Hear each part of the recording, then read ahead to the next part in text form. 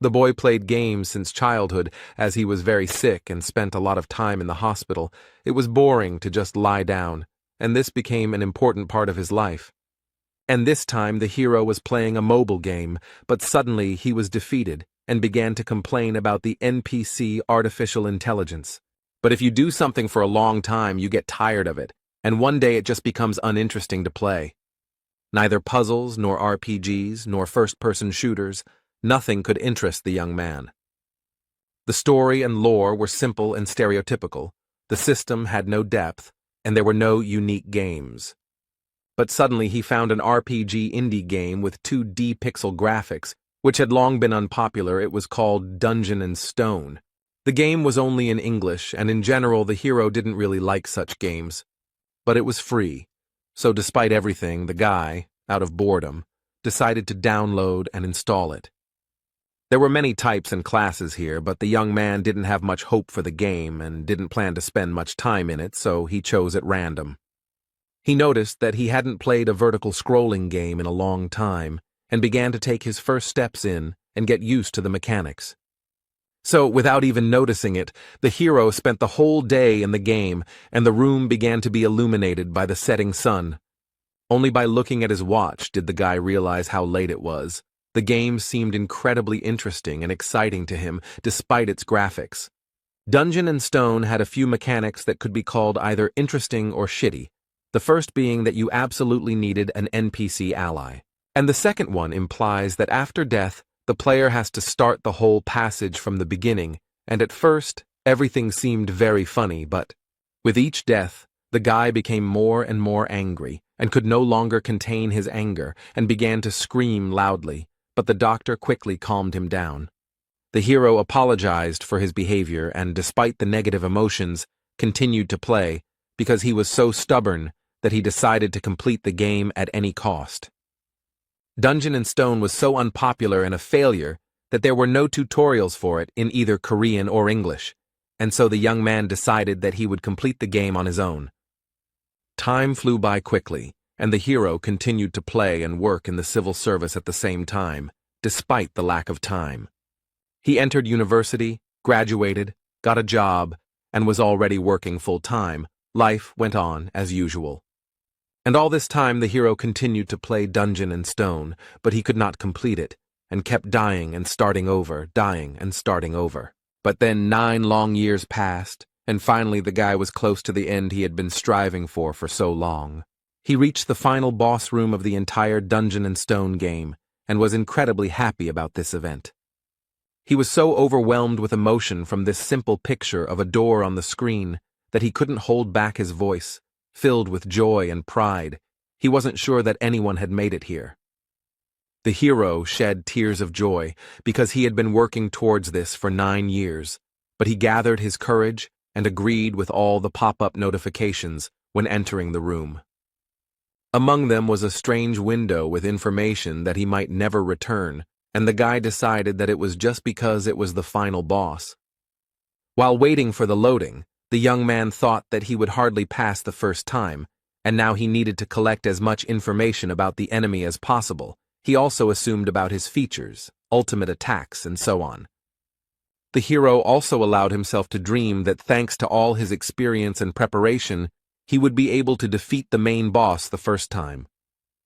The download was complete and new notifications appeared, among which was one that made the hero surprised and even scared, and it said that the training was complete. But what made him go crazy was the Korean language in the notifications, because he thought that Dungeon and Stone only had English.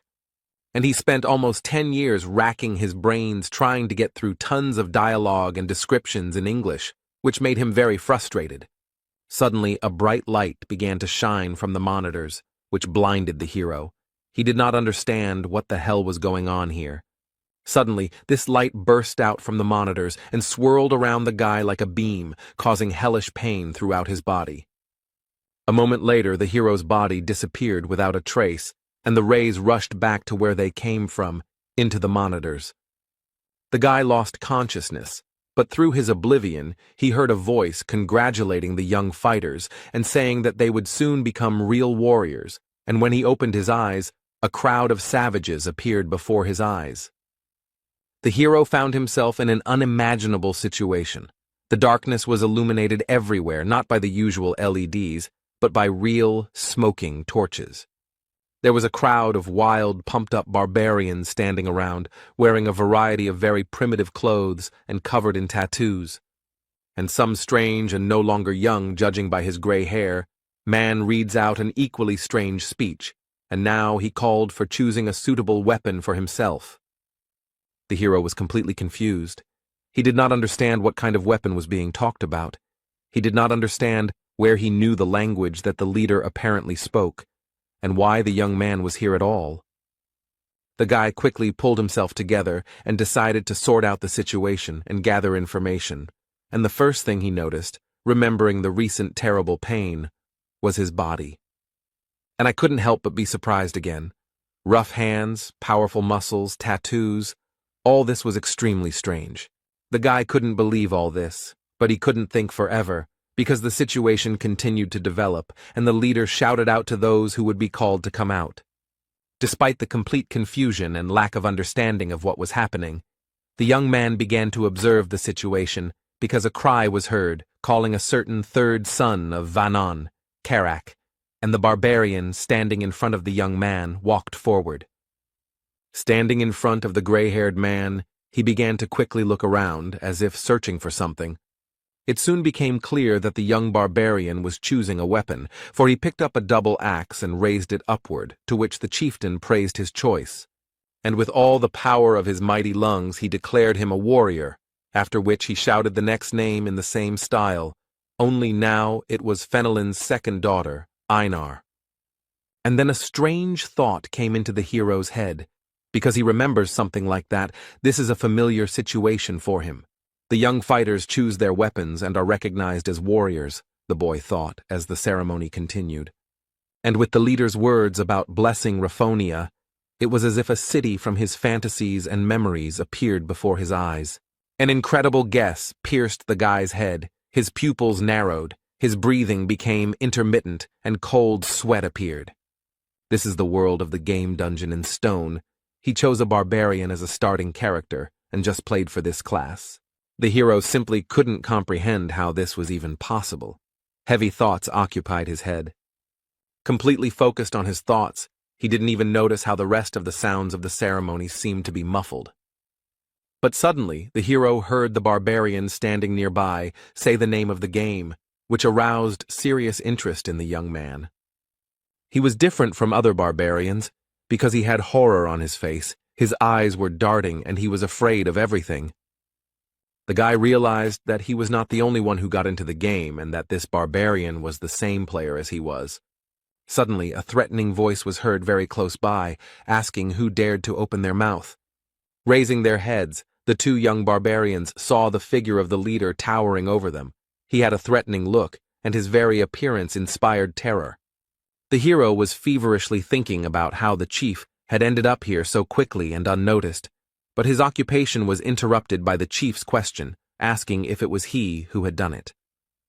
The guy shouted out decisively, denying it and trying to hide his fear, excitement, and worries. The hero glanced sideways at the barbarian standing next to him, mentally blaming him for what was happening. The leader realized who was guilty and turned his terrifying gaze on him, to which the barbarian tried to apologize hesitantly.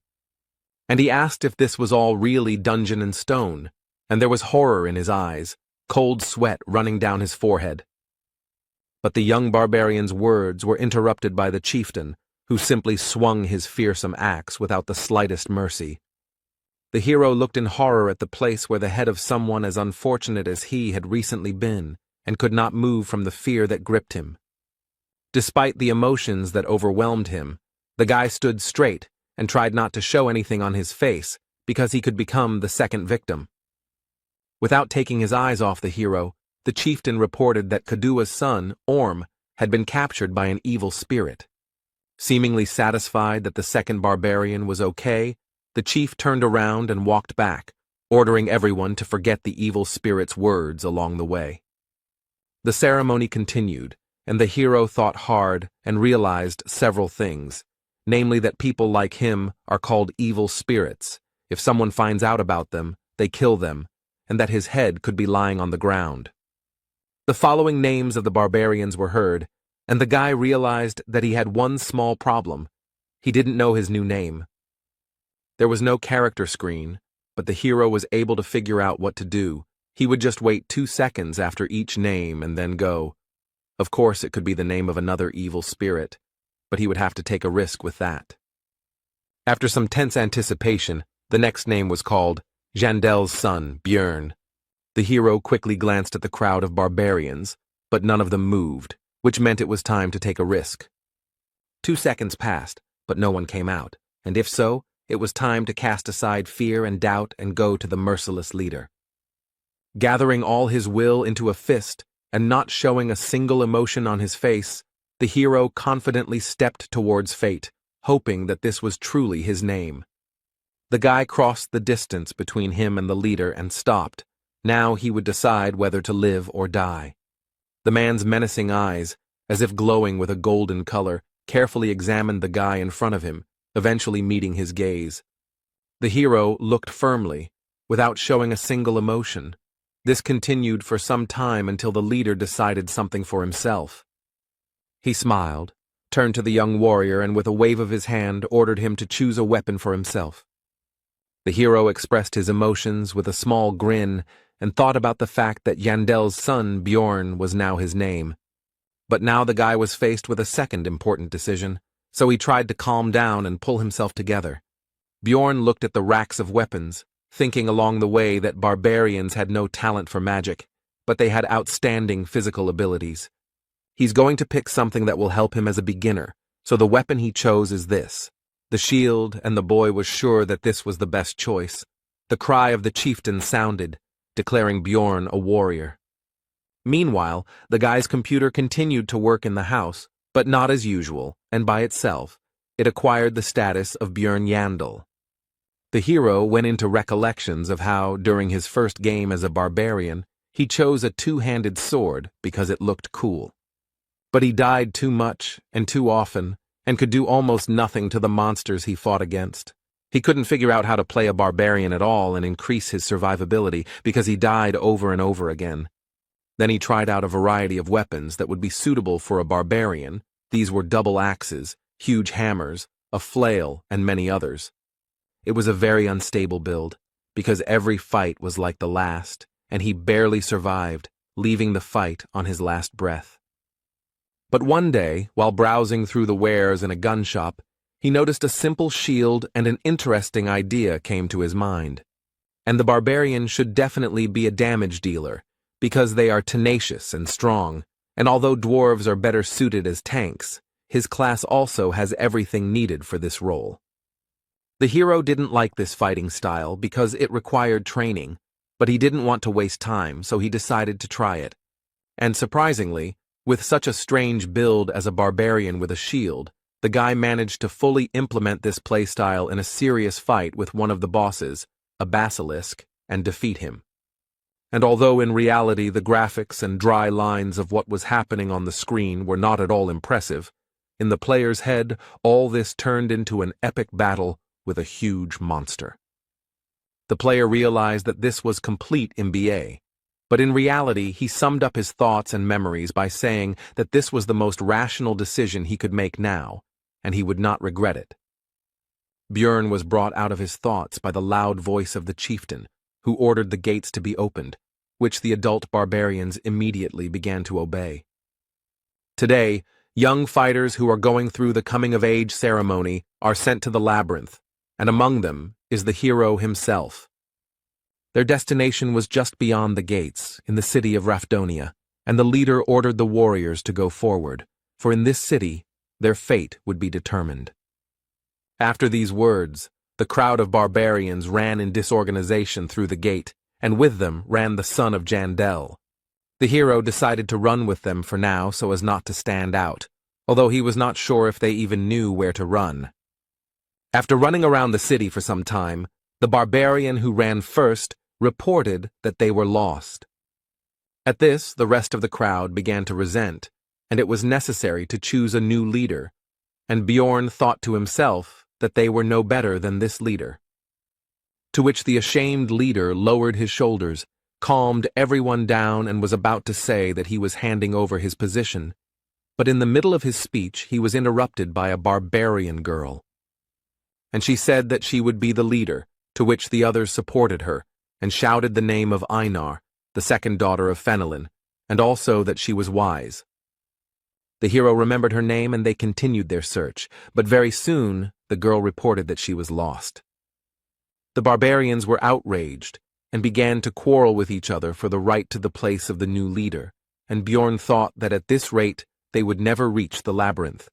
But he did not want to attract attention and lead them himself.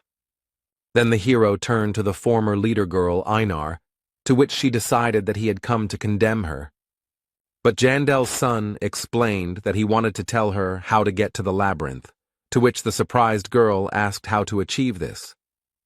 In response, Bjorn pointed his index finger at the group of adventurers and explained that they simply had to follow them.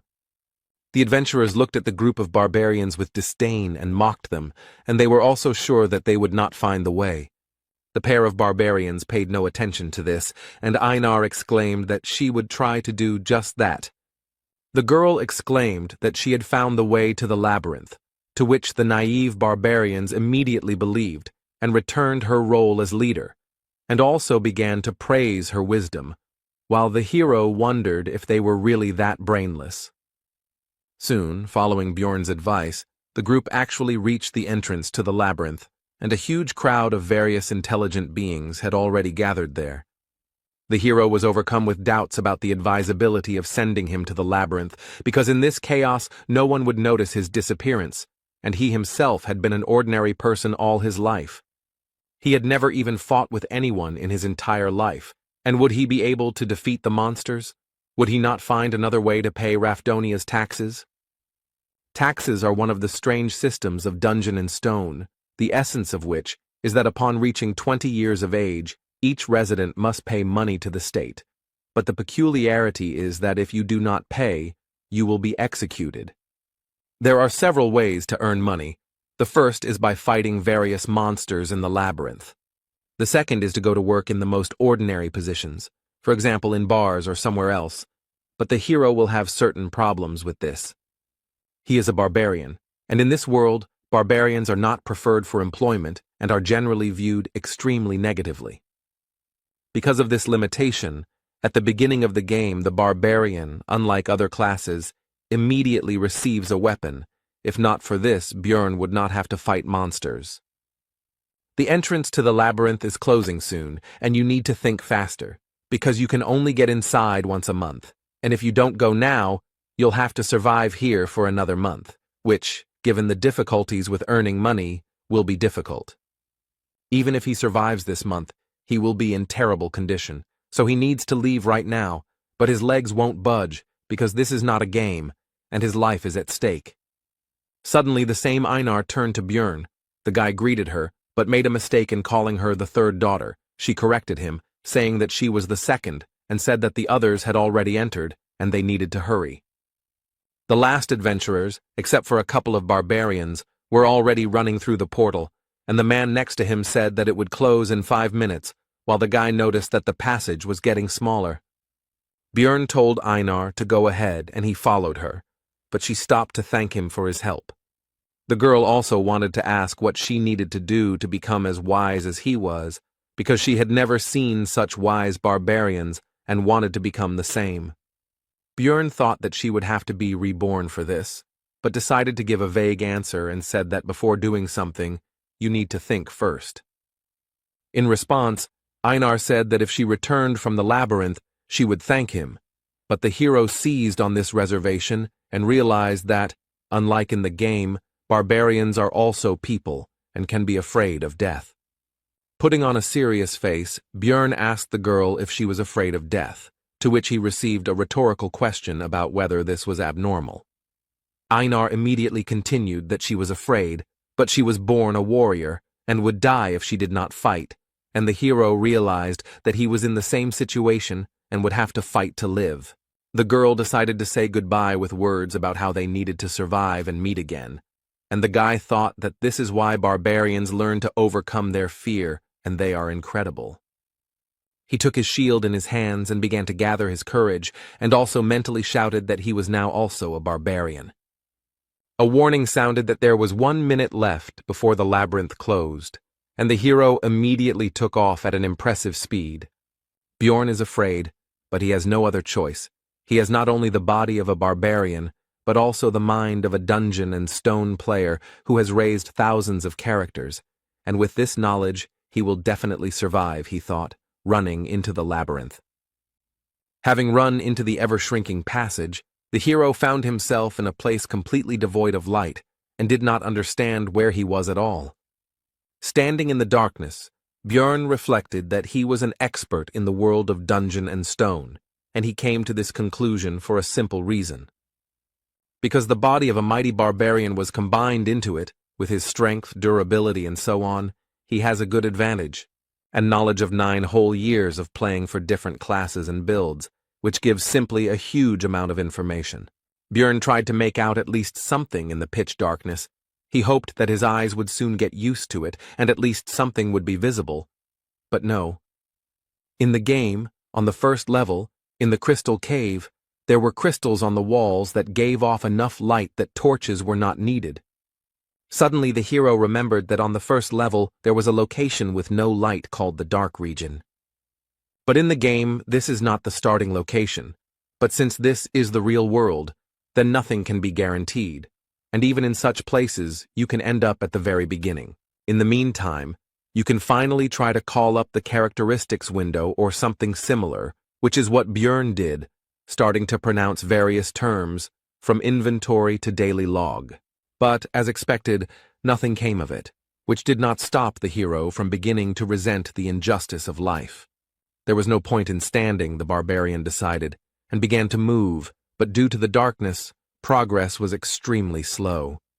And just as Jandella's son began to think that there might be traps here, a sharp pain pierced his leg, and he could not hold back a scream. But the next moment, Bjorn began to hold back his moans, and tried to calm his emotions and ignore the pain. Goblin, this is a monster that uses traps on the first level, and it may be nearby. After these thoughts, the hero began to carefully look and listen into the darkness.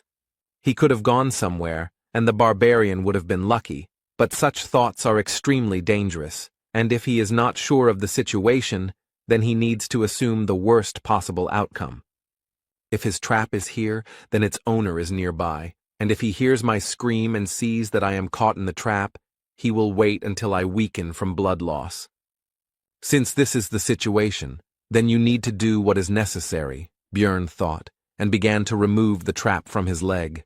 He also noticed that it was smeared with a paralyzing poison, and if he had been given normal boots and not sandals, then everything would have been easier. But in any case, it's useless to think about it now. You need to quickly get out of the trap and be ready for battle. Your leg is numb. Because of the paralyzing poison, it's not even scary. The hero began to aggressively shout at the goblin to come out, because he didn't want to leave the vile creature behind him. But everything was quiet. Suddenly the goblin really was gone. But even if he behaved like an idiot, he would be an idiot who survived, Bjorn thought, and said into the darkness to stand still, and he himself would leave. His mind was clouded by the loss of blood, but the barbarian continued walking, when suddenly he heard someone else's footsteps. Although the hero now knows that the goblin is here, he still can't see anything, and he decides to try running. After running a bit, Bjorn suddenly stopped and turned around. The goblin's steps also died down. He was pursuing, but keeping his distance. In the pitch darkness, the goblin's vile laughter was heard. He waits for the victim to bleed to death and rejoices at the imminent dinner, not even hiding his voice. Then Jandel's son decided to pretend that he was completely weak and fell on the cold floor of the labyrinth, waiting for the goblin. The goblin came a little closer and began to carefully examine his victim and, as he thought, soon food. But the goblin was careful and smart enough to check if the victim was alive by throwing a pebble at the head. The monster's intelligence surprised Bjorn quite a bit, and he even thought that he was definitely smarter than the barbarians, while the object of his thoughts continued to throw pebbles. The goblin began to approach the victim, when unexpectedly for the hunter, he himself became the prey. Bjorn tried to throw his fist straight at the green-skinned creature's face, but missed, which even amused the monster a little. But the next moment, the hero felt as if his body began to move on its own, which was completely unexpected. This body is very different from his past. Instincts are highly developed in it, and the hero could even feel how his opponent moves. These thoughts went in parallel with how the goblin received blow after blow. With a loud, wild growl, the barbarian beat the already lying monster, who could no longer resist. How could the puny green-skinned one compete with the mighty barbarian? And now the hour of the final blow had come. Bjorn was not going to spare the monster, because what was the point? Even if it had intelligence, it was not even close to human. Besides, it would not spare the barbarian himself. A short time after death, the monster's body began to evaporate just as it happened in the game. In place of the corpse, there was only a small red object. It was the currency used in the world of Dungeon and Stone. To be more specific, it was a 9th-class magic crystal. His price is just a piece of bread, and for this Bjorn Yandel went through such a dangerous situation. This is a place where labyrinths and monsters exist that, after death, leave items and disappear.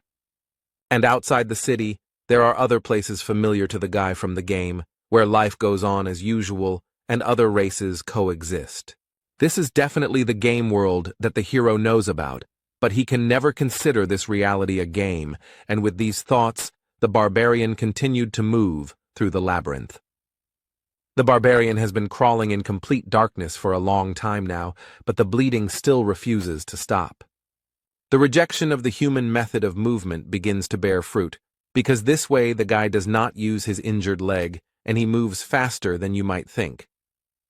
And the most important advantage is that it is now impossible to step into a trap, and Bjorn is ready to endure inconvenience for the sake of survival.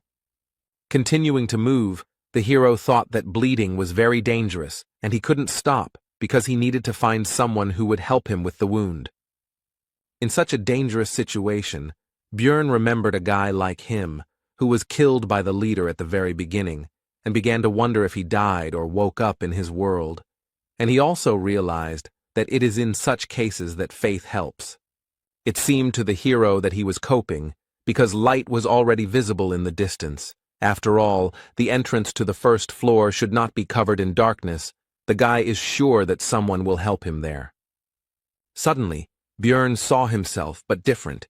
It seems that the loss of blood and the stressful situation itself are already causing hallucinations. The figment of the imagination began to tell that no one would save the miserable dying barbarian, because he was not a beautiful girl or an intelligent man, but a savage that no one needed. Jandel's son felt his personality splitting and then joining, and then becoming silent again, and he was definitely going crazy. Despite his condition and the constant mockery of his own mind, Bjorn continued to crawl, and soon it brought results. He finally got out of the pitch darkness into the light. Almost immediately, the young warrior noticed a group of adventurers, and one of its members noticed the dying man himself. He turned to what appeared to be the leader of the Otrada, Drouse, and pointed to a wounded barbarian slightly off to the side of their squad's path. The blonde walked up to Bjorn and leaned over him, thinking out loud that he looked like a newbie, to which the guy mentally resented the fact that he was looking at him here instead of helping. Drouse continued his thoughts and said that it was suspicious, because this newcomer had arrived here before them, and Jandel's son could no longer even speak from weakness. The blonde grinned and asked the squad's priestess, Ursina, if she could heal this man, to which the barbarian himself could only be surprised that their squad had such a useful girl. Bjorn had already managed to rejoice at his salvation when the woman destroyed his hopes with her cold refusal. Then he asked the adventurer, Patsran, who had noticed the barbarian, if he could give him his potion, to which he pointed out the value of the potion, and the blonde added that he would pay for it later. Besides, there were quite a few of them. Having received what he wanted, the leader began to uncork the bottle and explain that this was not divine power, so it would hurt a little.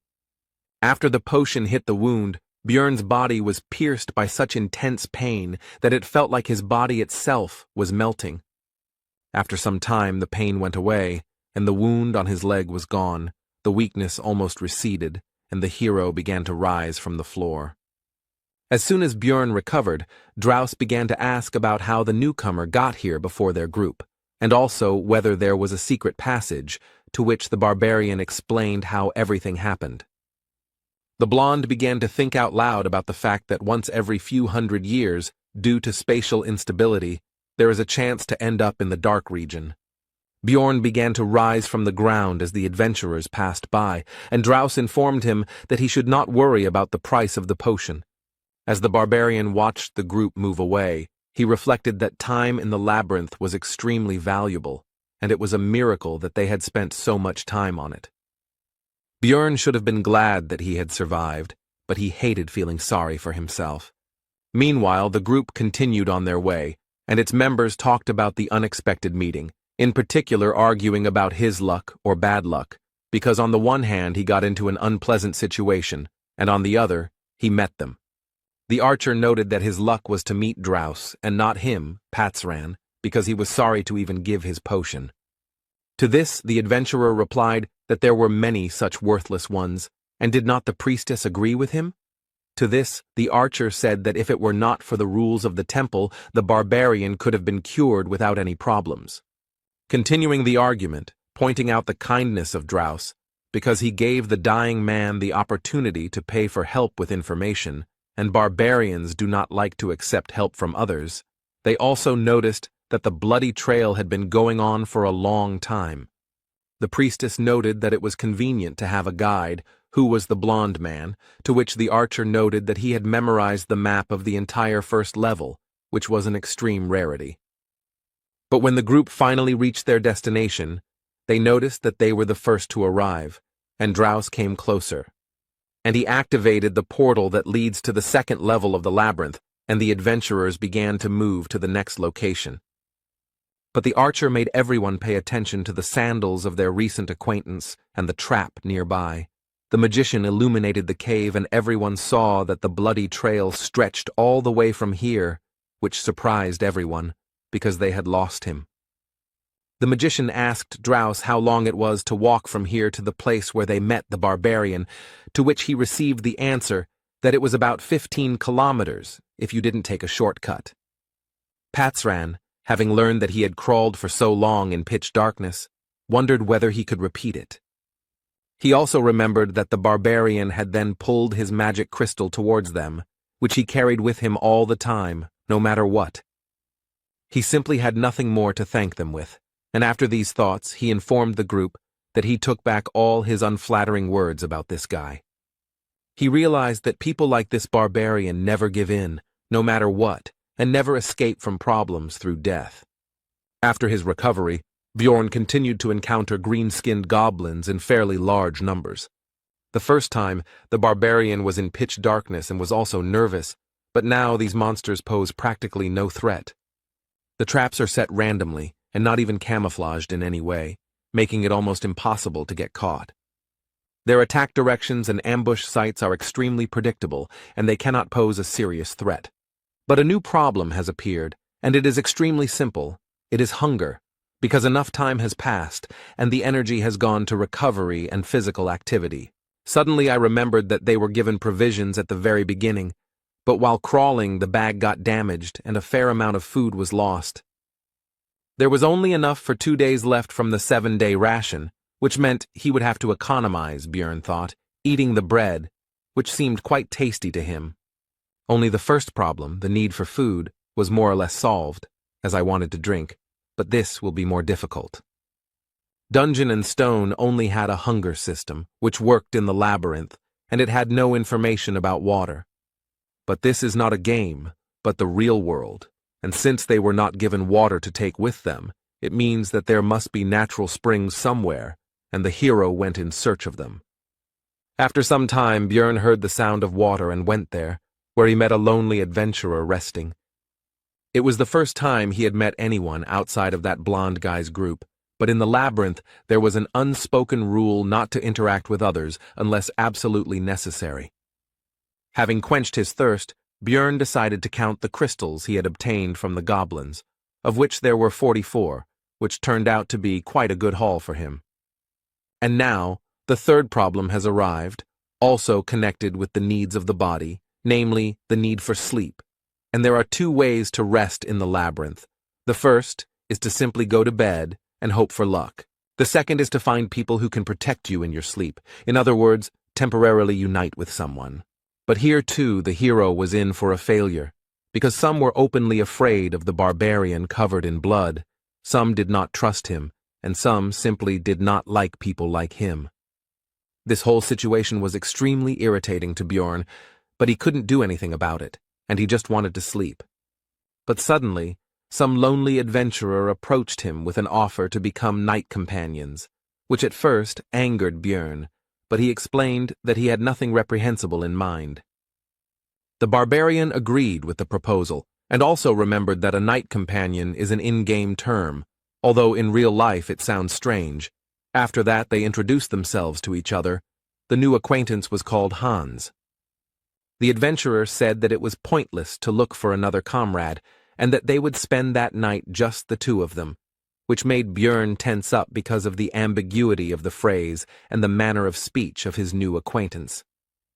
They played rock, paper, scissors to see who would be on duty first, and the barbarian lost, which didn't surprise him, since his luck had clearly deserted him lately. Hans handed Björn a mechanical watch and told him how to know when to wake him up. He clearly didn't have the best opinion of his friend's intelligence. Looking at the obviously expensive device, the hero thought that in the future he would certainly have a chance to use the prejudice about the stupidity of barbarians to his advantage. Looking at the sleeping Hans, the warrior wondered if all adventurers behaved so carelessly, and whether he would lend him his sleeping bag.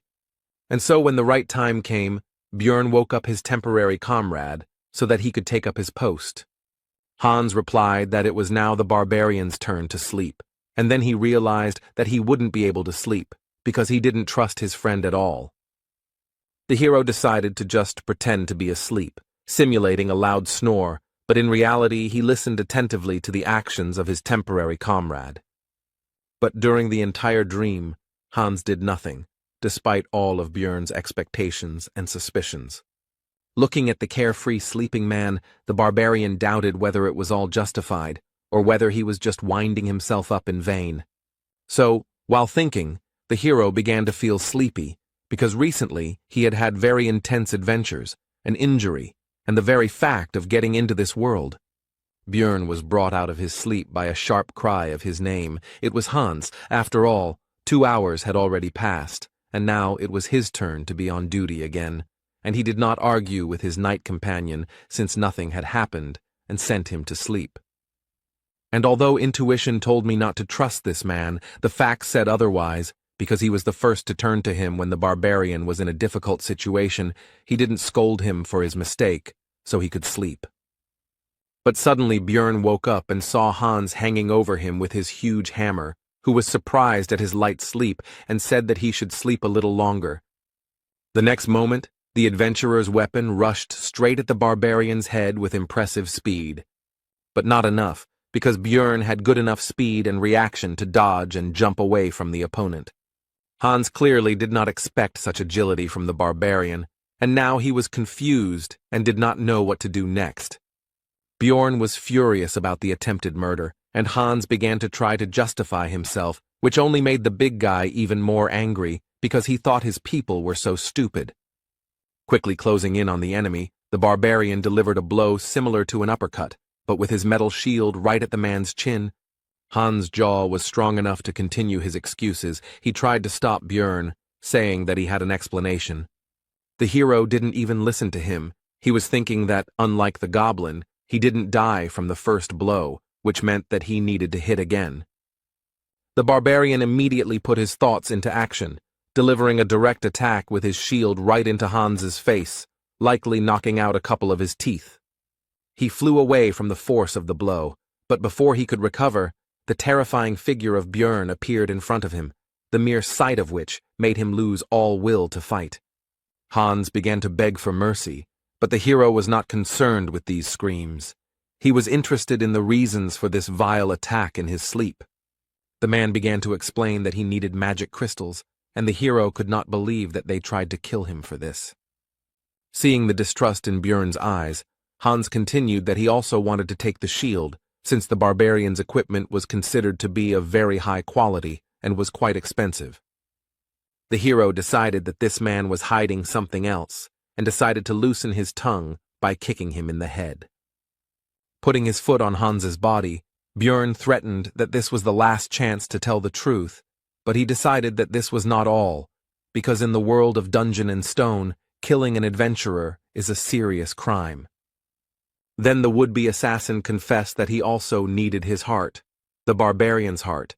They sell for a good price, and he heard that it was an ingredient for some new spell.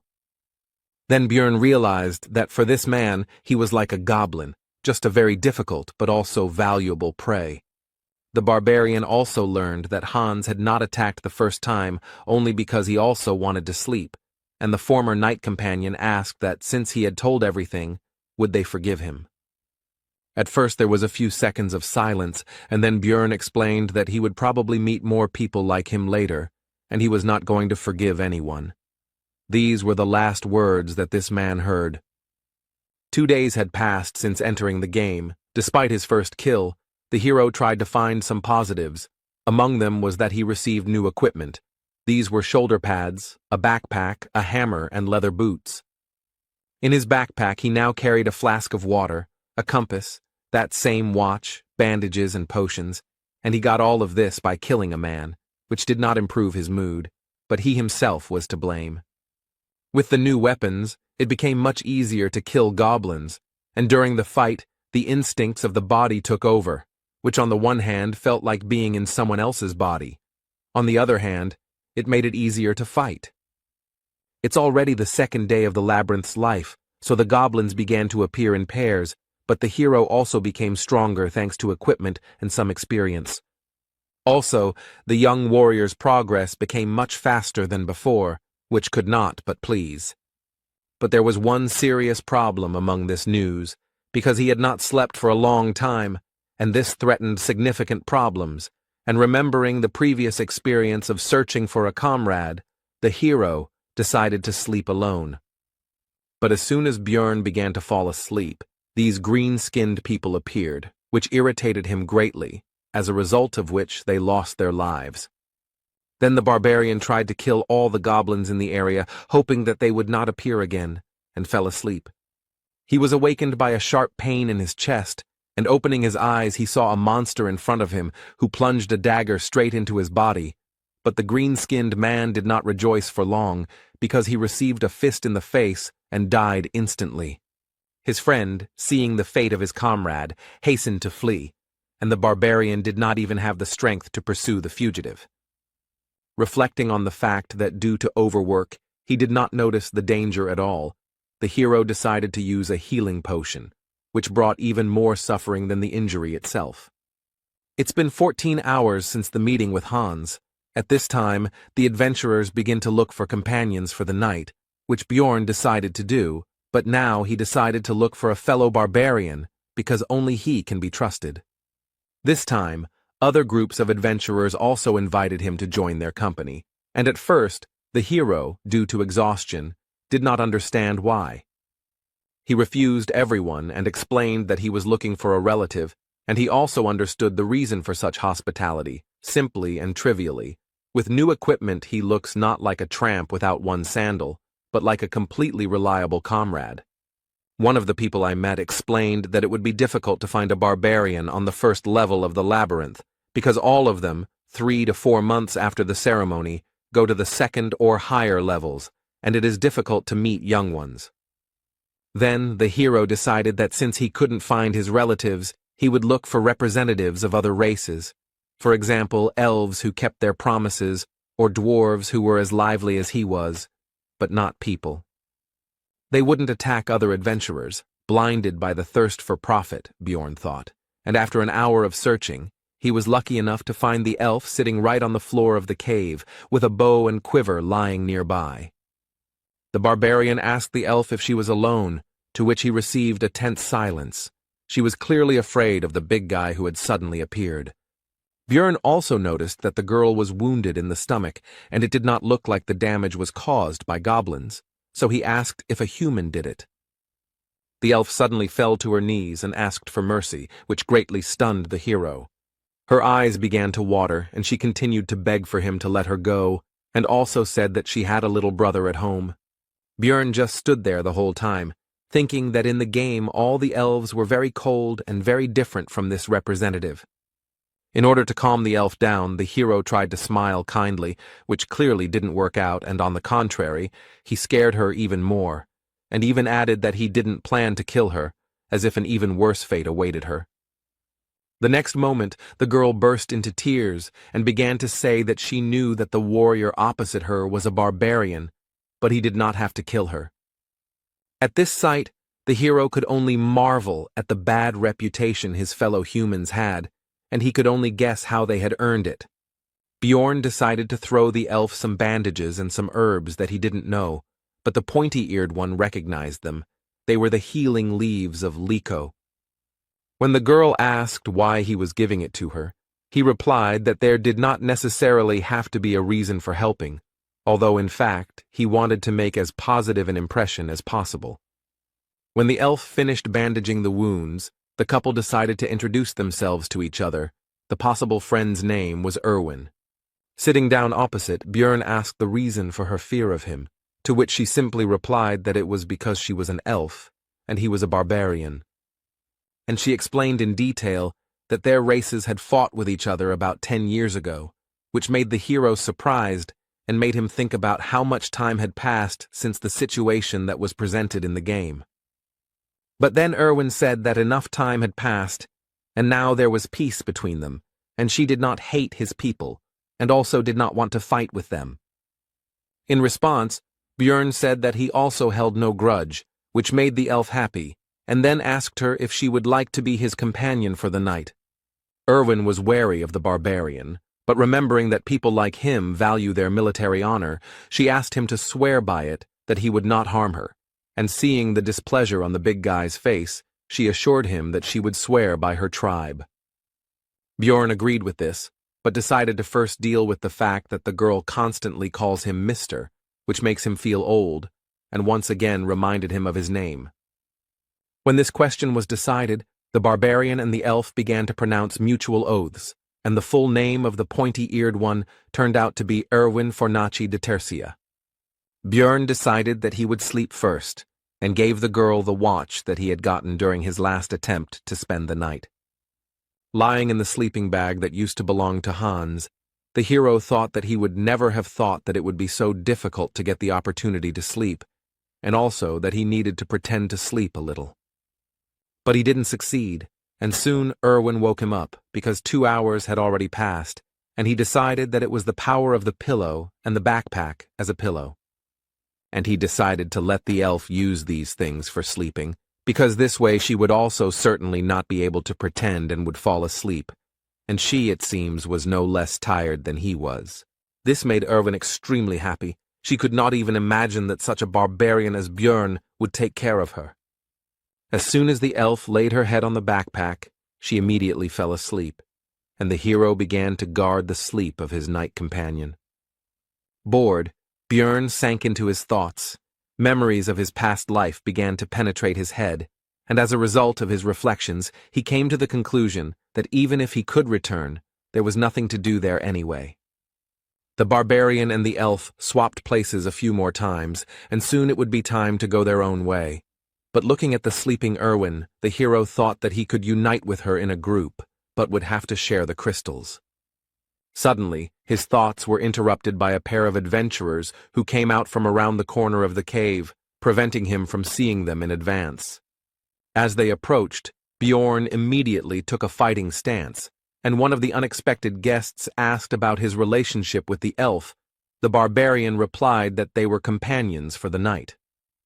The adventurer asked how much time was left until the end of their cooperation, to which the hero replied that he was not obliged to answer and looked at them coldly. A very menacing appearance and chilling gaze frightened a couple of uninvited guests, and also, it must be admitted, surprised It is not often that people like him stand up for elves. Having assessed their chances of winning the battle with the mighty barbarian as negative, the adventurers hastened to move away. Björn had a bad feeling, and based on their interest and his intuition, he assumed that they needed Erwin, so he started to wake her up, but she, like a child, asked for 5 more minutes. The hero noticed that she was actually just pretending to be asleep, which was evident from the fact that she was holding the blanket near her face. Grabbing the elf by the shoulders and lifting her up, Björn asked the reason for her behavior, to which she put her hands up in a defensive gesture. Erwin replied that if she stood up, the guy would leave her alone, and the hero understood the situation because they were just temporary allies, nothing more. And as soon as the elf opens her eyes, the oath will end, the barbarian continued to think, getting ready for his further journey.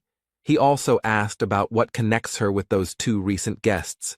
She answered that nothing. But Björn noticed that they knew her from somewhere, and Erwin had to admit that they were from the same clan as the people who had wounded her. This could be seen from the symbol on their clothes. They were from the Crystal Union. The hero began to think that this promised big problems, because there was a whole group of them, but looking at the worried girl, he could not leave her alone. Björn told her to get ready and that they were leaving, and the delighted elf asked if he would help, but the guy replied that first they needed to listen to her story. Erwin said that she was with their squad as companions for the night, but at night she felt something and woke up, and upon awakening she saw a man approaching her. Continuing to run away from the place where they spent the night, the girl said that only later she found out that he was the director of their clan, which operates on the first level of the labyrinth, and since then she has been persecuted. They are helped to coordinate their actions in her search by stone transmitters, magical devices that allow them to communicate at a distance of up to 300 meters, if they are synchronized. The hero began to think hard. They are the equivalent of walkie-talkies. They are a bunch of people. There is nowhere to run. If he abandons Erwin, she will die. Björn asks why they continue to pursue her if she has done nothing significant, perhaps to silence her, to which the girl hesitantly replies that there is a compelling reason. And feeling awkward, she began to tell that when she ran away, she threw her knife somewhere, and that this is what happened, and she fell silent. And after a pause, she continued to talk about how he had ended up in a so-called bad place. At this news, an unpleasant guess appeared in the barbarian's head, and the same unpleasant emotions appeared on his face. Smiling awkwardly, Erwin ends the story by saying that she heard that the director was so injured that even potions couldn't help him return everything to how it was. But after a few seconds, the emotions left her face, and she reported that they were being followed, and the distance was 150 meters. Looking out of the corner of his eye at Erwin, the hero thought about how she heard this from a very impressive distance, and also noticed the opening of her wound, and she was not complaining. Although they have sped up, the elf reports that the distance is still the same 150 meters, which means they cannot break away, and during this time the pursuer has probably informed his people about the situation. The only way out is to destroy them, but then there will be no way back. Is it worth risking for the sake of a companion, because he is not the target? While the hero decided to gather more information before making a decision, so he asked what Erwin was good at, and she replied that she was good at washing and cleaning, although her cooking was not so good. When asked if Björn meant battle, the elf replied that she was good at archery, which was understandable, but she also had mastered the magic of the spirits of the element of fire. When asked whether the girl had killed anyone, the answer was negative, but she tensely assured that she was quite capable of doing so. The hero had made up his mind, so he asked if Erwin would become his ally until he left the labyrinth, on the condition that she would only get 10% of the loot, to which he agreed. When the distance was clarified, the answer came back, 100 meters, which means that the pursuers are faster, so something needs to be changed, and Björn said that they are changing direction and ordered the girl to call the spirit. The fiery spirit illuminated their path to where the hero did not expect to return so quickly, to the dark region, and as soon as they had gone deep enough there, An order was given to cancel the summoning, after which they were left in the darkness. The pursuer had his own source of light, which left him in plain sight, but he could no longer see those he was pursuing, so Erwin gave a short order to shoot. A moment later, an arrow, torn off the bowstring at great speed, pierced the enemy's head and got stuck in it. No one can live with such injuries. The barbarian tried to cheer up the elf after the first kill. Coming closer, Björn picked up the stone transmitter, after which he began to listen to the negotiations of the opponents, from which he learned that in connection with the loss of the man they had killed, everyone was ordered to gather in the goblin district. The barbarian had hoped for a decent haul, but received only a bag of crystals, 2 knives, and 1 potion from his belt. And also, plus the leather armor that Erwin took for herself, because it's better than what she had before. When Björn asked how to use these stone transmitters, the elf replied that there should be a button on the side. Soon a voice was heard from the magic object, telling that one of them had been killed by a barbarian and a pointy-eared one, and a reward of 1,000 gold had been announced for the latter. This news did not please Erwin at all. Rather, on the contrary, it caused feelings of fear and uncertainty. Björn, however, did not lose his head, ordering the spirit of fire to be summoned, because they would be moving through the darkness to go to the 2nd floor, which surprised his companion. Erwin hastened to clarify that the level they are at now and the next one are fundamentally different. The barbarian explained that they would succeed, because they were a great couple, and continued mentally in game terms, a tank melee and a damage-dealing archer. Besides, in any case, it would not be possible to earn much here. But Erwin doubted it because this was their first trip to the labyrinth, and she made a comparison that they were running from goblins to end up in an orc's lair.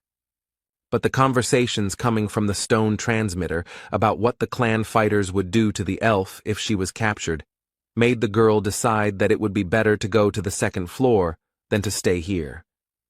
While moving through the dark region, or alternatively known as the Goblin Lair, the pair talked about how to get to the 2nd level, and Björn told them that on the way north, they would definitely come someday. After all, based on his knowledge, the dungeon is designed in such a way that by continuing to walk into the darkness, you will reach the portal in any case. Soon a goblin trap appeared on the couple's path, which Erwin immediately noticed thanks to her excellent eyesight. Based on the fact that they encountered the trap quite late, Björn decided that he was unlucky to encounter it at the very beginning, and while the hero was lamenting his failure, his companion said that she would disarm the trap. The barbarian called out to her and told her not to use the fire spirit for this purpose, to which the elf agreed with an uncertain look, inwardly surprised at how he knew about her plan. As soon as the girl came closer, those who had set the trap jumped out of ambush. The monsters decided that she would be an easy target. But they were wrong, and a moment later an arrow pierced the head of one of the greenskins, causing him instant death. The 2nd goblin tried to strike with his claws, paying almost no attention to the death of his kinsman.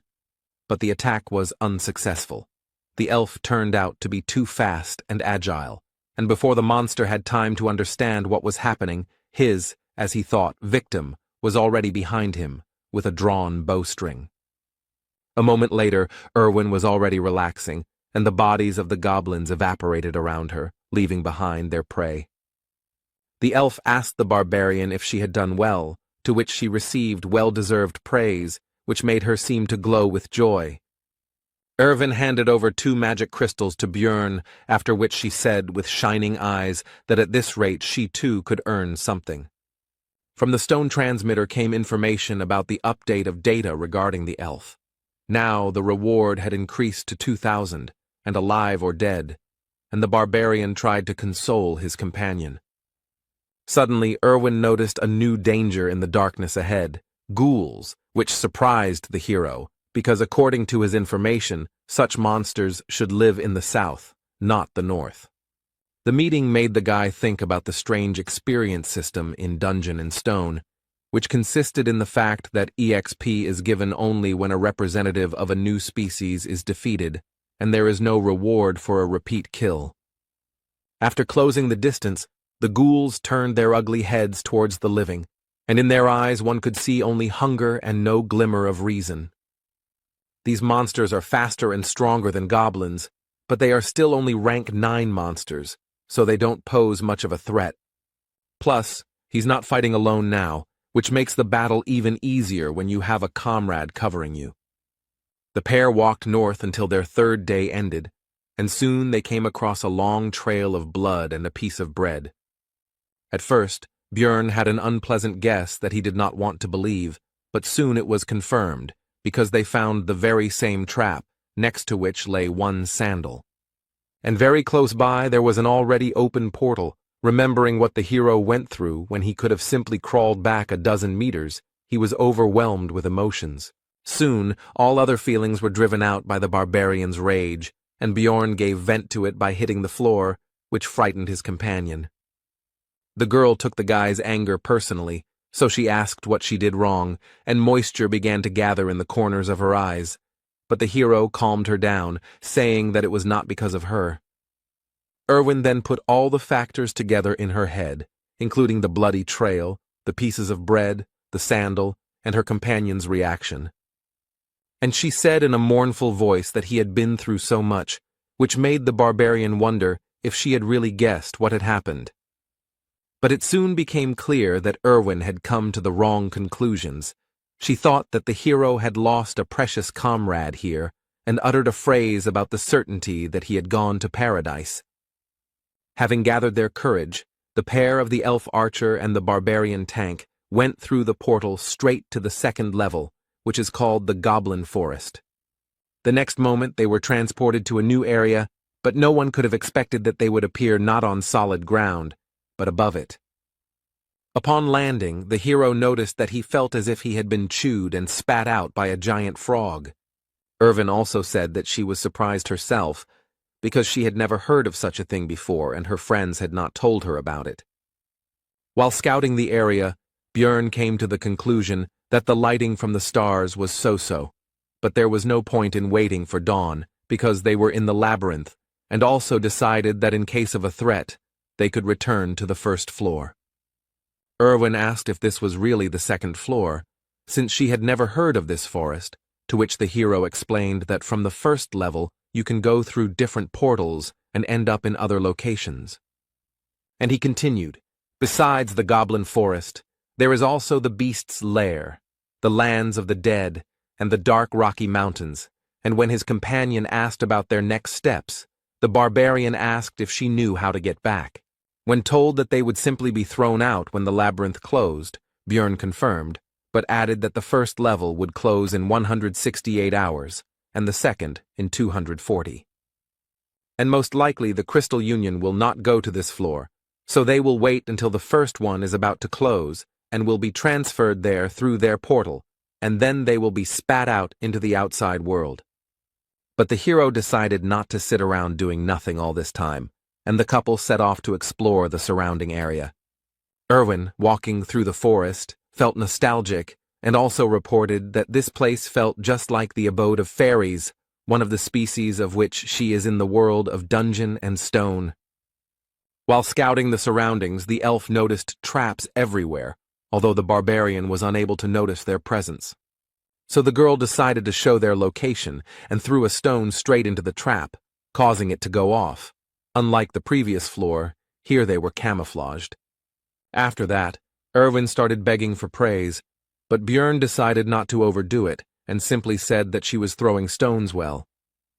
However, seeing the girl's displeasure, he still added that there was no need to rejoice over such trifles, and that he already considered her to be a fairly experienced adventurer, and she was pleased with this. After walking around a bit more, the girl expressed concern that there were enough traps, but there were no people who set them, and the hero remembered that their presence in this location was more of a feature of the zone. In the game, this place was also called the Goblin Forest, and in addition to the traps, there should also be many times more goblins here, and among them there should now be mutants, archers, and warriors, and the deeper, the more and more dangerous. Björn ordered to first deal with the traps in the area and then explore further, so that in case of danger, it would be possible to run to the portal without fear of getting a leg injury. After that, the couple simply searched for traps and disarmed them to secure their escape route. But they had to stop abruptly, because Erwin noticed traces of a group of goblins nearby, which she did not hesitate to tell Björn about, and also soon clarified that there were more than 10 of them, and they were about 50 meters away. The hero decided that the threat should be eliminated, so he ordered to get as close to them as possible and attack while they were unknown. The girl walked quietly and silently, and the barbarian decided that this was some kind of fairy trait. But be that as it may, a group of monsters was soon discovered. The pair decided to start the fight with Erwin's shot, so soon the sound of a bowstring being pulled was heard, and they prepared for battle. The arrow shot forward, and a moment later, the barbarian shot too, not even sure whether his companion had hit due to the distance. The boy and the goblins ran towards each other. Erwin, as an archer, stayed behind and did not rush forward. Both sides were confident of their victory. The second floor is different from the first. There are 3 times more enemies, and you can also encounter new species, and most likely the hero should have felt fear. But the barbarian did not feel it. On the contrary, the warrior's heart, which he received in his new life, trembled in anticipation of the battle. With a loud battle cry, the hero burst into the crowd of greenskins and began to scatter them in different directions. But there were too many enemies, and one of them almost cut off the barbarian's head with his dagger, but he was fast enough to dodge. And Björn jumped back, thinking about the situation, because if he had been a little less agile, his head would have flown off his shoulders. The enemy has the advantage in numbers, and injuries would be inevitable if he were here alone, but it's good that he has an ally. To prevent the goblins from running to Erwin, the hero began to shout loudly, attracting the attention of the green-skinned shorties. It was time to finish.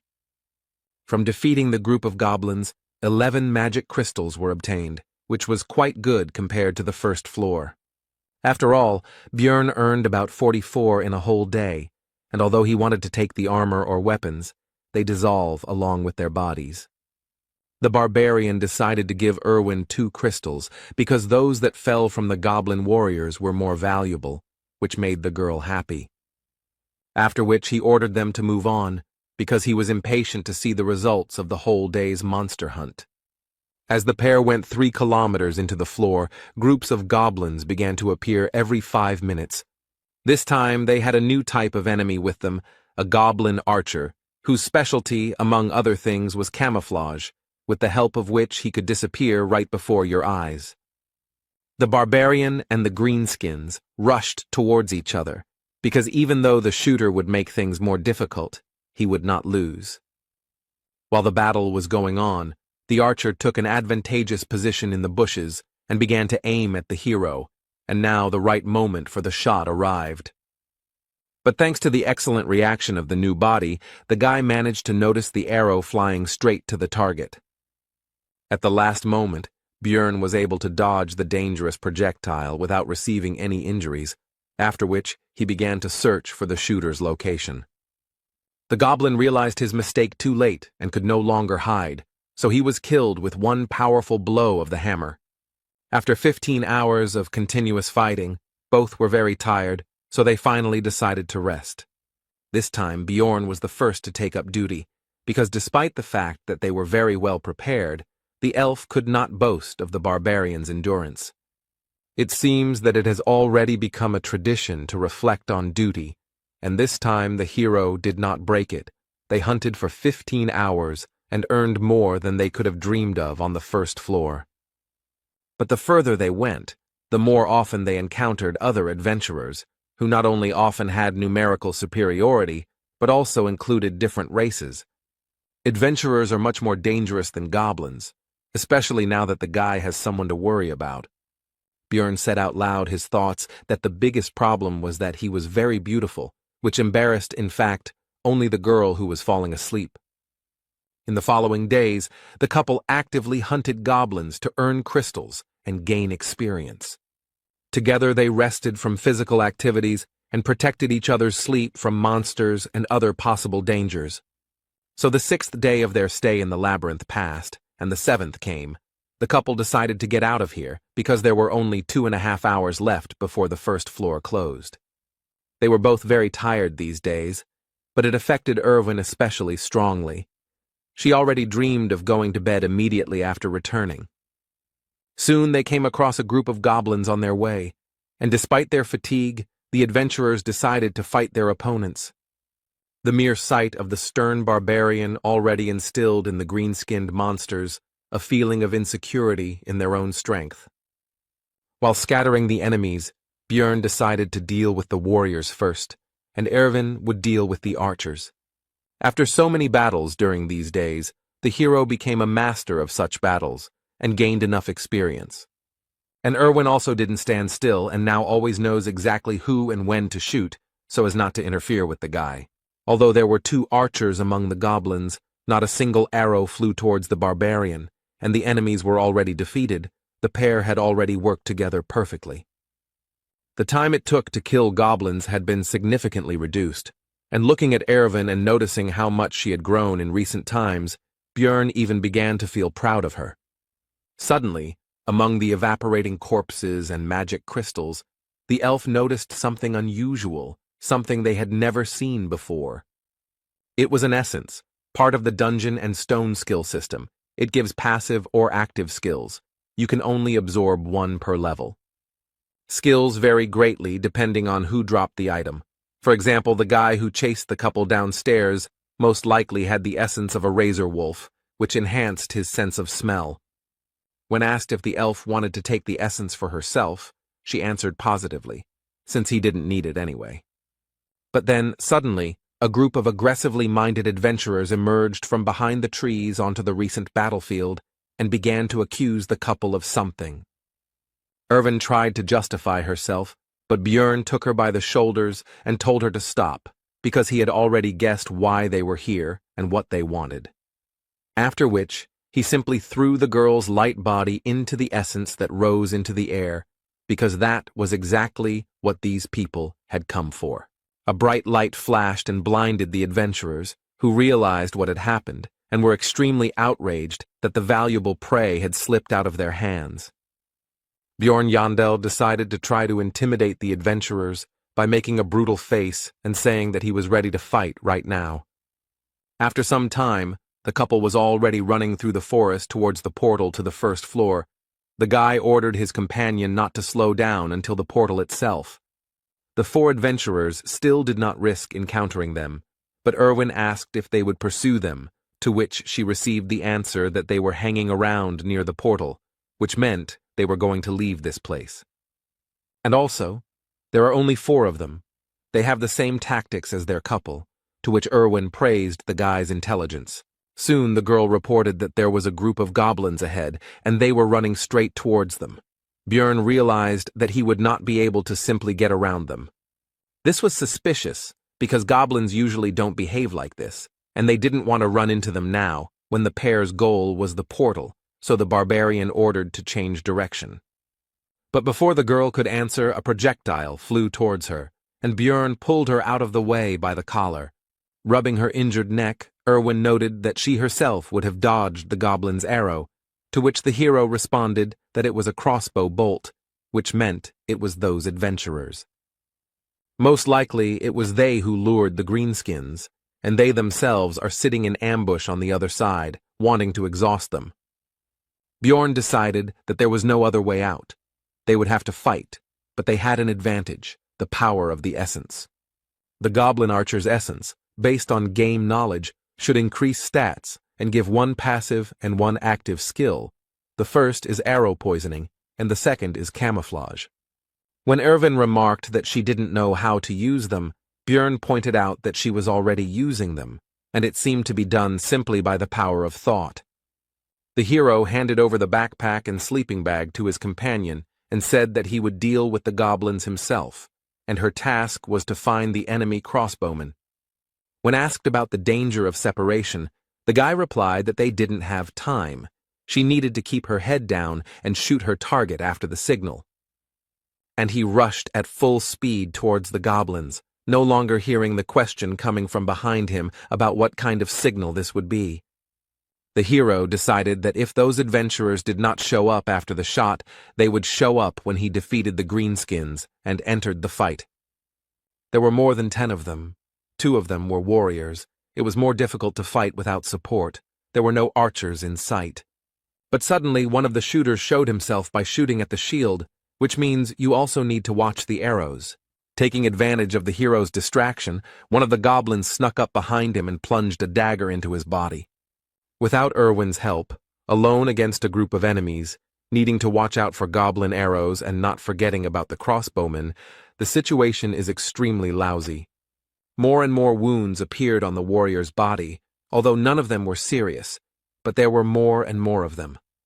A crossbowman suddenly intervened in the battle. At that moment, 2 projectiles, an arrow and a bolt flew at Bjorn. Both could not be blocked, and there was no way to dodge.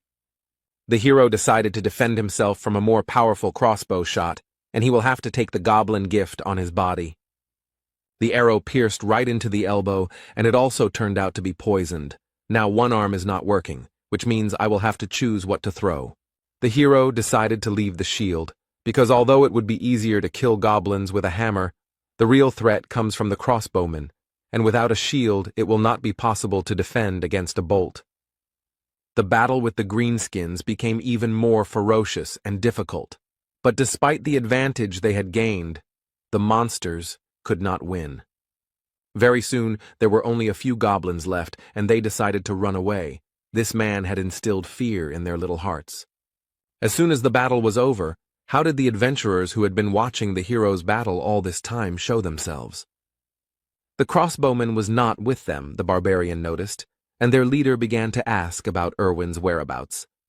But the hero was not going to answer and simply said to attack. There was nothing else left anyway, because he was not going to give up. The adventurer gave a speech about how, although the barbarians had a lot of energy, this representative of theirs already had enough wounds, and now they would defeat him and find out where the elf had gone. Finally, the leader said to imagine that they were fighting a huge monster. The group rushed towards the hero. Choosing a unique gesture for this world, suitable for giving a signal, the guy decided to raise his hand higher and put out his middle finger.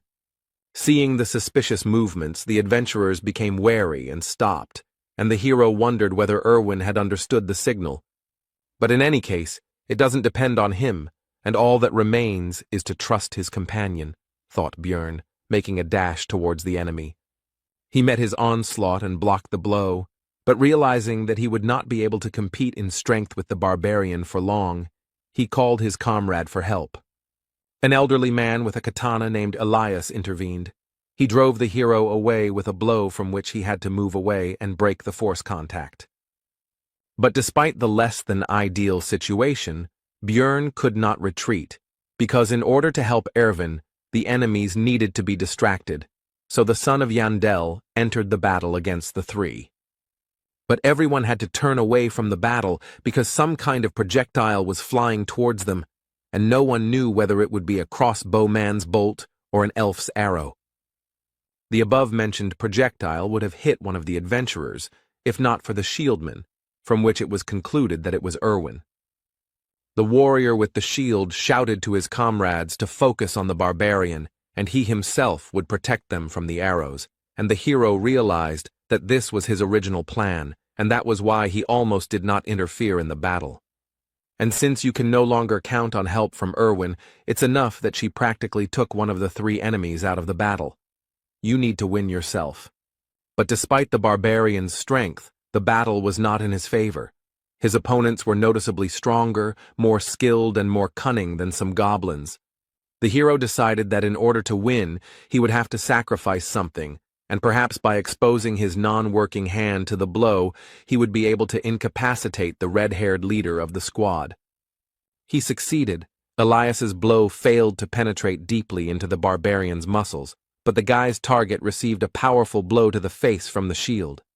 Taking advantage of the moment of vulnerability after the blow, the older man attempted to cut the hero in half with a downward swing of his katana, but Bjorn was able to dodge. Elias was extremely surprised that such a mass of muscles could move so quickly, although he seemed like a clumsy brute, and froze in surprise. Erwin tried to take advantage of this, but the shield man covered his comrade and urged him to be more attentive and not get distracted. But this arrow turned out to be a trick.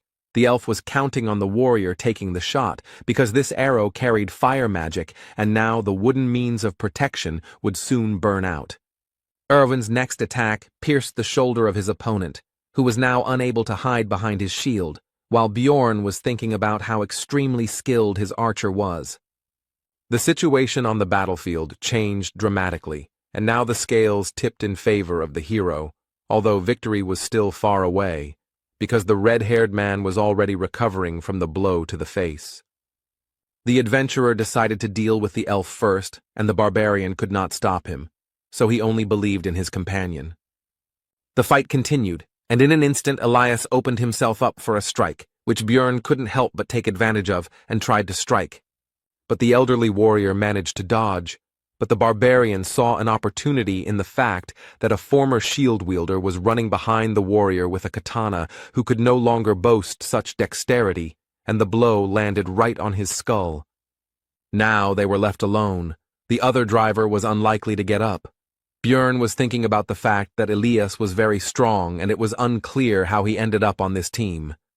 They fought each other. In this battle, the fury and strength of the barbarian met with the dexterity and technique of the swordsman, and no one gained the upper hand. They were worth each other, although they were almost complete opposites. But it is worth noting that all this time, the elderly warrior practically did not attack, but only dodged, because he was stalling for time and waiting for the return of his red-haired comrade, which Bjorn could not allow. The hero came up with a trick. He pretended to hit, but in fact threw the shield straight at the enemy's head, which he did not expect and was unable to dodge. The barbarian's primal rage took over Bjorn's entire being, and he bit off a piece of Elias's throat with his teeth, thereby condemning him to a very painful death. Soon the rest were finished off, and while the hero was recovering from the feelings that overwhelmed him, Erwin approached, who, apparently, dealt with the red-haired one. Noticing Bjorn's condition, she gave him a healing potion and advised him to drink it, since it was more effective, and besides, he was also poisoned. The hero felt like his insides were boiling, all his veins were hurting badly, and his skin was burning and itching, but the wounds were healing, and that was the main thing. Bjorn asked about the time, and after receiving the answer, the guy realized that there were 40 minutes left before the first floor closed, which meant there was no time to rest. The hero ordered Erwin to take everything off. She was embarrassed, but obeyed, to which the barbarian clarified that he meant to take all the loot from the enemies. But he soon realized that there was no time for this, so he said to take only equipment, magic crystals, and backpacks. By the time they finished sorting through the trophies and ran to the portal, there were only 50 seconds left before the first floor closed. After the transition, the hero landed unsuccessfully again, but Erwin showed her agility, and she also said that it was fun. Bjorn wanted to meet and talk with his companion on the other side, but he couldn't get the name of the tavern out of his memories of the game, and there was less and less time left. And only in the last seconds he remembered that it was the Black Whale, about which he hastened to inform his friend before they were transported. And finally, after going through many dangerous situations, the hero finally returned to the city, to Rafdonia. Although it was expected, since all the adventurers appeared here at that moment, Bjorn was still surprised by their number. In the labyrinth, time does not pass like in the city. No matter how much time you spend there, you still return at noon the next day, so the hero immediately moved the hands of his pocket watch to the correct position. Making his way through the crowd, one of the barbarian comrades, Karak, son of Vannon, hurried towards Bjorn and shouted his name along the way. Soon the rest of the relatives began to gather nearby, and the one who found the hero was very popular in their circle. The entire disorganized crowd of savages headed out of the square, and Bjorn decided not to lag behind and not stand out from the group. Soon all the barbarians began to take turns exchanging magic crystals of various values for money, while simultaneously finding out who had managed to earn more. The woman behind the counter worked extremely quickly and professionally. Her vast experience was clearly visible. It turned out that the hero had earned significantly more than the others. The amount was over 180,000, which was significantly better than the others, in connection with which the relatives began to congratulate one of their own. The barbarian did not hesitate and accepted the praise, and also raised his hammer and shouted that he really was the best warrior. Others also noticed that he returned with better equipment, which only added to the joy. The savages began to throw Björn up in the air and chant his name, but the workers of the establishment did not like this noise, so they were soon calmed down. Soon the group of barbarians left the building and sat on the stone steps, waiting for everyone to receive their money, and the hero decided that he would follow the others, because he did not yet know the local layout. While examining the city, Jandel's son noticed a small detachment of elves, and among them he managed to discern Erwin. The girl also noticed her friend and waved awkwardly to him. Björn also greeted his friend and quietly asked to meet tonight, and despite the distance, the sharp ears heard everything. But the attentive elven eyes of one of the group of adventurers noticed the couple exchanging glances, so the attentive person asked if Erwin knew this barbarian. But only the pointy-eared can boast of excellent vision, so Karak also noticed what was happening and asked Bjorn about his acquaintance with this girl. Both began to deny the connection between themselves. As soon as the two groups turned their attention to each other, it became possible to notice with the naked eye the enmity between the two peoples. The tension grew. The last barbarians left the establishment just in time, and Björn hurried his relatives to leave, since in such a situation it would not be possible to have a normal conversation with Erwin anyway. Walking through the streets of Rafdonia, the hero noticed touching reunions of relatives who had returned from the labyrinth. But also everywhere there were grieving people who were unlucky enough to lose loved ones on this day. They cried, blamed themselves or others for what happened. Many did not wait for their parents, children, brothers and sisters, and loved ones that day. The hero had already seen all of this in the game Dungeon and Stone many times, but looking at all of this in reality, and not in a 2D picture, caused completely different emotions. But be that as it may, life went on. So soon the barbarians reached the tavern, where they began to celebrate their successful return with the spoils. Björn didn't like all this because he followed them because he thought he might accidentally miss some necessary step, and not for this reason. Therefore, he decided to leave without even trying the drink, and some of his relatives decided to see off the most successful warrior. Walking through the streets of the city, Björn's tension gradually eased because there were no monsters or hostile adventurers here, so there was no need to fear attacks, and he could finally relax a little. The hero became interested in the clothes shop. He wanted to buy himself a clean shirt, but his things needed to be cleaned of blood and other dirt. Lost in his thoughts, Björn didn't even notice how he had reached a quite decent hotel. His head was occupied with thoughts about the serious differences between the two worlds.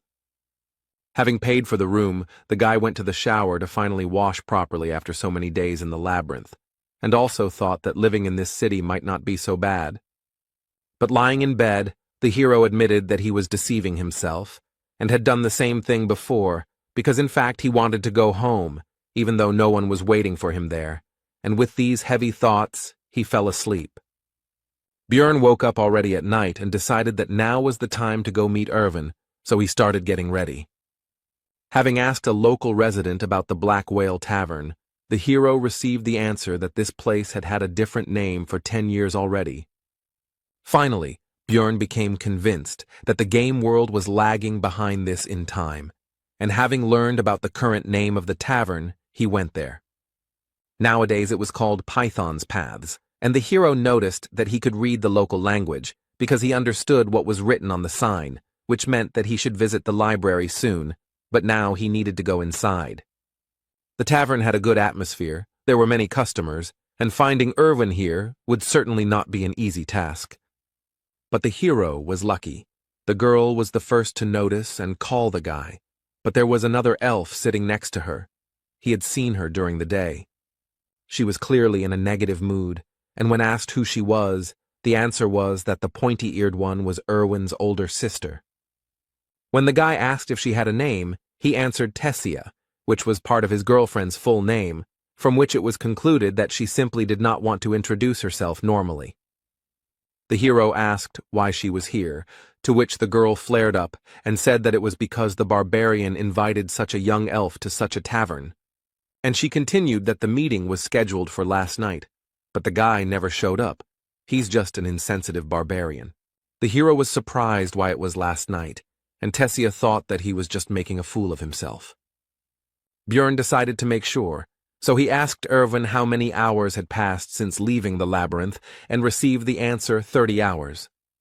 The hero thought that only 4 had passed, but it turns out that he had slept for more than a day, which made him feel guilty. Jandel's son decided to apologize and explained the situation he found himself in. He didn't think it would turn out like this. Erwin's elder sister was shocked. She couldn't even keep her face. It seemed like she had never seen barbarians apologize. After this, Tessia asked about the reason for the meeting, but the hero did not want to talk in front of her, so he said that she could find out everything from her sister after the meeting. Further dialogue did not take place. Sparks seemed to fly between the two of them, and Erwin was torn, trying to calm her friend and relative. During the argument, Tessia suddenly slammed down a heavy bag and said that these 350,000 magic stones were payment for the essence.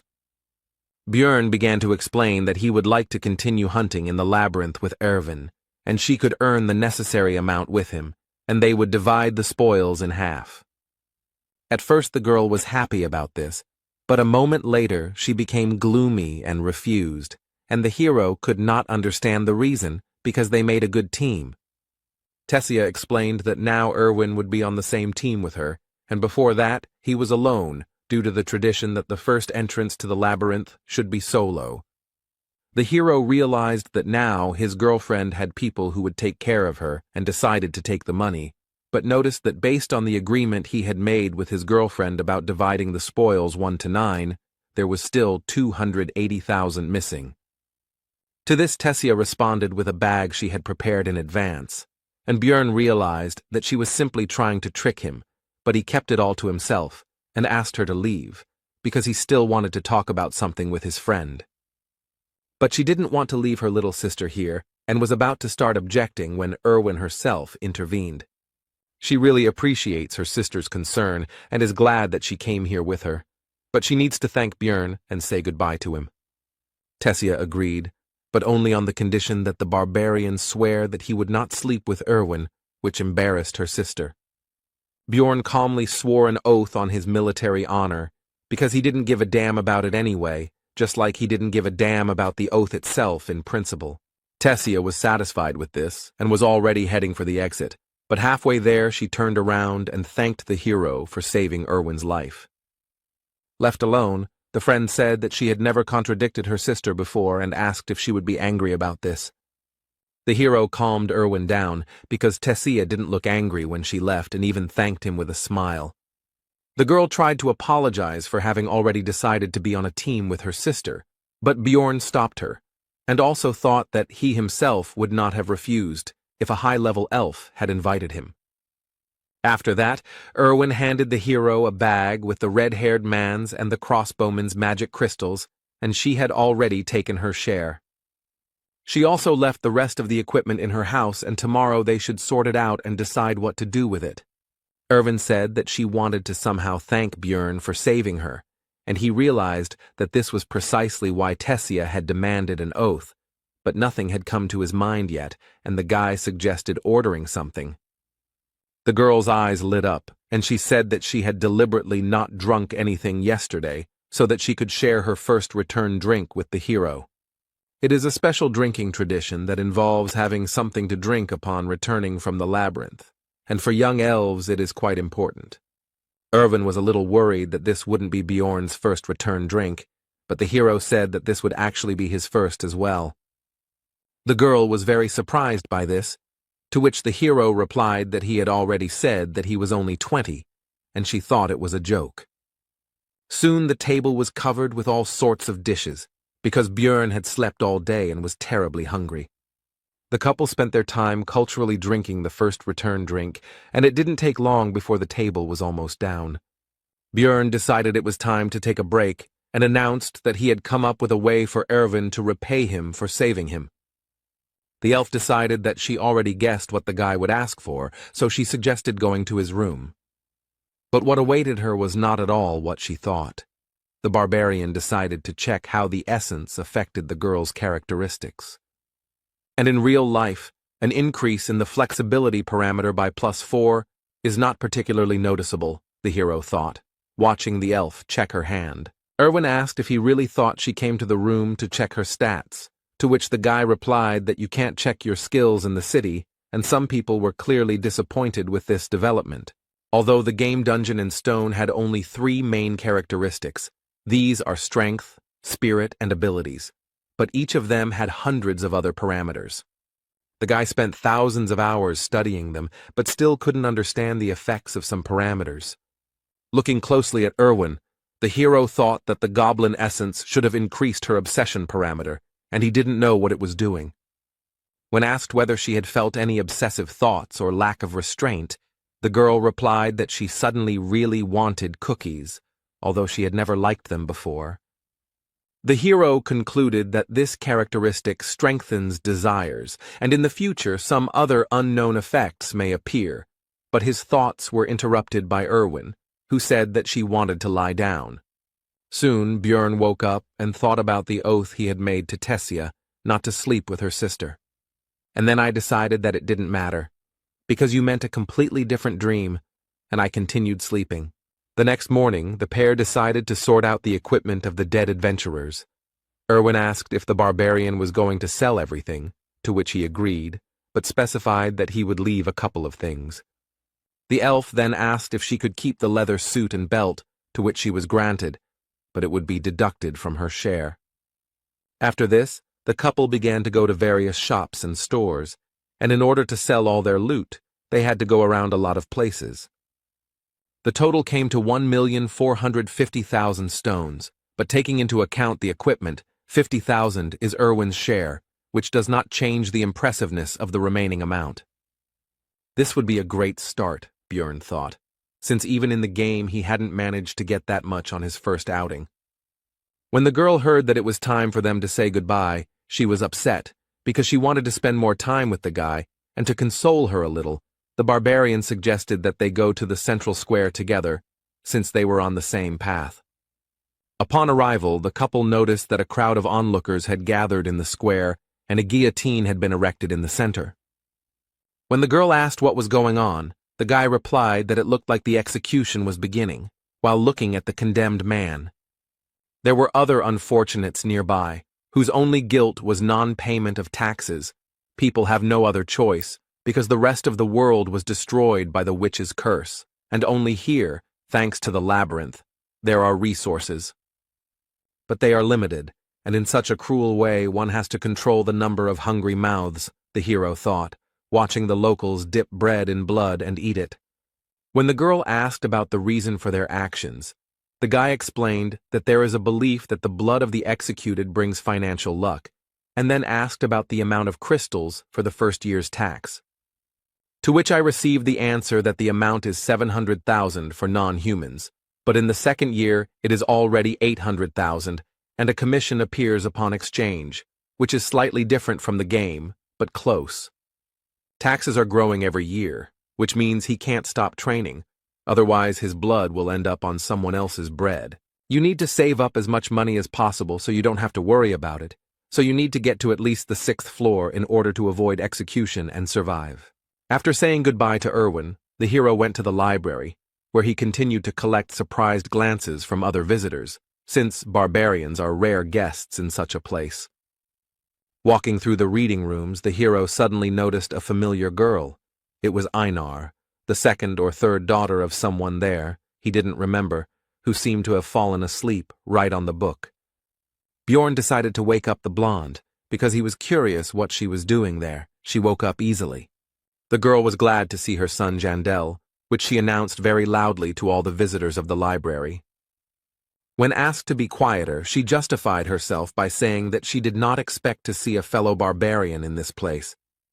The hero asked about the reason for her stay here, to which the girl replied that she decided to follow his advice to think before doing something, so she decided to gain new knowledge here. She also said that while in the labyrinth, she realized that it was not only monsters that posed a danger, so Einar decided to study, but she faced a problem, which was her poor reading skills, and now she is going to the Temple of the Barbarians to fix it. As she was about to leave, the girl remembered her promise to repay for the advice, so she said that she should be looked for in the Angry Bull Tavern. The library was simply huge, and the hero couldn't even imagine how to find the books he needed here. Björn decided to approach the female librarian, but noticed that she had fallen asleep at her workplace, so he tried to wake her up with a soft cough.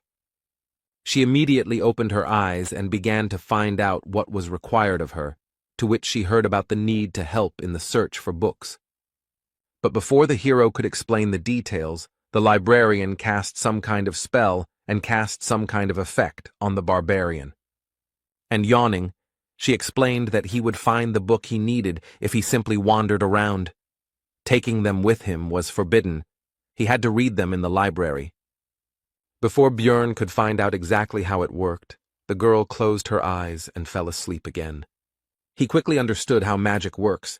Just looking around a little, it turned out that magic simply highlights the desired book, which was very convenient. Now it became clear to the hero why only one person looks after such a large library. Magic makes life much easier. The first book Björn picked up was called The Fallen World, and it told the story of how the lands had been cursed for thousands of years, and only Rafdonia survived, thanks to the ruling family who opened the way to a dimension called the Labyrinth. The second, Basic Notes on Alchemy 4, covered ways to turn magic crystals into food, water, steel, and other resources. The book Holy War 3 described the reasons for the enmity between the barbarians and the elves, but he was already impatient to touch the fourth, the most useful for him. Bearing the name Evil Spirits of the Abyss, which was the name given to those who came from another dimension to take over someone else's body. The reasons are not described here, but it is clear that the ruling family and the church have done a lot to get rid of this phenomenon. For him, as an evil spirit, the information from the book was very useful. As long as he didn't give himself away in any way, he would be fine. The fifth book on the death of the king told of the death of the first ruler, who was called the Immortal, Ravigen III, and he died 150 years ago, and it is from this event that the events of the game begin. Next, records of dimensional instability, which suggested that he himself was to blame for ending up in the dark region, as interference in teleportation could cause passage through a closing portal, which is what he did. Those events could have been entirely his fault, but even thinking about it was disgusting to the hero, and so, while reading books, night approached. Lying in bed, Björn thought about the fact that 3 days had already passed since returning from the labyrinth, and there were still 27 days left until its next opening. Tomorrow he would look for companions, and with his thoughts, he fell asleep. In the morning, the hero was awakened by a knock on the door and Erwin's voice calling him to wake up. The guy had no choice but to obey and go open the door. Before Björn could say hello, a powerful gust of wind hit him in the face, causing him to lose his train of thought. Erwin began to happily tell that she managed to make a contract with a new spirit. This time it was the wind element, although she spent 10 spirit stones. Showing a creature that looked like a small tornado, she continued to say that she was very lucky because the elements of fire and air go well together. The hero remembered that spirit stones are a rather expensive item, which allows you to make a contract with a spirit, a 10% chance. After finishing his thoughts, Björn asked to call the creature back, as a strong wind was currently causing a disturbance in his room. As an apology, Erwin decided to confirm her words about her good cleaning skills, and the barbarian admitted that she really did it very quickly and efficiently. After this, the hero asked the girl about the reason for the visit, because she has more important things to do, for example, preparing for the trip to the labyrinth. Erwin explained that she wanted him to be the first to know about her successes. Based on these words, Björn decided that he was her first friend, or something like that. The barbarian said that he would live here for a long time, so if the girl had problems, she could come, and he himself thought that they could very well remain friends, despite the fact that they would be on different teams. Erwin, sitting on the bed, beamed at these words, and the hero thought that having many connections is always useful. Having said goodbye to the girl, the hero went to the Angry Bull Tavern, where the barbarians were staying. One of the relatives told them all sorts of things as they walked through the establishment, in particular that they lived 10 people in a room of 5, but paid only 300 crystals. Soon they met the one for whom Jandel's son had come here. It was Einar, Feneline's second daughter. When asked why he needed her, the hero explained that he wanted to fight her for training. In response to this request, Einar explained that there was no point in spending her debt on this. She could just go to the site, and she was not against training in her free time. Björn didn't want to put this matter off for later, so he suggested that the girl fight right now. It didn't take Einar long to defeat the guy. It was just a crushing defeat. She was very good, which meant he would not waste his time in vain, so the hero was not going to limit himself to one duel and demanded another. The fights continued one after another. Einar emerged victorious from each one, but Bjorn was not upset, because she was very strong. The main thing was that he learned. The moon had already risen in the sky and both fighters were tired, so they decided to finish training. Looking at the girl, the hero found her very strong, smarter than the other barbarians, and she was also unlikely to betray him. Björn decided to find out if Einar had a team, to which he received the answer that she was going to go alone, because she did not have the money to assemble a group. Having learned the information he was interested in, the hero decided that the best choice would be to invite the girl to join him. And he began to explain the conditions under which he would take 80% of the spoils for himself, but would pay for the creation of the team himself. But in the middle of the speech, Einar interrupted Björn and said that, not a word more. She looked determined. The hero tried to explain the benefits, to convince. But this was unnecessary. The girl meant by her words that she agreed without any words, since she wouldn't understand anything anyway, and simply trusted him. This brought a smile to Björn's face. He was glad that he finally had a reliable teammate. The next day they went to the Temple of the Barbarians, where the hero had recently begun his journey. There they were met by the same man who had conducted their ceremony back then. Björn had no desire to return here, but there was no choice. The man recognized them and asked the hero if he was following in Einar's footsteps in wanting to learn to read and write, to which he received a negative answer. When asked why he was here then, Björn replied that he wanted to obtain a certain spiritual seal, or more precisely, the seal of the immortal. The non-human races have different features. For example, elves can make contracts with spirits to borrow their power. Dwarves can also gain the blessing of armor, which increases the effectiveness of their equipment. Beastmen have the ability to form contracts with ancient beasts, called spirit beasts. And the barbarian race has the ability to apply a spiritual seal in the form of a tattoo on the skin of the back. The man began to question the source of information from which Björn learned about this method of amplification. But the hero had thought this point through. He had checked in advance whether this information was available in the library, so he replied that he had read it in a book. The man laughed at this and patted the boy on the back, and also said that he was proud of him and Einar.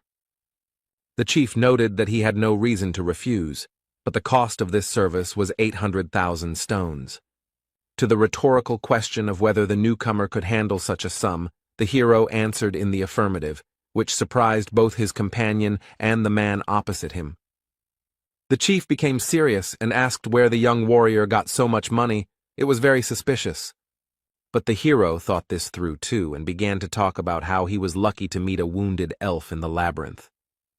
He used her as a slave and took away the magic crystals he obtained, and also gave her essence. And upon returning from the labyrinth, the guy forced her sister to pay for the provided item. With his story, the hero greatly pleased both the leader and the barbarians who gathered around to listen to his story. As a gift for his good mood, the man gave Björn 2 coins worth 100,000 stones each. The hero shouted that he would continue to bully these useless elves in order to become a cool warrior, and the more he looked at his new relatives, the more he became imbued with their spirit. Spiritual seal is a kind of strengthening technique, the purpose of which is to fill the body with special ingredients that will give special strength. Barbarians tattoo newly born children when their souls are still pure, so that the paths of the soul are visible even after they grow up. So every one of his kind has tattoos. The shaman gave the young warrior a chance to think better, because he would not be able to choose another spiritual seal, but would remain with this one until the end. The seal of the immortal is the main requirement for a tank barbarian.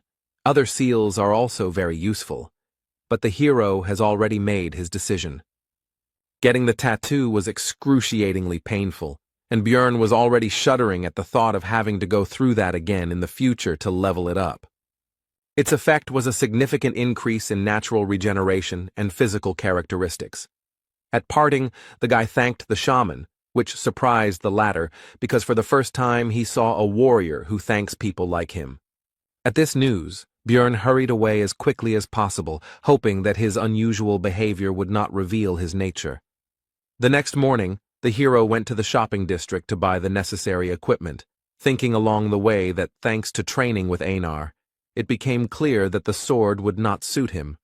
Björn plans to focus on learning shield techniques, so the weapon should be easy to handle. The hero's choice fell on a medium-sized mace, the cost of which is 220,000 magic stones. The barbarian also took half armor for 360,000 and a custom helmet, since he couldn't fit into the usual ones, for 170,000. After that, time flew by. Although the days were full of worries, they very quickly became routine. At 7 in the morning, he woke up and had breakfast with Erwin. After that, Björn stayed in the library until 4 in the evening, which greatly surprised other visitors, and the librarian slept constantly. After this, the guy goes to different taverns to listen to the conversations of other adventurers. He does this in order to obtain information that cannot be found in books. After this, around 5, Björn goes to the barbarians to fight with various relatives, with whom he began to fight a week later. After regular training, the hero even began to defeat Einar sometimes, and his efforts began to bear fruit. He succeeds in this because the girl, although strong and skilled, has direct and predictable movements. He told her this, but it has long become her habit, which she is unlikely to easily correct. At 9, Björn returns home, washes up and meets Erwin again to have dinner with her. They finish around 11, after which the elf leaves, but this time she reminded them that the labyrinth opens again tomorrow. The month has passed extremely quickly. The next day, Björn and Einar went to the Explorers Guild to establish a magical connection. Its price for rank 9 seekers is 15,000, and it works for 24 hours, but it is necessary so that after teleportation, you end up next to each other, and not in random places. The hero decided to order an expensive dinner, a whole feast for 800 stones before entering the labyrinth, which made his partner happy.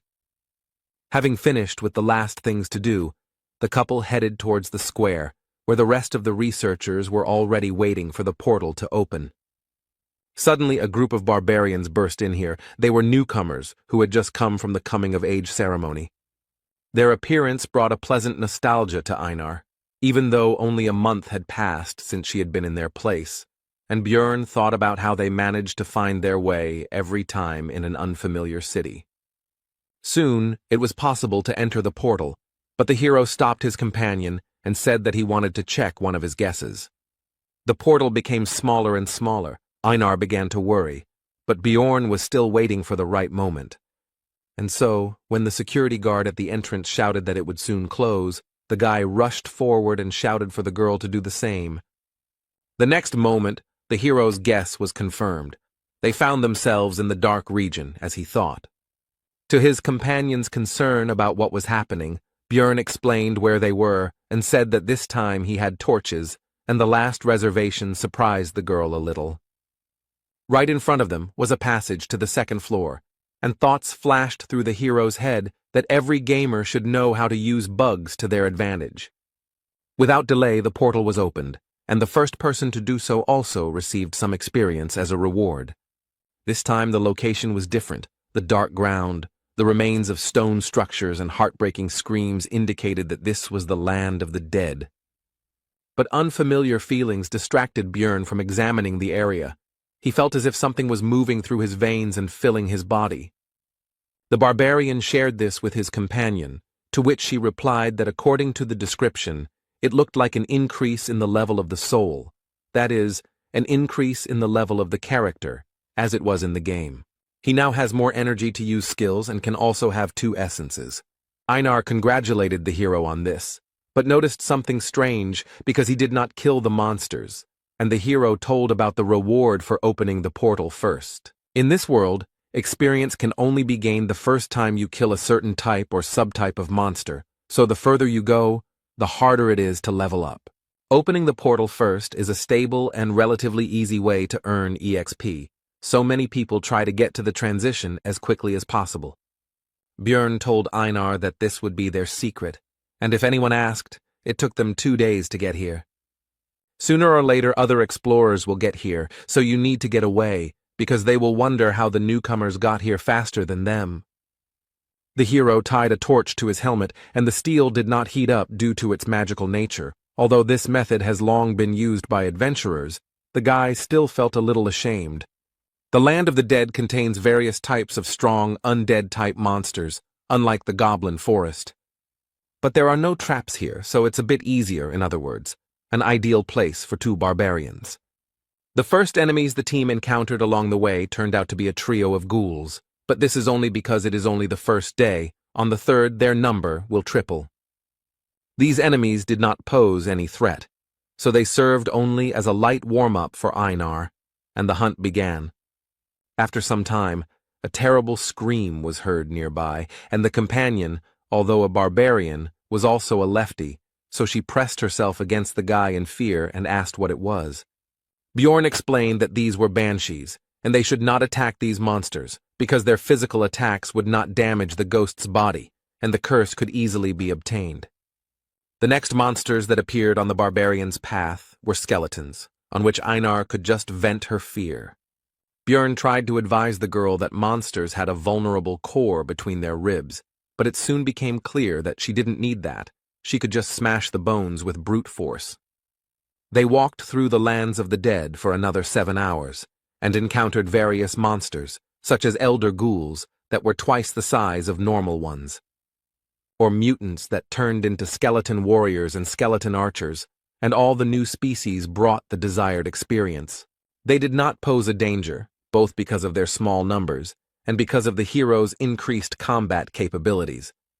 The mace was perfect for the guy in terms of weight and length, so it breaks the skulls of enemies much more effectively than with a hammer. The vest-style armor reduces the area that needs to be covered by the shield, allowing for more aggressive fighting. And the new helmet, although it won't protect against any crossbow, can easily deal with the rotten bows of skeletons. The hero has become better at destroying the enemy, but there is also someone nearby who is no worse at this. She went into battle with the battle cry of Yahello, the name of the goddess of the barbarians' ancestors, and having tried to shout as well, Bjorn did not notice how this cry began to fly off his tongue extremely easily. It was a refreshing feeling. Compared to fighting with Erwin, having a fellow barbarian's shoulder next to him felt completely different.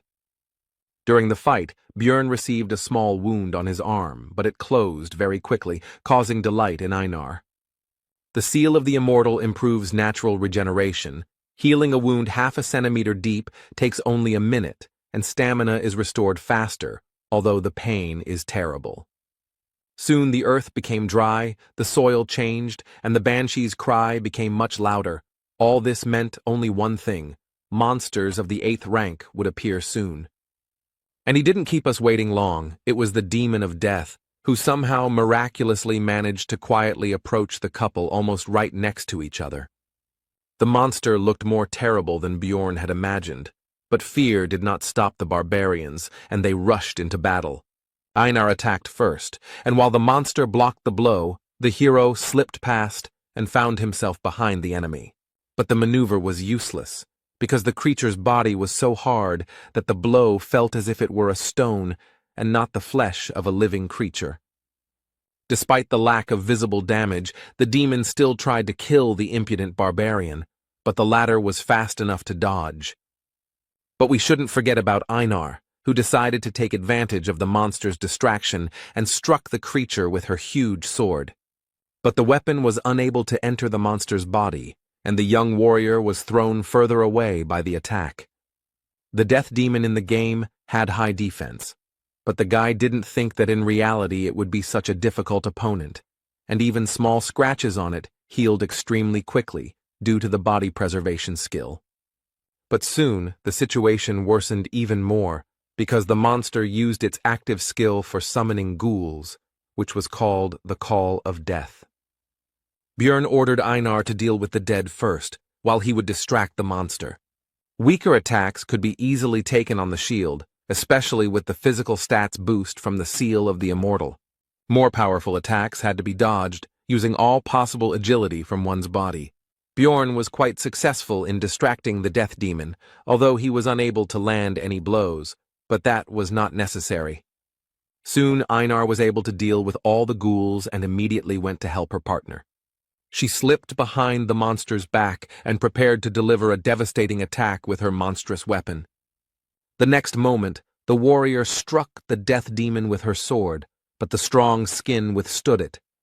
When the monster was distracted by a new target, Björn had the opportunity to attack in the same place where Einar had hit, which he took advantage of.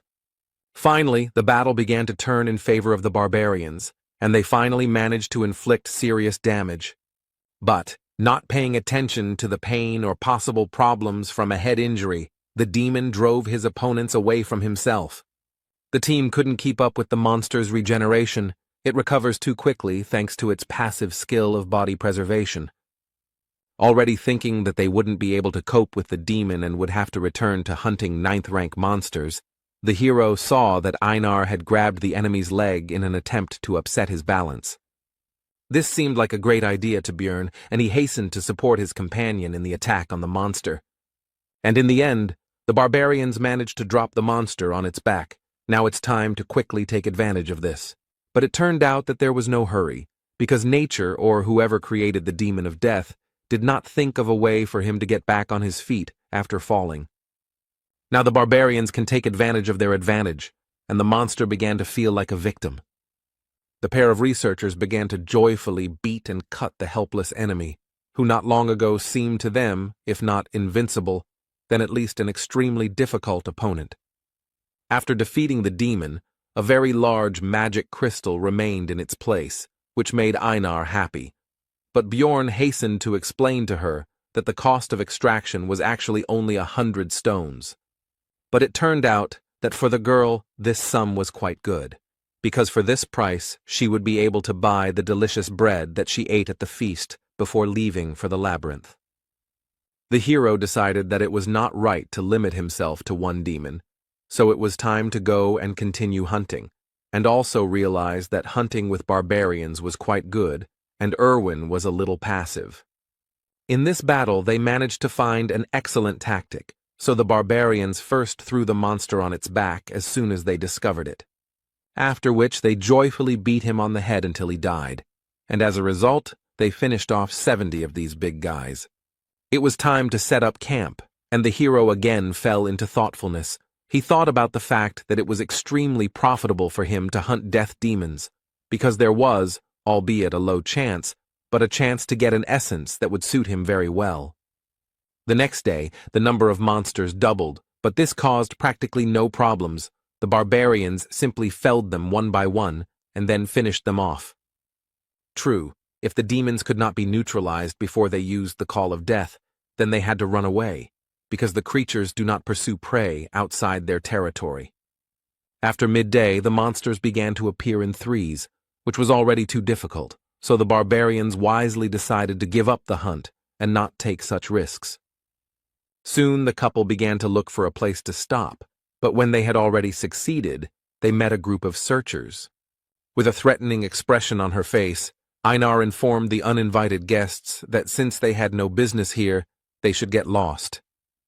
The group decided not to mess with the terrible barbarians and decided to leave quickly, and the girl watched them go. Einar said that now they would have to change their camp location, because these guys now knew their location, and people cannot be trusted. Walking after the girl, the hero recalled that she had previously disliked them, and also came to the conclusion that some story had happened to her during her first exploration of the labyrinth. Björn decided to ask Einar about this another time, and in the meantime his companion complained that they most likely would not be able to find such a good place for a camp. But their conversation was suddenly interrupted by desperate cries for help, and such sounds are not made by those who are attacked by monsters, which means that the seekers are cutting each other. The couple was about to get away, but it turned out that someone had heard their conversation and fired an illuminating spell into the sky. Now it was possible to examine the situation, and it was not rosy. There were 4 bodies lying on the ground. There were no monsters nearby, but there were traces of a camp and poisoning. And in the middle of this picture stood a woman clutching a bloody dagger in her hand. Most likely, she was a marauder. Marauders are people who hunt other explorers instead of collecting magic crystals from monsters. They collect equipment from others. Naturally, in Rafdonia this is punishable by death, although if you think about it, no one convicted him of killing his colleagues, which means no one will know anything if there is no one to tell. Looking at the girl, the hero realized that she was very strong and professional, and also had a noticeable appearance, but nothing was known about her, which meant that she did not leave witnesses of her work. Looking over the dead people, Björn noted that they had very high-quality equipment. The mage seemed to have reached the 5th floor. 3 apparently died from poison, and the 4th seemed to have resistance. Without any concern at all, the woman began to search the bodies. She was not at all afraid of the 2 new barbarians. Judging by how that huge sword fits, she must have an expensive spatial traveler's bag. Most likely the marauder was much stronger than them, which means the only chance to survive was to escape. Along the way, Björn left marks on the trees, just in case if they followed them, they would soon reach the portal to the 1st floor. On the way, the barbarians met a group of other labyrinth explorers, among whom there were no representatives of non-human races. People were hard to trust. Einar was especially sure of that, but they had no choice, so they reported that a marauder was chasing them. At first, the researchers didn't believe it, but Björn used the warrior's oath again. Then they said that they would take the things for themselves, and would also now use the camouflage skill. Everyone within a radius of 3 meters merges with the surroundings. This is very useful. But there is a drawback, which is the inability to move, otherwise the haze will dissipate. The barbarians came closer, but instead of using camouflage, a suppression skill was used, which paralyzed the couple. These people also turned out to be marauders, and this skill was obtained from a high-level stone golem monster. The victims would be paralyzed until they took any damage, the hero thought, as the researchers quickly searched their backpack and other belongings. They were also already anticipating the huge amount of stones they would receive from selling the valuable barbarian hearts. The man with the dagger was going to kill them both with one blow, as he always did before, so as not to free the victims from paralysis. The next second, the blade rushed straight at the hero's neck, but he already had an idea about how to get a chance to survive. As soon as the dagger penetrated Björn's flesh, he took enough damage and began to tilt his head back before it could penetrate deep enough.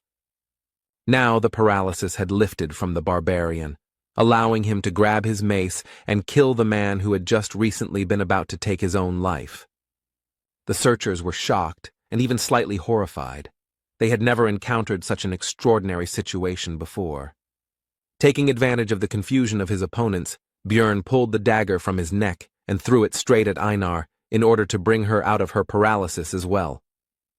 But this also accelerated the blood loss even more, and the barbarian began to weaken quickly, so he had to leave everything to his partner.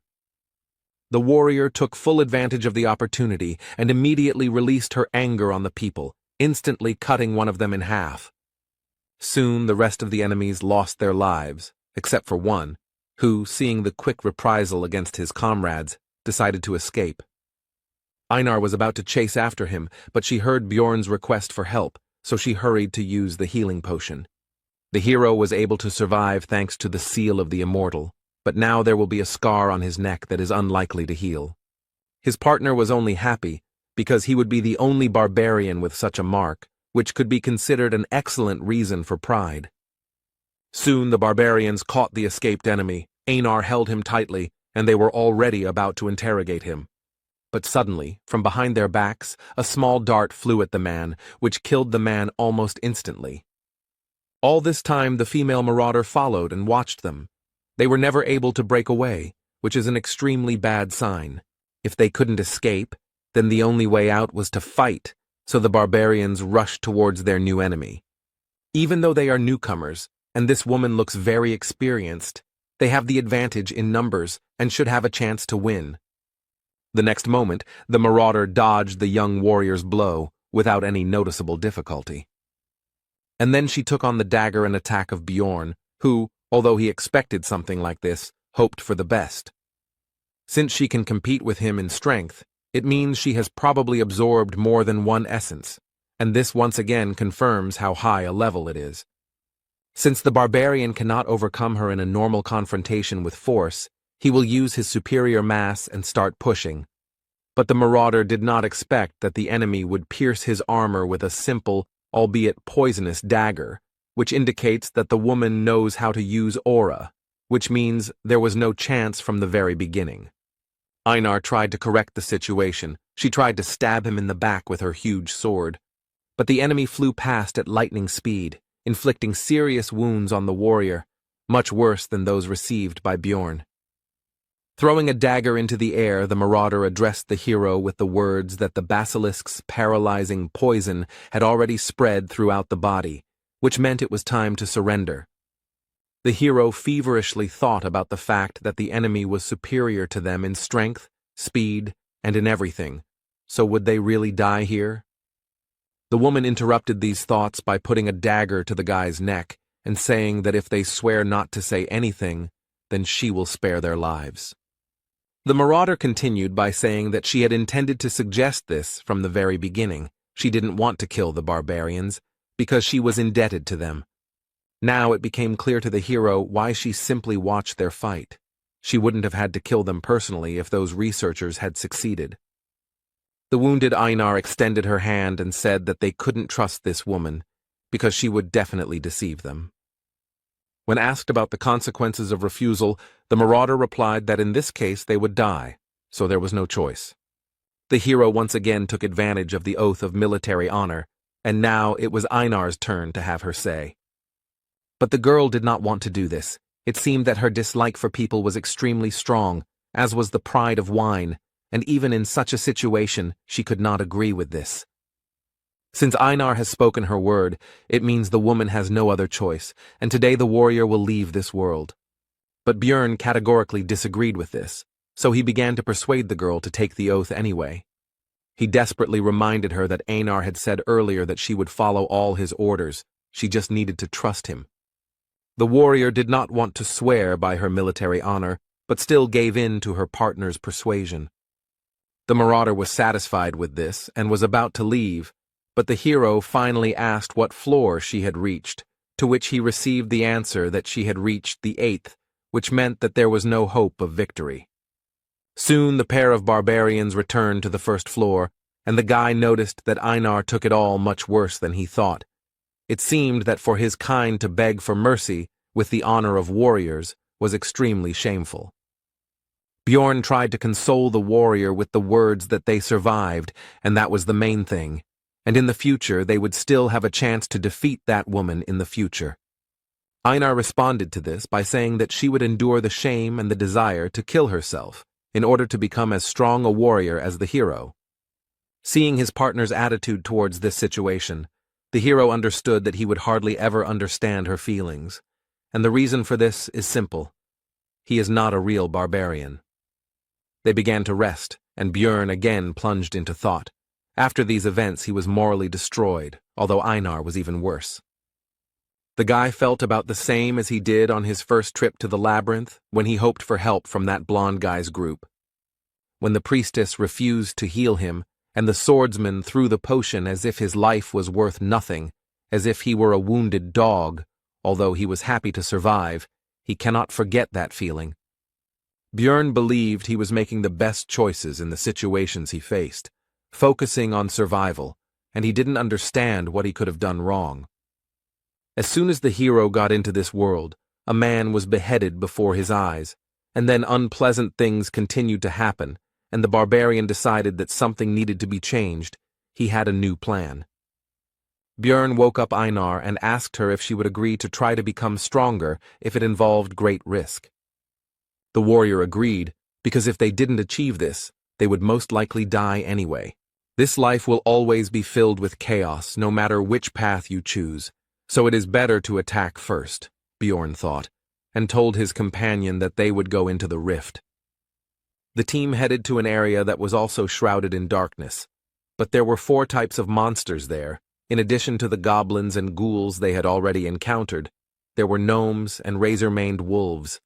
Soon, an ancient monument appeared before them, and when Einar asked what it was, Björn told them about the memorial to the man who first found the labyrinth, dedicated to Deflon Grandel Gabrielius. The hero said that he was going to open the rift and asked to keep it a secret. His partner agreed, but asked to tell what it was. Roughly speaking, it is a labyrinth within a labyrinth.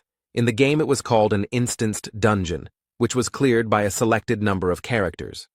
To open the rift on the first floor, you need to place the magic crystals of 4 types of monsters on the memorial, and with the stone of the death demon, 1 specific instance for 5 people will be opened. The difficulty depends on the number of participants, and the hero was interested in who else would be included in their temporary cleanup group. The rift is a passage to another reality that appears randomly on each floor, and they also have a recovery time, and the passage on the first floor opens once every 3 months according to city time. On the first level there are 4 rifts. The one they are going to has a red sky, clouds of crows flying across it, and a dark castle rises up ahead. This place is called the Bloody Citadel. Björn knew where they would end up because he used the death demon's magic crystal, but in real life it all looks much scarier. The most important thing now is who will appear here next, because the rest of the group members will be chosen randomly. Meanwhile, Erwin and his sister were on the first floor, and the elder was teaching the younger that she needed to be able to defend herself without a bow and spirit, but with just a dagger. To this, the girl replied that Björn told her that you need to concentrate on what you are good at and leave the rest to the team. Everyone should do their part. Tessia explained to her sister that he was also right in his own way, but you can't always trust your companions because this world is not particularly welcoming. Walking through the labyrinth, the elder elf told them that before heading to the second floor, they should look for a rift, because although it was difficult to find them, 8 months had already passed since the last one, so they had a chance. Erwin said that it was interesting. Björn didn't tell her about it, to which Tessia thought that it was natural. After all, he was just a barbarian, and a newbie at that. He probably got to the top in the most ineffective way. Their conversation was interrupted by some suspicious sound, and when they followed it, they realized that this was exactly what they were looking for, a rift. This was their chance to become stronger and make some good money, so the elves immediately rushed into the rift before anyone else got there.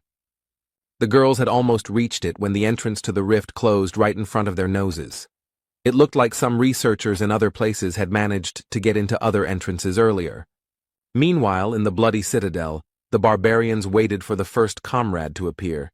It turned out to be a dwarf. And after him, a sorceress and a guy with a backpack stepped into the passage. The hero was surprised and glad about the presence of a magician. Einar noticed this and asked about it, and learned that magicians are valuable for the city, and only the strong can go to the labyrinth. In other words, she was strong enough to be here. The blonde heard this, so she praised the barbarian's intelligence. After which, she introduced herself. Her name was Aloa Raven, and she was a 6th-rank mage. The hero noted that she looked a little arrogant, but in the game all the mages were crazy, so the girl looked almost like a saint. The sorceress meanwhile introduced her companion. He turned out to be a professional porter whom she hired. His name is Tarjan. The explorers continued their acquaintance. The next one was a dwarf. His name is Hikuro Murad. He has been exploring the labyrinth for 3 years. After the introduction of the barbarians, the hero asked about the fact that they were not like those who would work on the first floor, since they ended up here. They decided not to reveal the details. They both just heard that a rift was about to open, so they were here. Everyone agreed to the proposal that Raven would be the temporary leader, and when Bjorn also wanted to accept this proposal, Einar interrupted him, because she considered him to be an intelligent, wise, and capable warrior. All this praise went on, causing the hero to feel ashamed and awkward. After hearing all this, Hikuro Murad laughed and said that it was difficult to find a wife who would respect you so much, and he was even jealous, which embarrassed the warrior. Their conversation was interrupted by the sorceress, urging everyone to move forward. It seemed she was not interested in this dialogue, so she changed the subject. The dwarf noted that they still needed to learn about each other's abilities, but Raven arrogantly noted that there would be monsters of the 7th rank and below here, and she and the porter alone would be enough. The sorceress continued by saying that she would also take the spoils from the keeper, which caused a conflict with Hikuro Murad, who was dissatisfied with the distribution of the spoils. The argument grew more heated, and the hero reflected on the fact that for successful magicians, research comes first, while for simple adventurers it is money, and here their interests clashed. Alua Raven tried to compromise. She said that she would give them all the magic crystals from this rift. Bjorn noticed that the argument was causing tension in the sorceress. She was very depressed. It seemed that she did not expect such a development of events. Raven agreed that she would give up some of the items, but the essence would be hers. The dwarf agreed to this, and also said that they would roll dice to decide who would get the rift stone. But Bjorn didn't agree that they were thrown out of the discussion altogether. But the two didn't agree that he had the right to the stone, but they did agree to give 2 essences from ordinary monsters. This was the maximum that could be bargained for. There would be no suitable essences for their level here anyway, and Murad and Alua had already resolved their differences and calmed down. Looking at the Blood Citadel, Bjorn became determined to conquer its peak and become stronger, so that he would no longer get into unpleasant situations, and so that high-level researchers would not treat him with arrogance. This rift is divided into 4 parts: a drawbridge, a battle zone behind the walls, an underground prison, and a place of worship for demons in the Lord's room. These thoughts flashed through the hero's mind as the squad approached the entrance to the fortress. On guard were gargoyles, rank 8 monsters that stand still most of the time and look like statues. But once you notice the enemy, they attack them and use their active skill petrification, which covers the one it was applied to with a layer of stone. Usually, explorers have to sacrifice one of their own, exposing him to the gargoyle's ability. But if there is a mage in the team who knows the magic of removing curses, then everything changes. And without their skill, these monsters turn into very simple opponents that can be dealt with without any problems. Hikuro Murad showed what his skills and 3 years of experience are worth, crushing his opponent without any problems. The magic crystals that remained in place of the enemy corpses began to fly up on their own and go to Tarjan's backpack. It was a spell for collecting stones. It would make their lives much easier. Now that the guards were down, the team could enter the citadel, which was quite dark, and magic helped with that as well. Now the researchers could see that they were not alone here. There was a group of ugly monsters nearby. These were the dead, monsters without a rank that do not give experience or crystals, and their bodies do not disappear unless an essence drops. The part of the squad that was melee fighters took aim at the opponents, because it would be wasteful to waste mana on such weak monsters. These opponents could not cause any difficulties for any of the squad members, except, perhaps, the porter Tarjan, but he did not participate in the battle. As a reward for exterminating the enemies, the researchers received a forge, which they took with them, because they would soon need it. After walking a short distance along the corridor, the team encountered an obstacle. It was a steel door. The sorceress volunteered to solve this problem. It's unlikely that anyone else would have been able to overcome this obstacle with brute force, but a huge fireball is a completely different matter. Looking at the result of the magic, Björn could only marvel at how overpowered magicians could be. The next obstacle on the squad's path is the first part of the fault, the drawbridge at the entrance to the fortress. It was raised. But Alua Raven knew how to lower it, so she asked Einar to blow into the horn she had recently received. With this action, the bridge began to slowly descend, and the long dormant magic seal was activated. And the dark bloody water began to rise higher and higher, and in it swam a crowd of the same monsters that the team had encountered not so long ago. The goal of this test is to survive the onslaught of countless undead. This is a pretty difficult part, but only for those groups that don't have an experienced mage who has area attacks. The next moment, Raven destroyed the crowd of enemies with her magic, making it much easier for the group to pass this test. Bjorn guessed that the sorceress was quite powerful, but he didn't think there was such a big gap between them. The first part of the Blood Citadel was completed, the bridge was lowered, and the team was about to move on. But Bjorn was tense, because it had been ridiculously easy to deal with, which, given his luck, was highly suspicious, and there was certainly trouble ahead. The group of explorers easily crossed the drawbridge of the outer wall and headed towards the inner castle. Normally, they would have had to fight their way through a lot of monsters, but they had Raven, which was a big help in conquering this rift. Soon, she was no longer destroying all the enemies with one blow. This time, there were about 10% of the enemies left.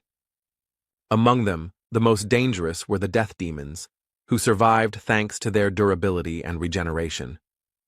Einar and Björn had already worked out their tactics for fighting these monsters on the second floor very well.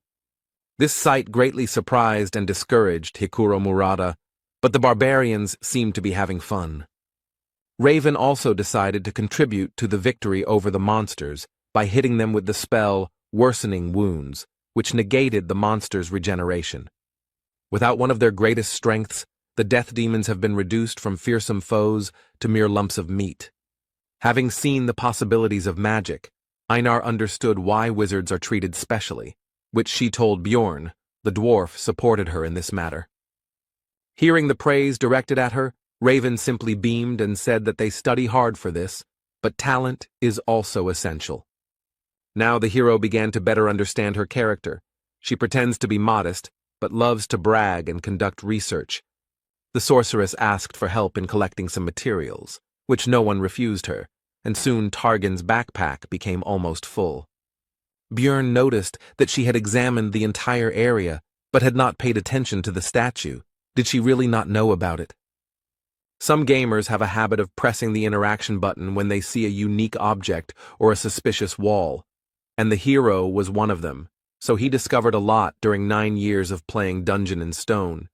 But it might hurt the sorceress's ego if a common barbarian knew something that she hadn't discovered, even though she had spent her entire life researching, so she would avoid things that might arouse suspicion.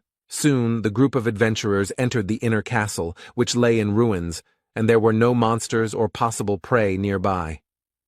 So they did not stay here long, and quickly found the steps leading down and went under the thickness of the earth.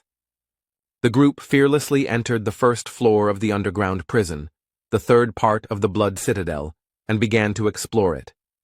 Hikuro began to ask Raven about the monsters encountered in this location, to which he received the answer that they were a skull rat, a banshee, a death demon, a ghoul lord, and a corpse golem.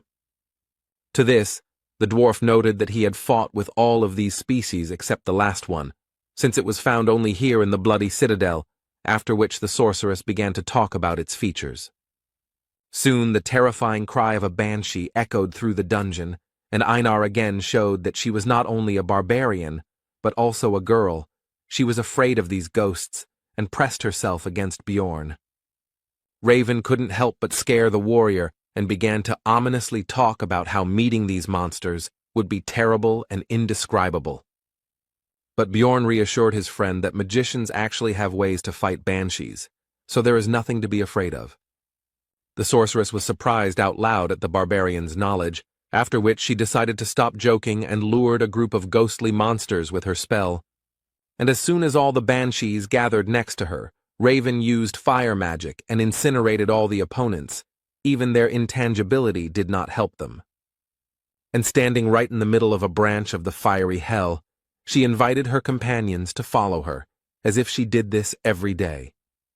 This display of strength, coupled with her behavior, caused surprise and even fear among the rest of the team, except for Targan, who seemed to have long known what his employer was capable of.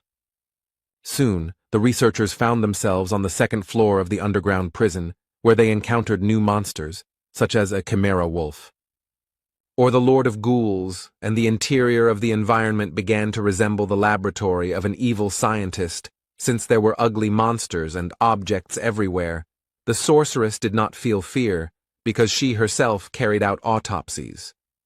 Alua Raven had previously researched the first floor's rift maps, so she knew where to go and had no problem finding the secret door behind which the corpse golem's lair should be. Having prepared themselves, the group opened a passage, behind which they were met by endless piles of corpses, and a terrible smell instantly filled their nostrils. In the past, the hero would have definitely lost consciousness from all this, but the effect on the barbarian's strong body is not so strong. The first to succumb to the nauseating smell of rotting bodies was the porter Tarjin, and he parted with his breakfast. Next was Raven. She was used to looking at something like this during autopsies, but it didn't change the disgusting smell. Björn, Einar, and Hikuro were more resilient, so the squad moved on, with the melee fighters in front and the rest behind them. Soon, they reached the largest pile of corpses, and suddenly began to hear strange voices that became louder and louder with each passing second, and soon it became clear that these were the bodies talking to them. It turned out that this pile was the monster that the group came here for. The first boss, the corpse golem, awakened. The terrifying appearance coupled with the human-like voices caused fear in Hikuro, and he froze in place, as did Raven and Targan. The hero had thoughts about how they had always pretended to be tough, but now they were useless, which meant he would have to sort things out together with Einar. Dungeon and Stone is a niche game, but it has details that could appeal to anyone. One of them is the terribly realistic illustrations that look like photographs. They often flashed on the internet. The hero was once again faced with the fact that no matter how plausible the pictures were, reality was on a completely different level. Alua Raven still couldn't recover from her dissection experience, so she wasn't just useless, but also a burden that needed to be protected. Hikuro Murad, a dwarf who had seen many terrible monsters during his 3 years of exploring the labyrinth, was no better. Tarjan, the porter, who looked quite stoic, especially for his role, was also of no help, which was to be expected. They all treated Björn and Einar like trash because they were newbies, and in the end, they, the barbarians, were the only ones left sane.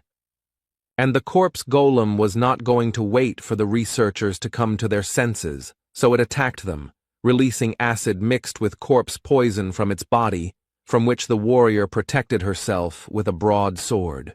But Hikuro didn't defend himself in any way, and the splashes hit him right in the eyes, taking him out of the fight in an instant. Raven couldn't recover and was still vomiting. She couldn't even stand on her feet while Targan tried to help her with something. Seeing the dire situation, Bjorn ordered Einar to take the dwarf with him and go protect the magician, and he would try to distract the monster until the others came to their senses. The hero knew the boss's attack sequences from the game. He preferred to throw a corpse bomb at distant targets. But up close, he used his vile semblance of hands to catch opponents in order to absorb them, making them a part of himself. The vile corpses that made up his body stretched out their arms in an attempt to grab the living one, shouting out various phrases along the way, which instilled fear in the hearts of the researchers. Björn couldn't get too close. Otherwise, the golem would hit the mage with long-range attacks, so he had to stay at a medium distance all the time, balancing on the edge. After some time, the hero's efforts were rewarded, because Raven was able to gather her will into a fist and strike the monster with magic.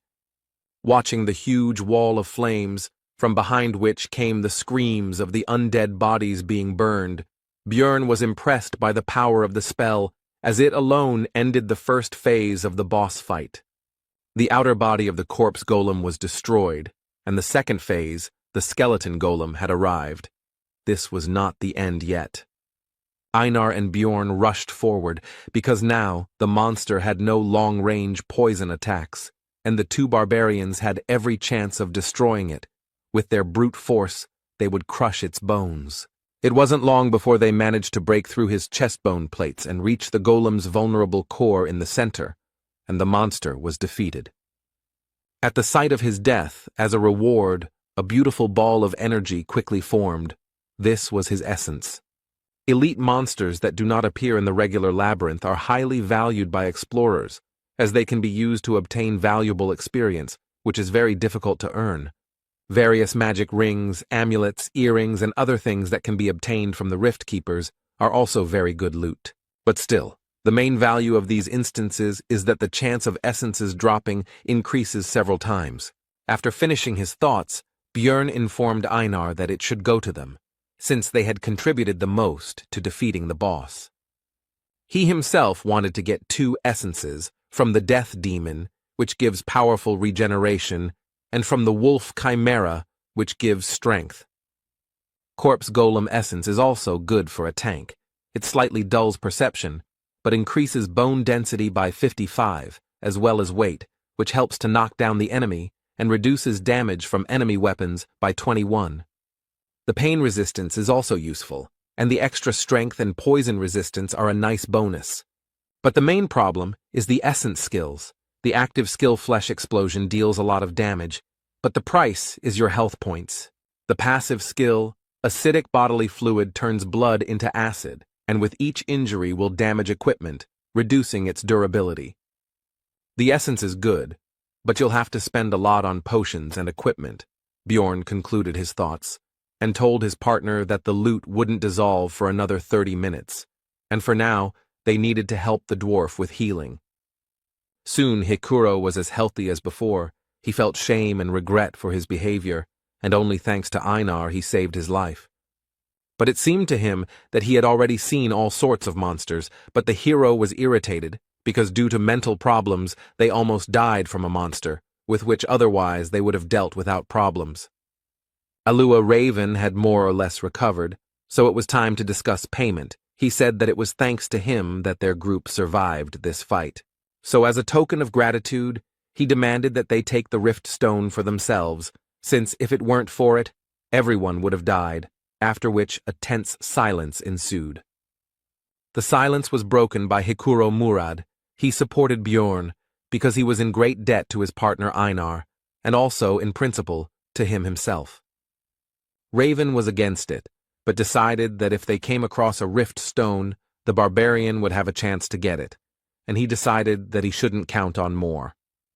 After this, Bjorn decided to report that the corpse golem had dropped essence, which surprised his teammates. The sorceress simply beamed with joy and excitement, because this essence is extremely rare, so even large guilds do not know its effect, and she really wants to study this thing. Bjorn had a proposition. He could give up his loot from the boss, but in return he wants to get the essence of the keeper if it drops. Alua Raven was confused by this deal because the keeper might not drop anything at all, which she told the barbarian. Bjorn replied that he was ready to take the risk, which pleased the sorceress, since she was more interested in the rare, unexplored abilities of the corpse golem. When Hikuro asked how she was going to take the essence, she showed him the artifact vial and said that she had everything she needed. It was an extremely expensive magic item that wouldn't pay for itself with essences below rank 6, but she didn't seem to care. Soon all the work was completed, and the team hurried to leave the terrible lair of the corpse golem, moving on. On the way, the researchers came across statues that resembled gargoyles, but turned out to be, in fact, the most ordinary sculptures. Coming closer to examine them, Raven reported that the Lord's room should be very close now. After touching a certain point on the statue's face, a book fell from somewhere on the ceiling and was deftly caught by the sorceress. It seems she had read about the cache in advance, and the volume itself was called the Necronomicon and contained rich knowledge about black magic. Raven said that she was taking the book for herself. The dwarf agreed with this, because none of them possessed the magic of distortion, which was needed to carry out of the labyrinth what should usually disappear. These are usually the weapons and equipment of monsters. But this book was actually an ordinary item, and the sorceress decided not to report it, and the barbarian was forced to remain silent so as not to reveal his excessive knowledge. After that, they wandered around the rift and destroyed monsters until they finally met the second intermediate boss, the Bone Rider. Raven noticed that luck was clearly on their side, since they had obtained the essence of the corpse golem, and now they had also encountered a successful opponent. She was right, because the monster of the 7th rank, the Bone Rider, is divided into several types. The first one is called Sadness and uses fog, which causes psychosis, annoying the enemy. The second is Hatred. He uses the Soul Kill skill, which lowers the target's level, the hardest enemy. The team encountered a Desire type that could regenerate using the Life Force Absorption ability. Normally this would cause some problems, but the party's mage knew the spell Worsening Wounds, which could negate the effect of his skill. Without his main advantage, the boss was unable to cause any problems and was soon defeated by the researchers. And they were lucky again. The second elite enemy dropped Essence, which happens very rarely. By agreement, this was the spoils of the barbarians, and Björn decided to give it to Einar, since it did not suit him very well. Since the life absorption skill is only fully revealed with swords, and he is not going to change weapons, it is better to try to get another essence with the help of the enhanced warrior. And during the adventures, the hero realized that Einar could be trusted, and the girl herself, meanwhile, beamed with joy and hurried to devour the prey. The only thing the hero forgot to do was to tell about the side effect of the Bone Rider's essence. At first, Einar did not understand what had happened, and why all her companions began to seem larger to her, but Björn explained that it was she who had become smaller. Raven explained in more detail that this is a standard effect for the essence of the Bone Rider. The density of the bones increases, but they shorten, and the hero already knew all this from the game. Einar was very upset about this, because her relatives already looked down on her because she was a woman, and now no one would see her as a warrior at all. The sorceress tried to console her by saying that she had become more beautiful, her facial features were softer, and now her appearance would impress even aristocrats. But this only upset Raven even more, because she no longer looked like a warrior at all. Bjorn told her that everyone already knew about her excellent fighting abilities, and he himself thought that if it weren't for the tattoos, she would look like a very ordinary girl, while the dwarf joked that if he took this essence, then everyone would stop noticing him. Soon a death demon appeared in the corridor, and Bjorn told Einar to stop being sad and try out her new powers. The girl didn't seem to be particularly excited about what had happened and didn't expect much, but she still had a duty, even though she didn't look like a warrior. After which, without burning with enthusiasm, she approached the monster and swung her sword, as a result of which she divided the monster into 2 unequal halves. Björn immediately pointed out her new power, and the girl looked in disbelief at the demon's dissolving body and quickly came to her senses. The hero encouraged the girl by saying that she was now not a simple warrior, but a great warrior, and Einar finally regained her good mood. Soon the team came to the door behind which the Rift Guardian should be. Their adventure was coming to an end. The hero thought that they had been lucky throughout their journey, since Einar had absorbed a good essence, and they had also received a large share for the corpse golem. But there was one thing. Has there ever been a time in his life when everything went easy and simple? What could be the worst-case scenario in this situation? After all, it was always like this for the hero. It just seemed that everything was fine, but then he would receive a new blow from fate, as happened, for example, with his personal life. And his arrival in this world, maybe someone would call it luck, but not him. For the guy it was the same trouble, only even worse. He was brought out of his thoughts by Hikuro, who was about to open the doors, and Björn finally noticed one peculiarity. The handle was red, so he tried to stop his comrade. But the danger was discovered too late. The door itself opened all the way. The master of the bloody citadel woke up from a deep sleep. And it was not the Death Rider that was usually found here, but a vampire, a monster that only appears after the 6th floor, who greeted them with the words that he had not seen living beings for a long time, and also an advanced mutated version, with intelligence and a named monster, the Vampire Duke Cambermere. In general, monsters are divided into 4 categories. The first is mutants, which do not change race or characteristics, but receive a new class, such as goblin swordsmen or goblin archers. Advanced monsters, the rank significantly higher than the average for the floor. These include, for example, the Death Demon, a rare category like the Corpse Golem which can only be found in rifts, or the Mimics, which are very difficult to find on normal levels. And the last ones, those with an individual character and name, are advanced mutants, named monsters, which is exactly what their group met. The researchers sensibly assessed their chances now, so they immediately decided to run, and the hero shouted not to be distracted by conversations when Hikuro tried to ask about what happened.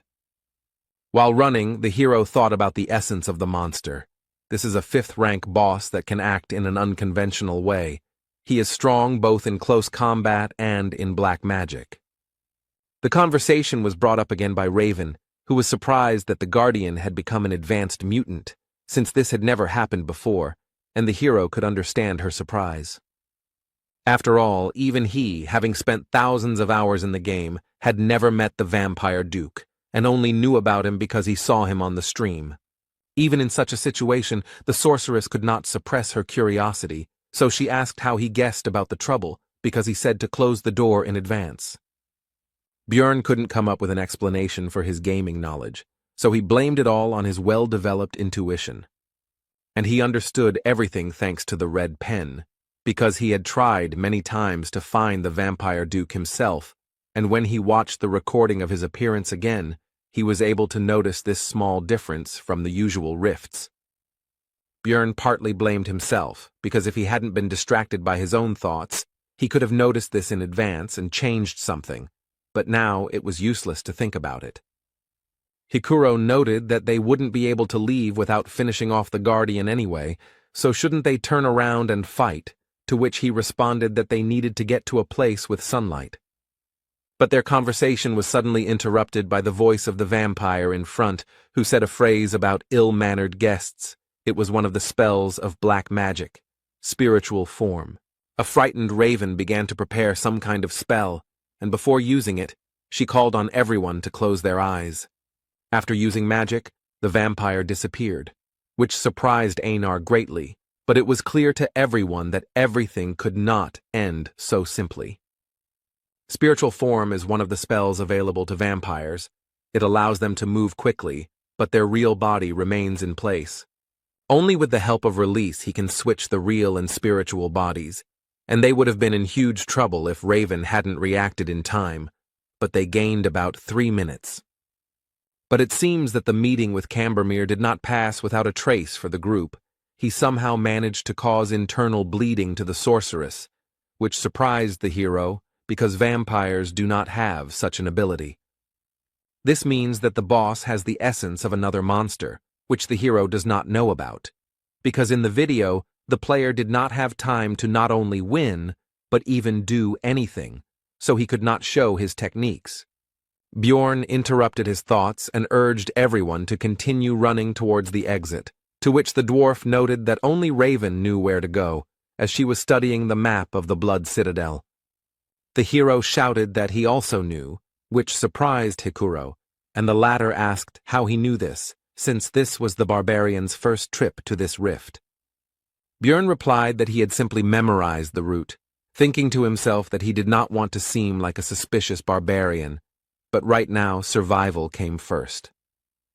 On the way to the exit, the hero thought that technically he had told the truth, but he had only received this knowledge after visiting this dungeon hundreds of times in the game.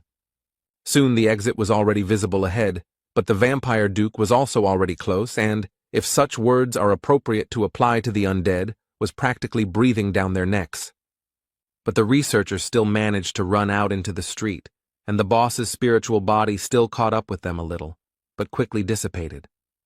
The weakness of this spell is sunlight. Like vampires, their group was very lucky that the sun had not yet set, and it was also very good that the fake luminary inside the rift has the same properties as the real one.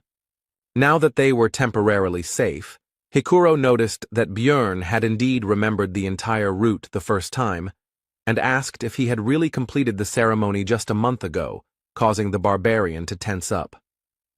The situation was defused by Einar, who began to praise the hero, saying that he was a great warrior who was capable of more, which amused the dwarf, and he said that in the future he would truly become one.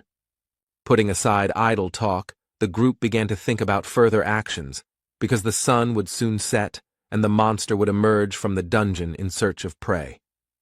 Although Raven was wounded and needed rest, Bjorn said that they needed to find at least some cover, so they needed to retreat to the outer wall.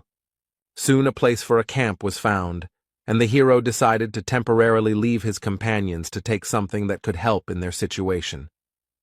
He went to the statue that was located near the fountain, where he knew there was a hiding place that Raven had not discovered. Inside was the so-called tear of the goddess, a disposable item that heals well and is also useful in fighting monsters that have the attribute of evil. Upon returning back, Björn found that the sorceress had already woken up, so he decided to find out what happened to her.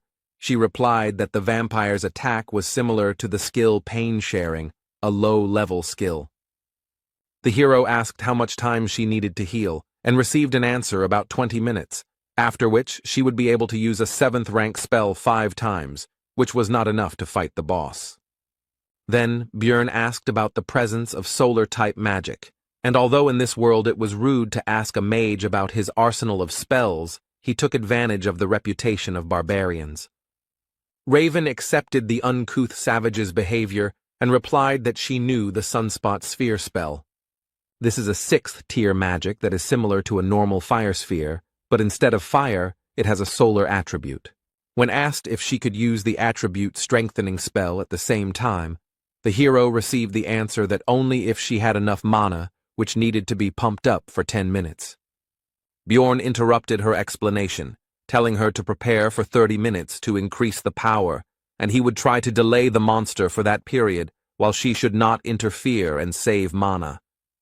At first, Raven meekly agreed, but then she came to her senses and began to be indignant at the fact that the hero was acting like the boss, even though she was supposedly the leader. Hikuro supported Bjorn's plan because in this adventure he got to know him well enough to trust him, because he has a keen eye for human nature. Soon the sun set behind the horizon and the vampire went out to hunt and slowly approached the group, along the way saying that he could not contain his thirst for blood at the sight of them. The enemy is already here. Raven needs 30 minutes to prepare the spell. The team needs to hold out during this time at any cost. The fight began with the vampire deciding to fly into the sky on his wings, and from there, choose his victim. The next moment, Cambormir made his choice and swiftly dove down on the group of researchers. His attack was taken by Hikuro Murad's shield, and surprisingly, he was able to withstand this powerful attack and not even move from his place. This was possible thanks to his ability with the essence from the 7th rank Yantro monster. It's called counterweight, and it prevents the dwarf from being thrown or knocked down as long as his feet are on the ground, and comes with the bonus shock absorption skill, which is very useful for tank-type fighters. A pair of barbarians rushed to their comrade's aid with lightning speed, because despite the excellent ability, it would not be possible to use it forever. Einar came from the left and tried to hit the monster with her huge sword, but the enemy was too fast and cautious to fall for this attack. The truth is, what he didn't expect was that Bjorn would already be waiting for him behind him, and the vampire flew his body straight into his shield. The hero struck with his mace and Cambormir no longer had time to dodge, so he took the attack with his crossed arms. The force of the blow dragged the monster along the ground for several meters, but it did not appear that it had sustained any significant damage. But the hero experienced the use of the pain-sharing skill, and the vampire was not even embarrassed by this attack. The next moment, the entire body of the Rift Guardian began to transform into terrible six-eyed crows. Soon, a large flock of birds appeared in the place of the enemy, heading straight for the research team. The dwarf used his second essence from the living armor, emergency restoration, and the barbarians defended themselves without any special abilities. When hit, the crows were torn to pieces, blood splashed everywhere, which allowed the enemy to use another of his skills. It was a sacrificial seal that enhanced the vampire's physical abilities, depending on the number of victims within 100 meters. Cambermere also had skills such as Eternal Life, which increases regeneration proportionally to lost health points, and Bloodmaster, which allows you to obtain a skill from the victim's blood. Vampires rely on these three skills to make them very strong, but they also have black magic, which allows them to, for example, turn into mist to avoid physical attacks, transform into crows that cause an explosion upon impact, as well as splatter blood, which helps the monster in applying the seal, as happened recently.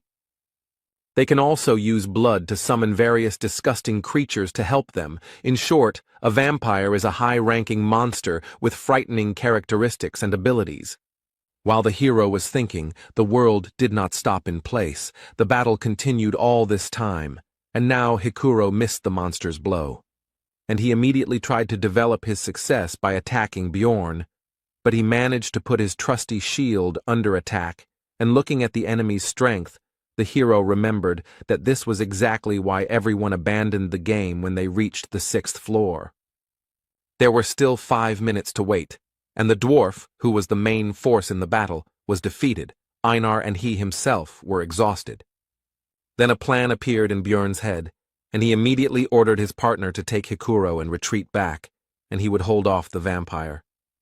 He wouldn't need the weapon anymore. This wasn't a battle anymore. A feverish thought flashed through his mind, and the hero quietly uttered the cry he'd learned from Einar, Yahello. After this, the vampire duke pierced the barbarian's body with his long claws right through the armor, and the hero began to drink the health potion, healing the wound right in the fight, mentally urging the enemy to continue. Seeing this, Raven was confused. Was the barbarian really going to take potions the entire fight to survive? Her thoughts flashed through her mind. She had never heard of anyone fighting like that, because it made no sense. It was just absurd. After all, the pain from taking potions is already very strong, but it becomes even worse if the wounds are serious. But the hero did not fall from pain shock, and therefore more and more empty flasks fell to the ground at his feet. The potion's effects were already causing smoke to billow above his body, but he didn't stop and continued to fight despite the terrible pain. In such a situation, his heart could stop at any moment, but Bjorn even manages to block some attacks, and even moving in such a state is already a miracle. Of course, he can't block every attack, but he didn't miss any of those that were aimed at vital points.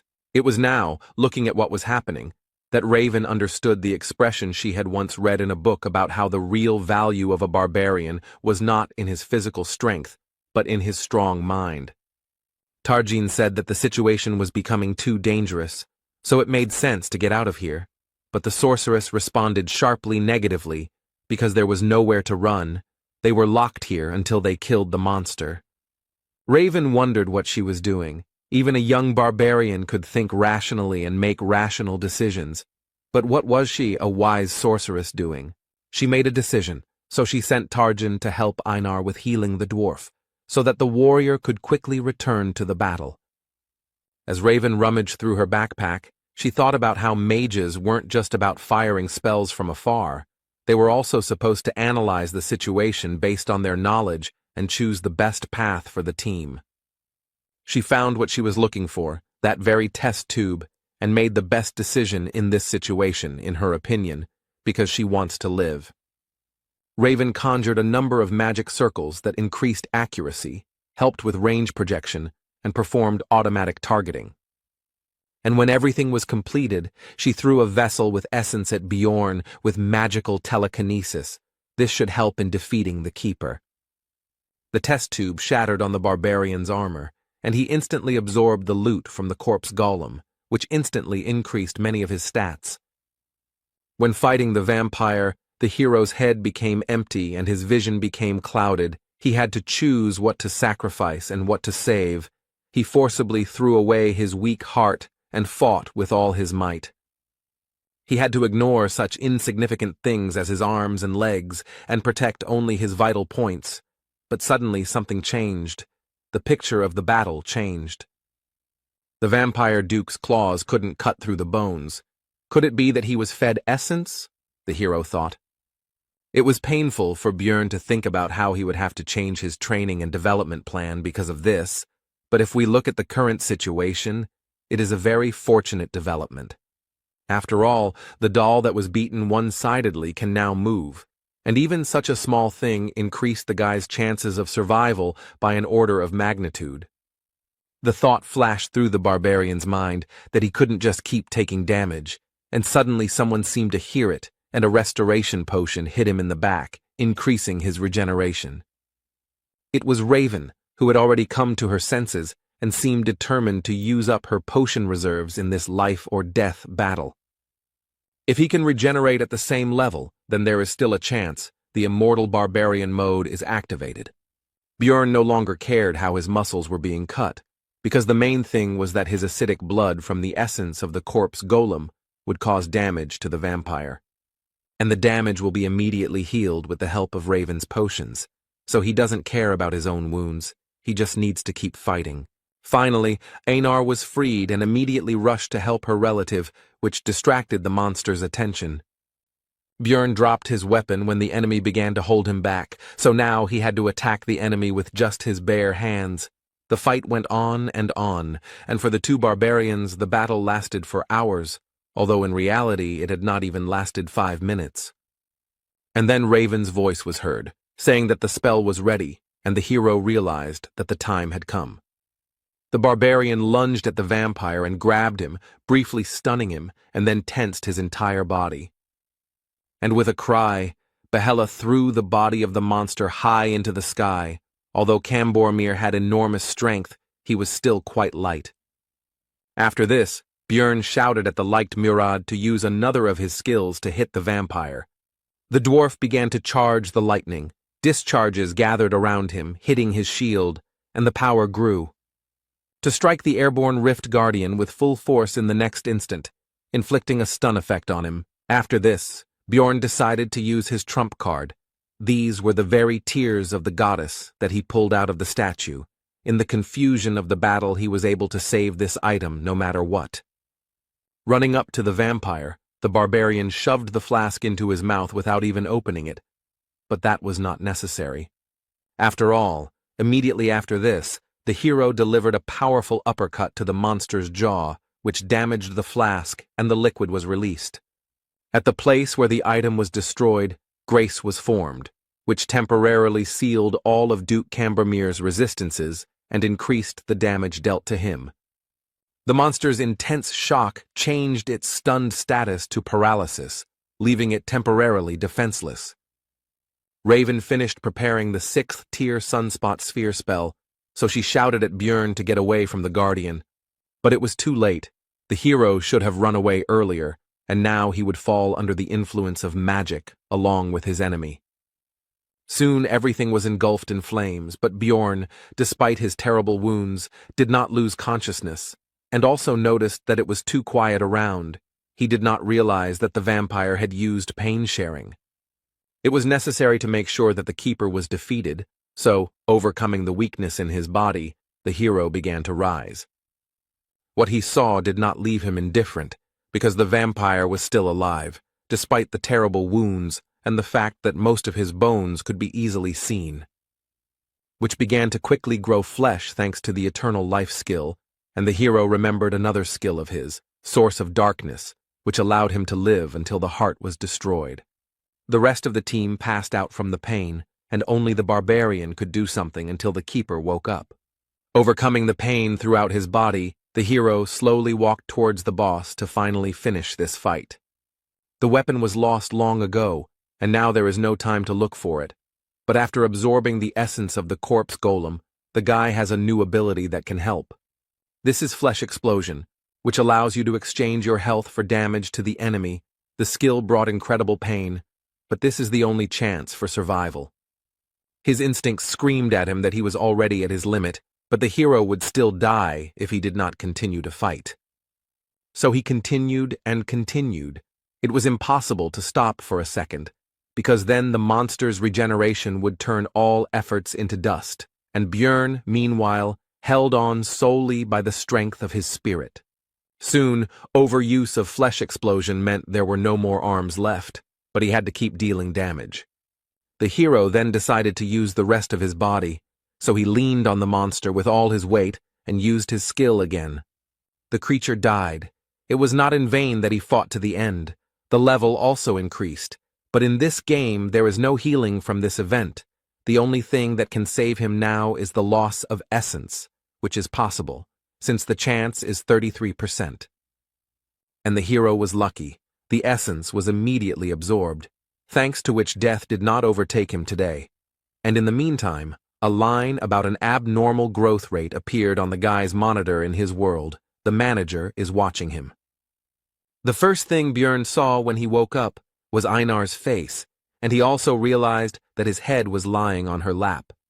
The first thing the hero did was ask about the whereabouts of the rest of the team, to which he received the answer that they had left 3 days ago.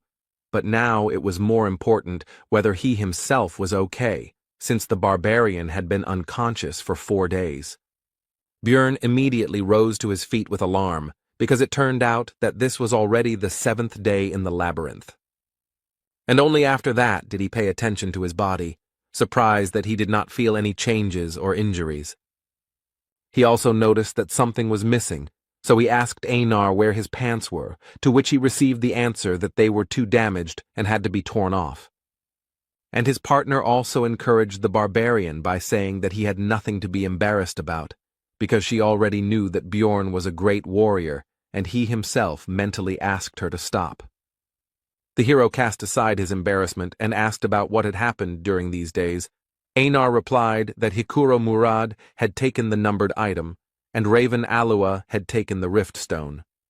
Björn thought about the fact that since he survived, it meant he absorbed the essence of the enemy, and this meant that they had all 3 items of the keeper, and the warrior was indignant that they had actually agreed on something else. But Raven was very insistent on her right to possess the rift stone because she had huge expenses, and the dwarf withdrew from the discussion, leaving them to sort it out themselves. And then the sorceress said that Björn had already taken the best thing, so he would not complain that this thing did not go to him. The hero realized that it seemed that she was the only one who realized that the guy had absorbed the vampire essence, and also mentally agreed with her sorceress, because Raven had spent her potions, test tube, and golem essence.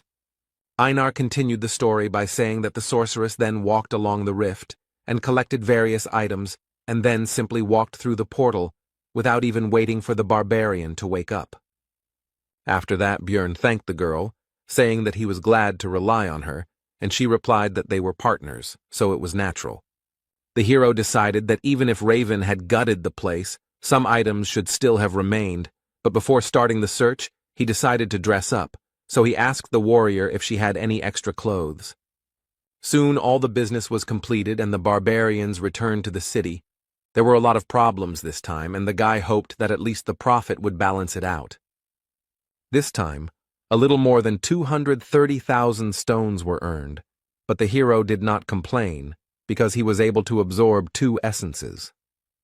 But suddenly, the girl behind the counter said that this was somehow too much for a 9th-rank researcher, and that it was in his backpack. The barbarian asked why he should answer, and suddenly a detachment of guards appeared behind him. Björn did not understand what was happening, and in the meantime he was informed that they would speak in the interrogation room. Meanwhile, Erwin, who went there with her sister, also returned from the labyrinth. She didn't think that it would be so hard on the 3rd floor. The strength of the 7th-rank monsters was astounding, and the senior elf was able to handle the 6th-rank monsters. This time, the trip was more like an adventure, the girl noted. While standing in line, Erwin thought that she wanted to meet Björn as soon as possible, to show him off and show him her new essence.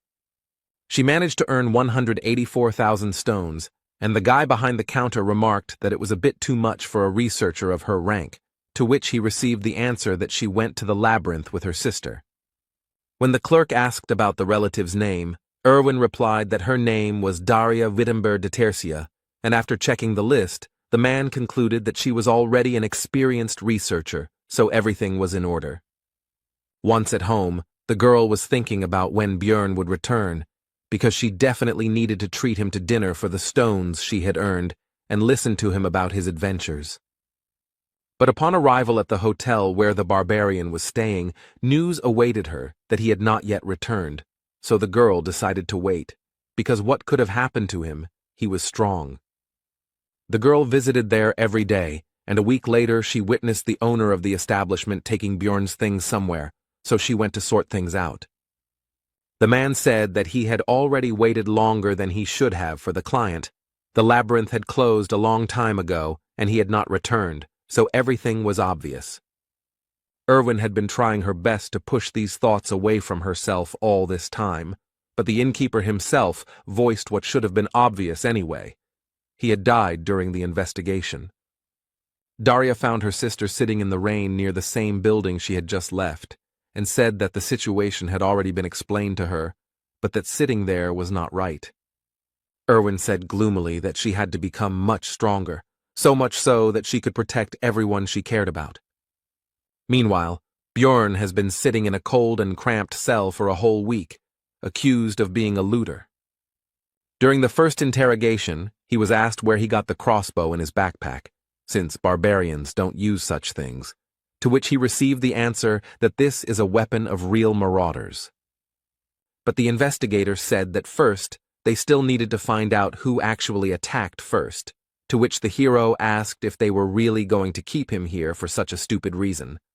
After all, there is an unwritten rule not to ask questions of researchers until there is strong evidence, no matter what they bring, but it turns out that the rules have recently changed. Now low-ranking ones are checked.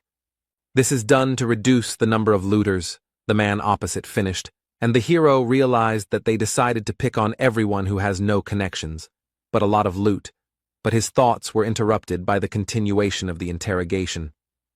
Björn explained where he got the crossbow from. It was loot from the group of marauders that he and Einar met on the second floor.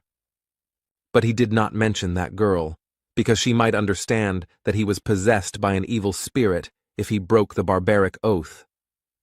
When mentioning his survival after being shot in the neck, the interrogator asked where his scar was, but it turned out that the vampire essence had even healed that, so there was no evidence.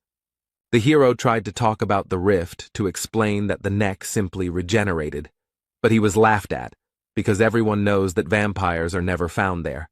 Björn became angry and demanded that in this case, a magician be called to check the veracity of his words using memory magic. The investigator said that only researchers of the 7th rank and above could ask for this, so the barbarian offered to pay such a wizard from his own pockets.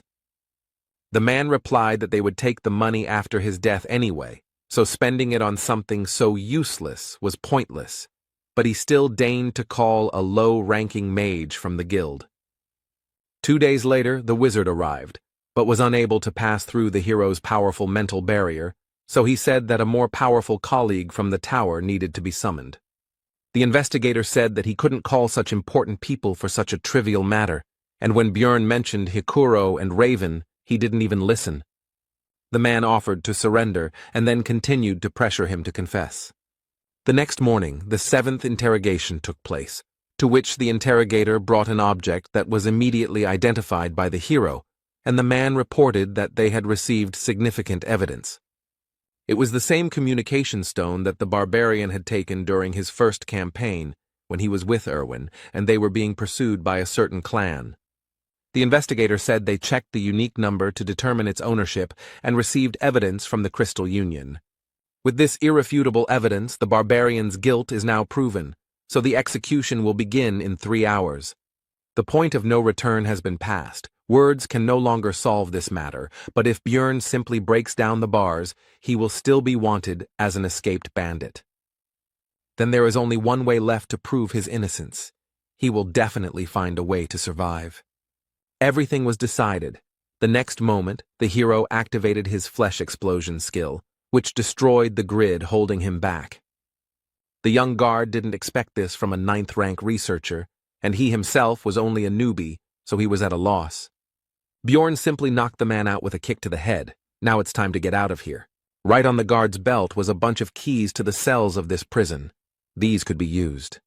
After all, there are plenty of prisoners here who can create the chaos that is so necessary now, which will be a great help to the hero. Surely a significant portion of them committed some crimes, but the innocent researcher doesn't care about that now. Soon all the prisoners came out of their cells, and then began to shout the word barbarian, and someone soon added freedom, and a chorus of voices began to chant the phrase barbarian freedom.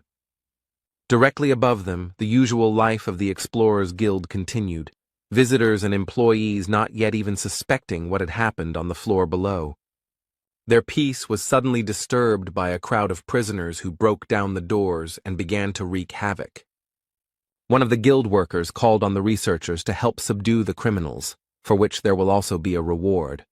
The hero understood that the former prisoners would not hold out for long, since they did not even have any weapons, and only some were able to get hold of some improvised means, so he rushed to the second floor.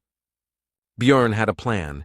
He didn't just want to escape, so he instantly passed this floor, but at the entrance to the third, a small detachment of guards blocked the way forward. The barbarian extended his hand to the side and used flesh explosion, and then acidic blood mixed with pieces of flesh and bone rushed like rain onto the first floor. All of this fell directly on the crowd of prisoners along with the researchers, which allowed the hero to activate the sacrificial seal, which enhances physical abilities depending on the number of victims. They give their bonus at a distance of 100 meters, but this will be quite enough. The mighty barbarian received even more power than he had before. Bjorn rushed forward with a Yahello cry, and the magical doping allowed him to literally drive his opponents into the ground. It also increased defense, although not so much that the guards' swords would not cause any damage at all, but enough that the blade would stick in the muscles. But all this was pointless. The guards could not believe their eyes, because the wound healed almost immediately, thanks to the hero's new essences. Bjorn feels the power that overwhelms him. The effect of this doping is simply mind-blowing. These guys can't do anything against him. The guards were at a loss. How could a 9th-rank barbarian be so strong, since only low-ranking researchers were locked up in the branch? There is a prison for high-ranking people, but today they were just unlucky enough to meet a hero. They were clearly not ready for something like this. Soon the way was clear, and Bjorn could now calmly enter the branch manager's office on the 3rd floor. As soon as the hero opened the door, he noticed an ambush, but there was no way to avoid it. However, it was not necessary. The man's sword reached the barbarian's flesh, but he did not rejoice for long, and the reason for this was not even the enemy's rapid regeneration. Much faster than he could see the enemy's recovery speed, he was hit by the effect of the corpse golem's acidic blood, which instantly took the swordsman out of the fight. Suddenly the barbarian noticed that there were not only the two of them in the room, but also some girl in a rich dress. The man, overcoming the pain, shouted not to touch her, because she was the daughter of the head of the district, which made Bjorn think that he had hit the jackpot. The barbarian interrupted the swordsman's threats with a blow to the head. Now, due to new information, the plan has changed. Initially, he did not intend to do this, but the presence of the girl changes everything. While the hero was thinking, the daughter of the head of the district tried to interrupt his thoughts, outraged by his terrible act and calmness. She accused him of knowing about her presence from the very beginning and setting everything up. Bjorn became irritated by this and shut her mouth. The guards burst in, but did not dare to do anything, because the barbarian had the head of the district's daughter in his hands. Then the hero demanded that they bring him the investigator who was handling his case, the leader of the Crystal Union, and the magician from the Magic Tower. But that wasn't all. Bjorn went out onto the balcony with the hostage and took a deep breath, because it was time for the next point of the plan. The barbarian shouted his battle cry, attracting the attention of the onlookers so he could deliver another blow to his enemies. There were enough people nearby, and the hero began to loudly talk about how he was a 9th-rank researcher, whom the guild tried to frame and kill, and also swore that he was innocent. The bastards set him up. He didn't do what he's accused of, and now their leadership won't be able to hide such a grand event. Now a lot of people know what's going on. Meanwhile, a respected old man from the Tower of Mages received a message from the branch manager that some psycho was wreaking havoc and they needed a wizard. And the elder decided to send Raven Alua there, and also clarified that the one who arranged this freed the prisoners and took the daughter of the head of the district hostage. The sorceress agreed to go there because she still needed to find someone, and she was also curious to take a look at this crazy man. Upon arrival at the Explorers Guild, Raven fulfilled both of her wishes, although she was not particularly happy about it, and the barbarian simply clarified whether she was the mage they had sent. The sorceress was confused, so she shouted out what Björn Yandel was thinking when he did all this. And she continued to be indignant about whether he really thought he had several lives, and she was also curious who it was, and it was the hero again. But Bjorn interrupted her, asking her to use the memory check magic faster. The sorceress agreed. Only if in the future the barbarian fulfilled one of her requests, he accepted the conditions. But the spell didn't work. Then Raven asked if he had any equipment against psychological spells. The hero answered negatively, and the hostage meanwhile tried to understand what was happening. Their dialogue was interrupted by an investigator who ran into the room and immediately rushed towards the branch manager, apparently not even noticing the others present. He asked what could have happened here, since they had taken care of most of the prisoners on the first floor. And only after that did the investigator notice the others, and immediately pointed at Björn and shouted that it was he who had caused the disturbance, to which the manager replied that he was already aware of this. And he continued his explanation, saying that this barbarian speaks of his innocence, and it was precisely the investigator who was conducting his case, and what evidence there was. The man in glasses began to say that no one had set him up, because it was impossible. Too much evidence proved that the barbarian was a marauder. The first piece of evidence is that he brought too many magic crystals for a 9th-rank researcher. Also, in his backpack, there were various equipment, such as a crossbow, swords, a shield, which seemed to have been stolen. The investigator also found the owner of the message stone that was found on the barbarian, and received information from the Crystal Union that Bjorn Yandel was killing innocent people and stealing their things. The hero noticed that this testimony was not only from a member of the same clan, but had not yet been verified by magic. This news surprised the branch manager, and he asked if these words were true. The investigator screamed that this was because the barbarian continued to lie about being wounded in the neck and surviving, and also said that there was no scar because he had absorbed the vampire essence. The interrogator continued by saying that this was complete nonsense, and that Bjorn had lied because he knew that memory magic would not work on him, and how, under such circumstances, could he bring the precious magician from the magic tower there? The man was confident that his arguments were irrefutable and was already anticipating the end of the annoying savage. But Raven indifferently reported that the information about absorbing the vampire essence in the first-floor rift was true. This news surprised the head of the branch and the investigator, and the latter, stuttering, asked what she meant. The sorceress explained that she had been there and seen everything with her own eyes, and ironically asked what to do now, since he would not be able to verify the truth of her words with magic. The interrogator did not take this information seriously and told Raven that even if she knew the barbarian, she did not have to protect him with lies. But the blonde sorceress interrupted the man and threateningly asked if he really doubted her words. And, without changing her tone or facial expression, she continued to talk about whether investigating the cases of low-ranking researchers with his pitiful powers had forced the investigator to look down on magicians as well. The interrogator, after Raven finished speaking, immediately fell to the floor and began to make excuses and ask for forgiveness. This was because the wizards of the magic tower were close in status to the aristocrats. There were many different schools of magic, but they united into a group to protect their rights. A simple guild worker dug his own grave. Björn finished his thought, and the branch manager suggested that they stop this argument already. After all, even for her, a sorceress, this might have seemed absurd if she had not been aware of the situation. Raven made an indifferent face and said that there really had never been vampires on the first floor before, to which the man began to thank her for her understanding.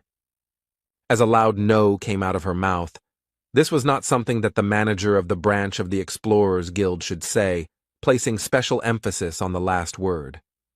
And she continued her explanations by saying that even now, many years after the discovery of the labyrinth, there are still mysteries that have no answers. One can never predict what might happen there. So how can a man be confident in the impossibility of anything, and at the same time head a branch of the Explorers Guild, again emphasizing the last word? The hero, looking at the girl's passionate speech, could confidently say that she really was a magician to the core, and also ruthless even to a very influential person. Suddenly, a man entered the room accompanied by guards who immediately introduced himself as Niall Urbans. At first, Björn couldn't understand who it was, but soon everything became clear, because his hostage shouted the word father, which meant it was the head of the district. The Explorers Guild is run by clans, uses command spells, and trades information for the benefit of other explorers. Its management system is simple. Each of the hundreds of branches has its own leader. Above them, one step higher in the hierarchy, were 13 regional managers, one of whom was the man who had just entered here, and at the top was the guild master. The guards behind Niall Urbans pushed a man forward, and the high-ranking guest himself said that this was the one Bjorn had requested. The barbarian's face took on a gloomy expression, and he asked this man if he was the Crystal Union member, Hartz Jr., who had made false accusations against him. Without even listening to his excuses, Raven immediately used memory-reading magic and reported that the man had lied. Now he definitely won't be able to get out of this situation, since the sorceress from the Tower of Mages confirmed his slander. After this, the county chief said that Björn Yandel was found innocent, so there was no longer any point in keeping the hostage, and the barbarian released the girl. After this, Niall said that an investigation would be conducted against the slanderer, as a result of which his fate would be decided, to which the hero noted that it would be a good idea to take a closer look at the Crystal Union itself. Urbans agreed to this, and also added that the investigator responsible for his case would also be fired, to which he began to justify himself by saying that he had acted according to the rules. The regional manager interrupted him and threatened him not to try to shift the blame onto the guild, and that all matters he had handled would be investigated. And he ended by saying that if any discrepancies were found, the investigator would be punished accordingly, which made the latter break out in a cold sweat. Soon the investigator and member of the Crystal Union were taken away by guards, and Niall Urbans decided to move on to discussing compensation, which would consist of a promotion to rank 7 and a change of equipment. But this did not suit Björn because he himself could advance to the 7th rank with the help of the essence of a vampire guardian, which he was quick to report. Niall tried to say that the barbarian only had 2 months of experience, to which the hero said to bring him a researcher of that rank, and then it would become clear who was stronger. Björn was immediately engulfed in barbaric rage, and with a cry of Yahello demanded an opponent, to which Urbans tried to calm the hero down and explained that this had simply never happened before. Unexpectedly, Raven decided to support the hero. They met eyes, and the girl smiled at him, after which she began her speech. The sorceress stated that she was sure that there was no researcher here who could resist a 5th-rank vampire and return alive by absorbing his essence, so Niall was forced to agree. Then Björn demanded money as compensation, or to be more precise, 5 million stones, which may be a bit much, but he, as a stupid barbarian, can afford to start bargaining with this figure. But unexpectedly, for both him and the branch manager, Niall Urbans, although with displeasure, agreed to these conditions. Björn thought that it might be related to the presence of Raven here, who just now demanded another 1,000,000 stones as a reward for her services. Could this really be the influence of the Tower of Mages? Soon all the issues were resolved, and the barbarian and the sorceress went to the latter's laboratory, which was in disarray. The girl offered the guy some water to drink, although it was from a test tube, but that's simply because there are no mugs here, and if he doesn't want it, then she can offer basil concentrate. The hero did not risk drinking this liquid because, most likely, this flask had previously contained strange liquids and monster organs. Putting the vessel aside, Björn asked why he had been invited here to the magic tower. Raven reminded that the barbarian had promised to fulfill one of her requests. The hero had only agreed because he was in a hurry, and there was nothing wrong with making friends with a mage. Bjorn agreed with this. The main thing was that it was within his power. The sorceress was happy with his words, and said what she wanted. It turned out that Raven wanted to study the essence that the barbarian had absorbed, and also explained that there was some benefit to it for him as well. Listening to the sorceress's story about how this would help him discover some unknown features, the hero noticed how the expression in her eyes changed. One could see a desire for knowledge in them.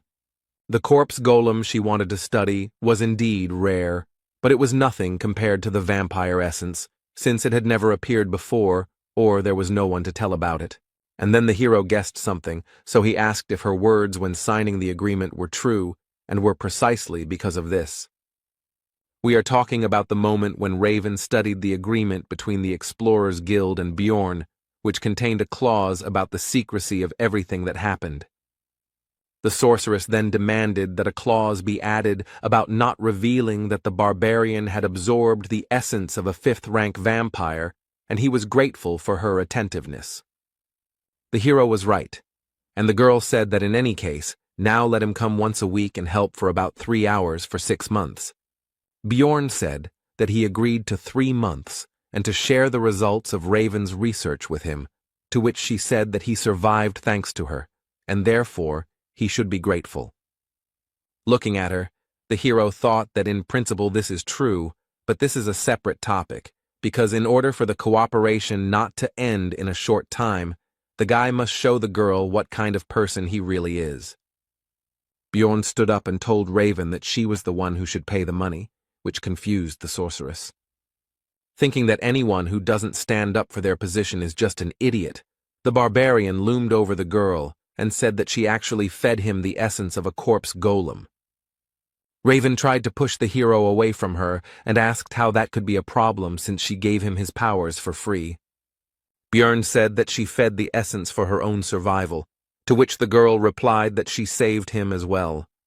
The hero responded indifferently that he didn't care.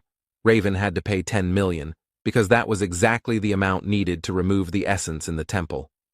The sorceress asked in bewilderment why he was getting rid of such a precious thing, and exclaimed that he was a crazy barbarian. Bjorn explained that it was not the essence he wanted, meaning it had caused him serious damage, to which the girl responded that she had heard about the value of this thing to researchers. The hero said that this is the mage's biased opinion, since they cannot absorb essences. If he does not believe, let him ask other adventurers. Raven said that he was just sure that she didn't know any other explorers besides him, but that wasn't true. He should just wait a little. After this, the sorceress took out a magical communication item from somewhere and called a certain Patsran to resolve their dispute. The girl asked him how he would feel if someone fed him an essence he didn't want, to which he said the answer was obvious. To begin with, Patsran would be very angry, because despite the possible value and uniqueness, the essence, which was not in the plans, would only interfere. It's hard for mages to understand, but researchers can't just absorb everything and hope to move up the floors that way. And when asked about possible compensation, Patsran replied that he would demand 15 million, because the more essences a person has, the more expensive the removal, and if they cannot pay him, he may kill. This news worried Raven, and while she was collecting her thoughts, Bjorn decided to think about this Patsran. This researcher is obviously of a very high rank and experienced nature, since he understands the importance of skill combinations and has connections in the magic tower. If you were to ask the same question to some 9th-rank rookie who was barely surviving, then the answer would be completely different. Interrupting the hero's thoughts, an old magician entered the laboratory and said that he was the teacher of this lady, whom the barbarian had forced to tense up. Bjorn understood that since this was Raven's mentor, it meant that this was the person who controlled the 5 floors of the tower, the master of the great Artemian school, he was even higher in status than the regional leader. The old man said that he had overheard their conversation and drew the sorceress's attention to the fact that her sound insulation magic was working with many holes. And he explained that he did this to satisfy his curiosity, because his youngest student had dragged a man to her for the first time, and even a living barbarian, the hero, paid attention to these last words. And the old man ominously informed that usually Bjorn's relatives are delivered dead, or simply their hearts are brought. After which he changed his behavior, laughed, and said that it was all just a joke, but the hero was a barbarian who understood the mood of others well. Bjorn decided to respond with a barbaric joke, so he pointed his finger at the wizard and said that he really wanted to crack that skull. And after a few seconds he said that it was all a joke, so the old man should relax and laugh. Raven, looking at this disgrace, exclaimed that Bjorn had already gone completely crazy, although this was clear from what he had done in the guild. Having already decided that he had gone too far, the hero began to think about how to resolve the conflict, but the old man laughed and assessed the character of the boy in front of him. He also said that the older generation could easily tell the difference between a joke and a threat, although it was clear that he was actually furious. The hero decided to take advantage of the reputation of his people and praised the magician, saying that since he understood barbarian humor so well, he was not such an old man, and asked if there were any barbarians in his family. Teacher Raven decided to return to what he came for. He had heard about compensation and would like to offer Bjorn something else. He took out a box and presented its contents. It was an artifact. Number 9425, the Ring of the Frost Spirit. Numbered items are rare things. You can only get them from the keepers, and each of them contains a unique skill. Would he really just give away such a valuable thing? Bjorn asked what use he would be. The mage replied that he absorbs one of the skills of the absorbed essence, and this would be useful to him, because having acidic blood is very problematic. The hero agreed, because it seemed that even the head of the school did not know about another function of the ring. He was escorted to the exit by Raven, who reminded him not to forget about helping in research. The sorceress tried to ask her master for forgiveness, but he said that the item was useless anyway. Its market value was 1.5 million stones. Bjorn, meanwhile, was also pleased with the deal, because thanks to his game knowledge he knew about another ability of the artifact. Both parties were pleased with the deal, thinking that they had deceived each other. When Bjorn arrived at the hotel, its owner was surprised that he was still alive, and also said that he had already thrown out his things. The hero got angry because he had paid for another week. He said that he would reimburse everything, but the hero was not free of anger. He did not want to forgive. But the next second he calmed down, because he realized that this behavior was not typical for him, and he tried to remember how long he had been behaving like this. From the moment he came to this world, even when his life was in danger, the boy kept his emotions in check and remained calm. When I first killed, I only thought that it had to be done. The process was simple. Even during the escape from prison, there were no doubts. Remembering the argument with the old man from the tower, Bjorn knew that 29-year-old office worker Lee Han-soo would never do something like that. It seemed to the hero that these were all just changes under the influence of the surrounding reality. But the discomfort continued to grow, and now he is sure that after each battle the body's instincts break out. His mind becomes simple, rough, and aggressive, as a barbarian should be. It seems as if his consciousness is merging with this body. But for survival it would be even better. Bjorn summed up his thoughts, after which he demanded 30,000 stones from the innkeeper as compensation. The man was outraged by such a price, so he could not keep his emotions under control, and shouted that his trinkets were not worth half of it. The barbarian immediately drew attention to this, and pointed out that, according to this man, the things had been thrown away, and the owner of the hotel had no choice but to pay the required amount. Soon Bjorn changed his place of residence. Now the room was more expensive, twice as expensive as the previous one. It had its own bath, good windows, etc., and it was also closer to the square with the portal. The next day, the hero went to Einar, who greeted him with joy, because she was worried about her partner when he disappeared for such a long time. Meanwhile, the rest of the tribe shared the news that the whole city was talking about the so-called barbarian of freedom. Björn realized that this was all about him, so he asked cautiously for details, in particular about the name of this hero.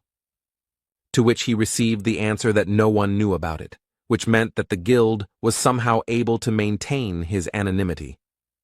But the rest of the barbarians were not interested in this. They were simply happy and proud that such a man appeared in their tribe. He fought alone against 100, refuted false accusations. The relatives admired these actions, and the hero did not think that this would become such big news, and also hoped that it would not lead to serious consequences. Afterwards, Björn and Einar went to Carmelby, a middle-class area with many craft shops and merchants. Here, the team sold the loot and equipment of the hero himself, which turned into scrap metal, resulting in 800,000 stones, of which 300 went to the warrior. Einar suddenly became surprised by something and drew Björn's attention to how people had put clouds on a stick and were eating them. Of course, it was just cotton candy. The hero decided that it would be a good idea to treat the girl to both sweets and just lunch, while the warrior could not believe what humanity had come up with. But soon Einar's mood worsened. She thanked her partner for treating her as before, because the other barbarians now avoided her and did not see her as a warrior. And lately, some guys have started to hit on her, trying to get her attention, which had never happened to her before. Einar finished pouring out her experiences by asking Björn for forgiveness and saying that she would not be able to go to the labyrinth with him. As a result, the girl left the group, and although her problems were very important to her, they were not the main reason. The main reason is that the elder of the sacred land, a famous sword master, noticed Einar's talent. Therefore, the warrior decided to study the art of the sword under his command in order to become much stronger than she was now. When asked if the sword master could go to the labyrinth with them, the girl replied that there would be special training, so they couldn't leave the sacred lands for 6 months. The hero understood what kind of training this was, so he decided that Einar really shouldn't miss such a chance, and she herself said that she couldn't ask him to wait for her. And she doesn't necessarily ask to take her back when the time comes, but she will try and come back so strong that she will no longer pull Björn back. He couldn't hold her back, because during the second exploration, she was defeated by the marauder, and she also had to use the oath. In the rift, Einar could only watch as others took the initiative while she remained at best in the background. It all hit her hard, so she agreed to the training. Björn will have to look for new companions, although there is an option to go on his own, because he has grown a lot in 2 months. Namely, he absorbed 2 essences, thanks to which his characteristics have greatly increased. But from the 3rd floor, it is impossible to travel alone, because as the floors increase, the absence of other roles in the team becomes critical, so finding comrades is a necessity. The hero needs companions of a similar level to climb higher and hunt higher-level monsters, and his first target for recruitment was Raven. After completing the research, Björn spoke about it, but nothing came of it. She didn't even listen and refused. She demanded to invite her only if the group was larger, everyone at least 6th rank, and there must also be a priest. Raven told him to put this nonsense aside and handed the research subject the result of this very research, which he began to study and came to the conclusion that he already knew this from the game. The growth of characteristics, among which the most prominent were regeneration, magic resistance, and soul power, as well as all of his active and passive skills, he studied and tested, except for Bloodmaster. This allows one skill of the one whose blood is absorbed to be temporarily used. Source of Darkness, Sacrificial Seal used when escaping from prison, Eternal Life, increases regeneration depending on damage. Before Björn left, Raven decided to inquire about what that thing was that the hero had shoved into the vampire's mouth during the battle in the rift. The guy decided not to say anything and said that the situation was quite chaotic then. She probably messed something up. The sorceress began to say that she saw everything with her own eyes, but the barbarian interrupted her, saying that he was hungry after which he quickly ran away. Raven was unhappy with this. She realized that Bjorn was hiding something, so the girl intended to find out everything on her own. To this end, the blonde headed to the huge library of the Magic Tower with confidence, to find answers in the books, which she did. She read that it was similar to a goddess tear, a consumable relic of unknown origin that, when destroyed, bestowed a powerful holy blessing on the surrounding area. 150 years ago, during a dimensional collapse, Cardinal Andron used 3 such objects to save the Holy Pope, and it was never mentioned publicly again. Suspicions grew stronger, because how could a barbarian who had recently undergone the ceremony know about the location of the relic, as well as its effect?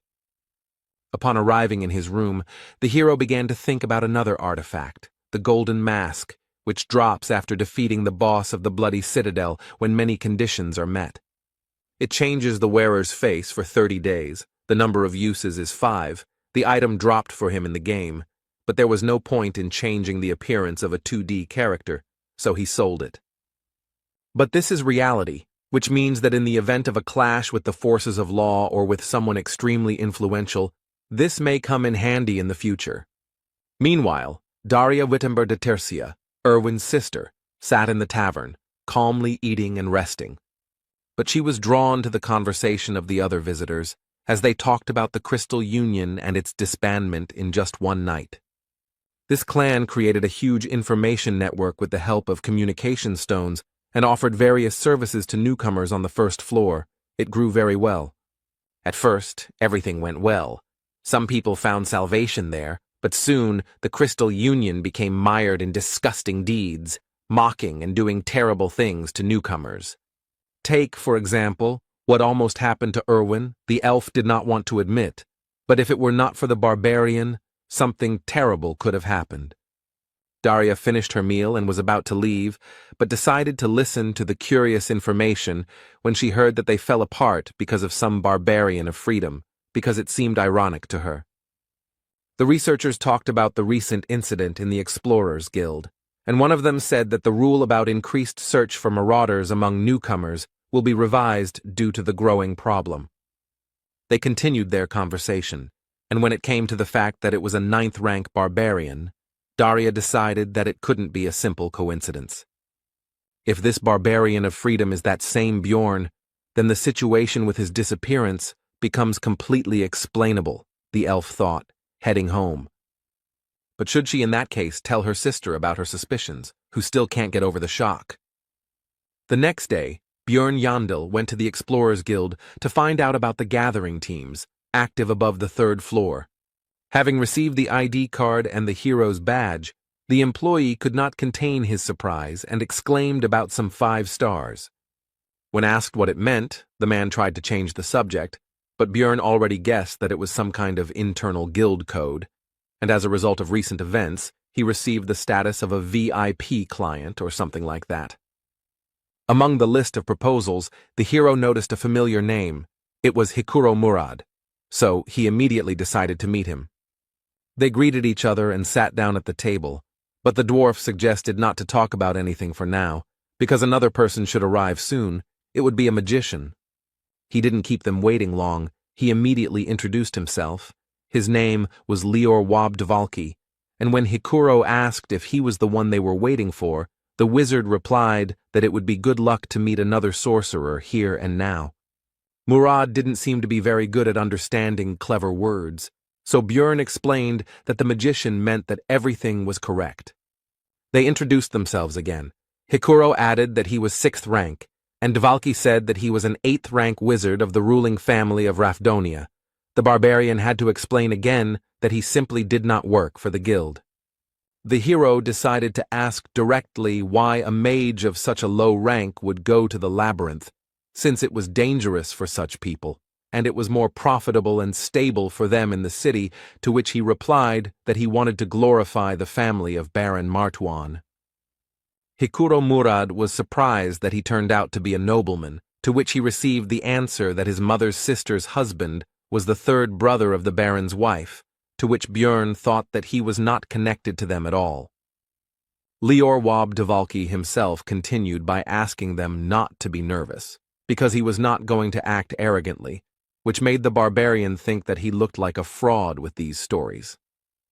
From the subsequent conversation, it became clear that the magician knows how to use daily and administrative magic, knows a couple of spells like curses, and is well versed in cold magic, a wizard without experience. There are nuances, but the very presence of a mage in the team will become bait for good fighters, so Hikuro and Bjorn decided to accept Dvalki. As expected after that, requests from various researchers poured in, so they met several times a week to review documents, but it felt like the hero was doing all the work. Be that as it may, but soon the composition of the future team was approved, the group was assembled, and soon there will be their first trip to the labyrinth. On this occasion, Bjorn even decided to update his equipment, as he had some extra money as compensation from the Explorers Guild. With this, he decided to go to the Abode of Knowledge. The librarian asked what this meant, to which the hero replied that he would have to explain, since she asked. And Bjorn began to boast that this was his brand new armor and shield, made of good material, lithium, and behind his back is an extended backpack, which was not too expensive, so it was bought. But the indifferent Miss Librarian took a step back and said that the hero would be complained about by other customers, so he should not come in armor anymore. Bjorn was already returning home when he noticed one of the barbarians who was simply sleeping in the alley, but he would not have paid much attention to this if not for one thing. This kinsman has no weapons, and yet they store their weapons as if their lives depended on it, no matter how hungry, weak, or poor they are. Bjorn approached him and asked where his sword or something was and what he was doing there, to which he received a polite answer that he had no money, so he sold it. The hero smiled at his fellow man, but inside he understood from his behavior and actions that this was not a barbarian, but an evil spirit just like himself. Bjorn invited this Tarikan, son of Lien, to the tavern, where he learned that he had undergone the ceremony a month before Jandel himself. But then he got lost and couldn't find the labyrinth, but it's obvious that this is a lie. He was just afraid to fight monsters. It would have been easy to escape, but the problem is, in the consequences of this decision, he probably couldn't find any work, because no one needs barbarians. This made the hero wonder if players really end up here when they open the final boss room, since such an experienced gamer should have understood the consequences. When asked what Tarikan was doing a month later, he replied that he again did not go to the labyrinth, because he was unarmed, to which Bjorn exclaimed that he had gone completely crazy. That's why it was necessary not to lose him, the hero wondered. Did this man even play the game? And if so, how did he make such mistakes? Then Tarikan went through hunger, cold, and illness, and Bjorn thought about how he had managed to last 3 months under such conditions, and also if he had run away on his first day, the same fate would have awaited him. The barbarian, on the contrary, finished telling his story and asked how he liked it, whether the hero felt sorry for him, whether he would help his fellow man, whether they would go to the labyrinth together. Bjorn refused this, but gave Tarikan 150,000 stones so that he could buy himself a weapon and go on the campaign himself. When his relative said that they should meet again next time, the hero responded with a sharp refusal, saying that he didn't care what would happen next, but that he shouldn't even try to look for him. Already in his room, Bjorn analyzed what had happened, and his behavior. He had behaved disgustingly. Did he remember the past? A logical person would say that this Tarikan is nobody to him, and the hero is stupid for giving him his money, but an emotional person would be angry at the weak help to that barbarian. Both points of view had a right to exist, but Bjorn believed that he had made the best decision, and now he could only hope for the survival of an evil spirit like himself. Soon, the newly formed team set out on their first expedition into the labyrinth. The squad's wizard, Lior Wab Dvalki, an 8th-rank mage, 25 years old, was inspired and ran around everywhere. Brown Rothmiller, human, rank 7 researcher, 34 years old, 8 years of research experience, seems to be the most normal member of their group. Hikuro Murad, a dwarf, a 6th-rank explorer, a tank and the leader of the group, and right next to him stands the 2nd tank, Bjorn himself, a 7th rank. The last one is Misha Karlstein, a 7th rank beast woman, 25 years old, 5 years of experience exploring the labyrinth, and someone also said that she is the 13th princess of some tribe. She has a strange habit of saying Nia at the end of her lines. She claims that it is an innate trait, but the hero has never encountered this. Thus began their team's first exploration of the labyrinth, and under Rothmiller's leadership, they reached the portal to the 2nd floor in 10 hours. It was a good result. Although someone still came earlier than Brown was unhappy, soon the group entered the portal. Bjorn regretted that he could not use his method, because he does not trust them. This time the team got to the location of the beast's lair, in which, as can be understood from the name, beast-type monsters were found, and there was always a terrible smell here. But almost all members of the group could handle him, except for the newcomer Woba Dvalka.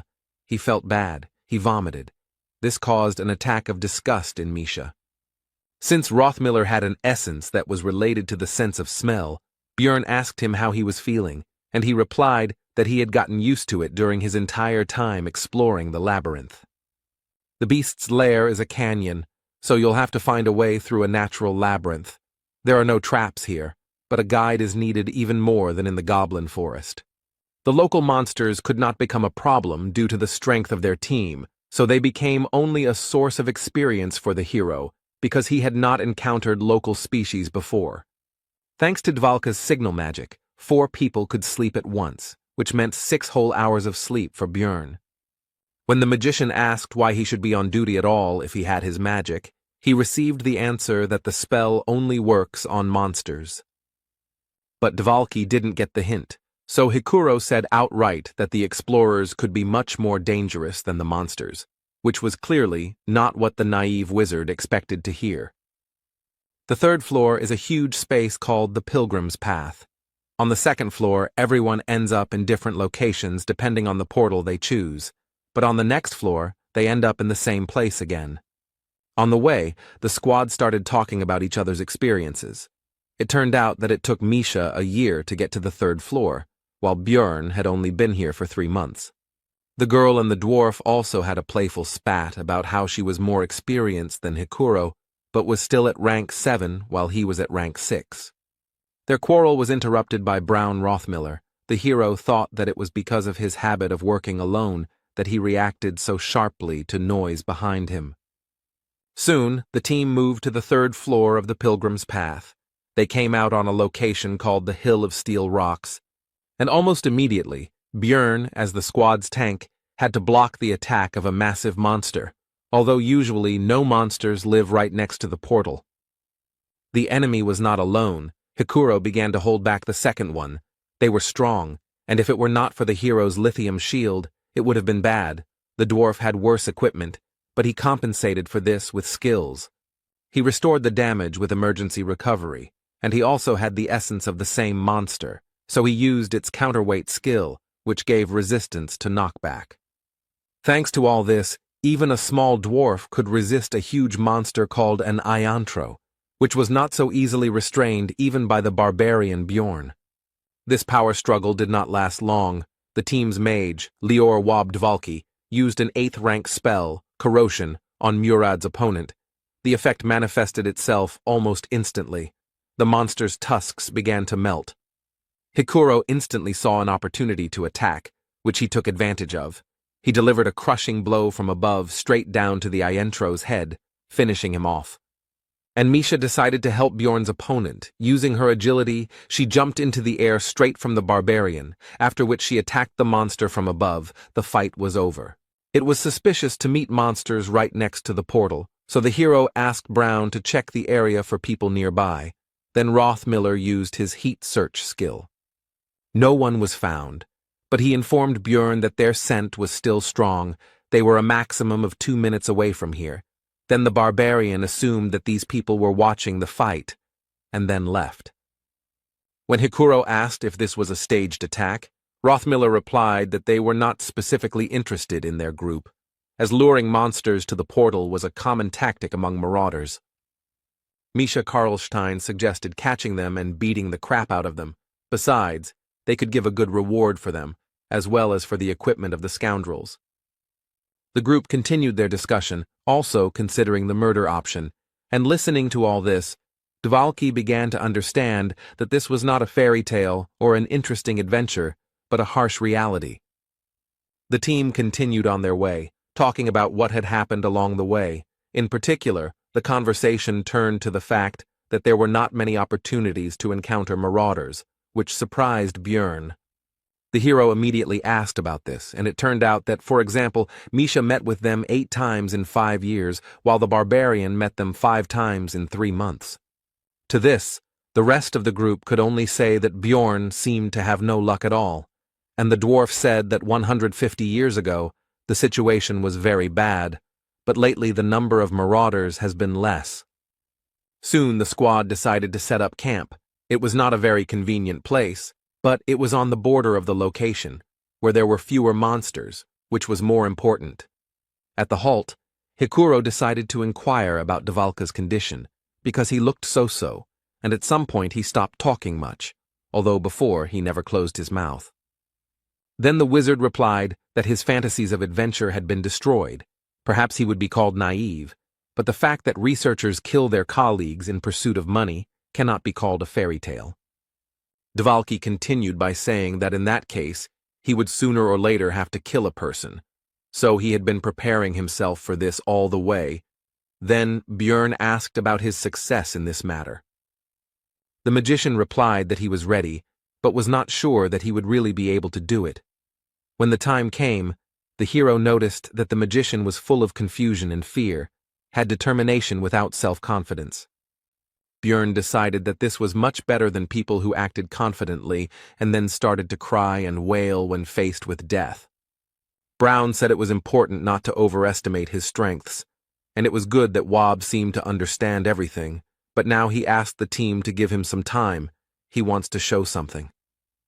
The group climbed to a higher ground and were treated to a beautiful sight, and Rothmiller reported that no one knew the nature of this magical phenomenon, but the reasons were not so important when you saw something like this. Soon the light disappeared, and the labyrinth was filled with the usual darkness. Everyone went to bed, but Bjorn remained at his post, but Dvalki also did not fall asleep soon. It seemed he was thinking about everything that had happened during this time. The next day, the hero analyzed his development. The amount of experience earned was about 50. 150 were needed to reach level 4. It would take a lot of time, but there was no rush, because there was another slot for essence.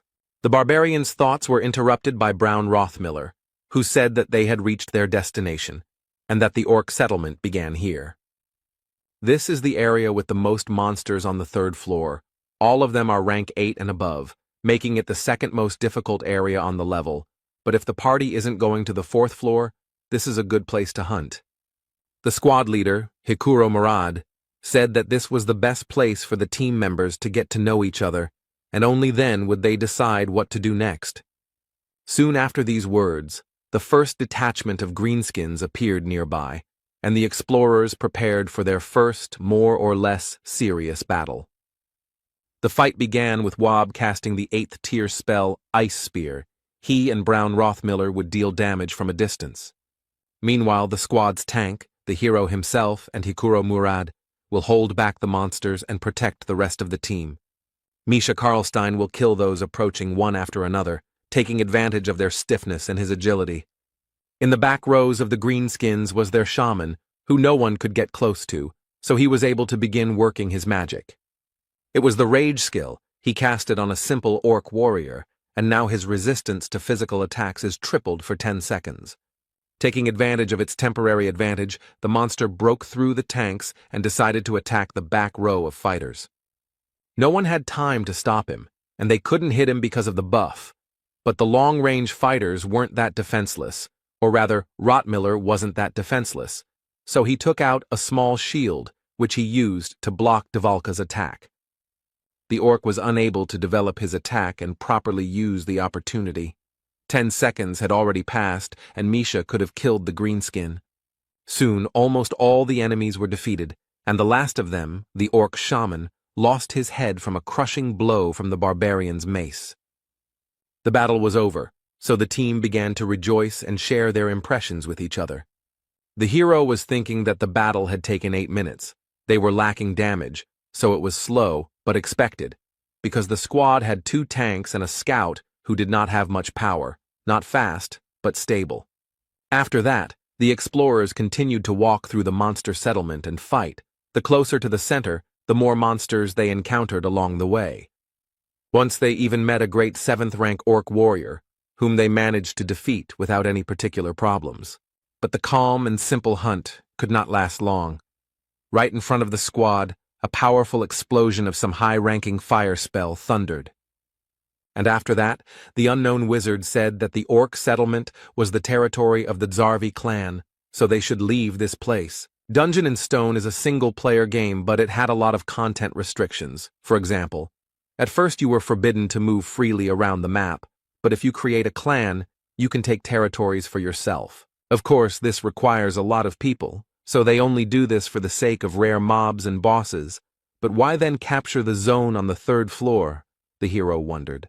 Hikuro Murad, the leader of the squad, asked about the reason for their presence here, since their clan was active from the 6th floor, but the magician was not going to explain anything, which he said. Then the dwarf said that he knew about the granting of territories to clans for their merits, but he had not heard that this place belonged to Zarvi. Whether it was the responsibility of the team leader or the famous stubbornness of the dwarves, it doesn't matter, but he decided to take the hard way. While the two were arguing, Misha, for some reason, tried to hide behind the barbarian's broad back. But it was pointless. The beast man, who had been standing next to the magician all this time, turned his attention to her and asked if she was stupid, at which the cat came out of her hiding place and said his name, Talon Orifring. The guy demanded that they not call him that outside, and the wizard said that since she was his sister, an exception could be made for her. But Talon refused, saying that he couldn't explain, but it was a family problem, so his father wouldn't mind. The magician agreed, but said that he could at least explain the reason why she was being driven away from here. It turned out that they urgently needed the essence of the great orc warrior for internal clan reasons, and if everything went well, then next time this zone would be free, so they would be grateful if they left. And he continued that there would be no monsters left anyway, so it would be better for their team to leave. But the hero understood that if this requirement was not met, the clan would use force. In the labyrinth, the rules are written by the strong, so it's best not to forget about it. So as not to do stupid things, Bjorn understands that the dwarf wants the best for the squad, but you need to know your place and leave while you're alive. Unexpectedly, Lior Wobdvalki stepped forward, saying that he would sort it out, introduced himself, and tried to establish a dialogue between himself and the clan mage, as if between colleagues. But nothing came of it. The wizard from Zarvi said not to call him elder, and that he was only a pitiful worm, that he was not worthy of being called by the proud word of a sorcerer. He urged Dvalki to find some shame in himself and not dare call himself a magician when all he could do was perform pathetic street tricks. Lior had completely failed. It was sad to hear such cruel words, but the hero believed that nothing could be done. He had to leave. But Hikuro Murad, as the leader, decided to stand up for his own, and Björn believed that now was not the time or the situation for arguments. The dwarf finally lost his temper and began to charge his discharge skill, and the hero was already doubting his sanity because he was going to fight the clan of the 6th floor. Additional fighters from the Zarvi clan approached the magician. They all just looked at Hikuro and were not going to leave, because what could such a low-ranking researcher do to them? The dwarf lunged towards them with a cry of rage, while the wizard seemed to be only waiting impatiently for this, since in this way he would be able to kill this squad with impunity, citing self-defense. But the hero couldn't let that happen, so he made a lightning-fast dash and knocked the commander of his squad into the ground. He pinned Hikuro's head to the ground, not allowing him to move, and told him to stop. The dwarf himself seemed to also begin to understand what had almost happened just now. The Zarvi clan members just watched the performance with predatory eyes, and their wizard said that they had a good team, and Murad should definitely thank the barbarian later. The squad moved away from the scene, and then Hikuro began to apologize for his actions, saying that he had lost control. Rottmiller began to scold the dwarf, and the hero thought that it was right, because it was better to accuse him now so that he would remember everything. But the next moment, Brown forgave him and even praised him for defending his comrade. Misha Karlstein also began to ask for forgiveness. She said that if it were not for her participation, it would have been much easier to cope with the situation, and Dvalki began to deny her guilt. Hikuro noticed how awkward but sincere this consolation was, and the atmosphere between the squad members somehow changed, and the hero began to feel some kind of shame from this situation, as always in such cases. Misha began to talk about how she doesn't like to talk about her family because she is the only one who couldn't make a contract with the spirit beast. Beastmen are able to make contracts with the spirits of ancient animals. This agreement itself can have different forms. Some of the beasts themselves aid in battle when summoned, others cause obsession, increasing the contractor's physical attributes, and some bestow blessings and abilities. Of course, not everyone can sign a contract, but the problem is that Misha is the direct heir of the Karlstein family. She cannot summon a spirit, and this disgraces her family. Meanwhile, the girl continued her story by saying that as a child, she had good relationships with her brothers and sisters. But when she became an adult and was not chosen by the spiritual beast, then everyone began to ignore her, and also called her a half-breed. They say that she has dirty blood. Misha's mother died immediately after giving birth, so there was no one to tell the truth to. The girl could not tolerate such an attitude, so she left home and learned to fight, and that's how she became a researcher.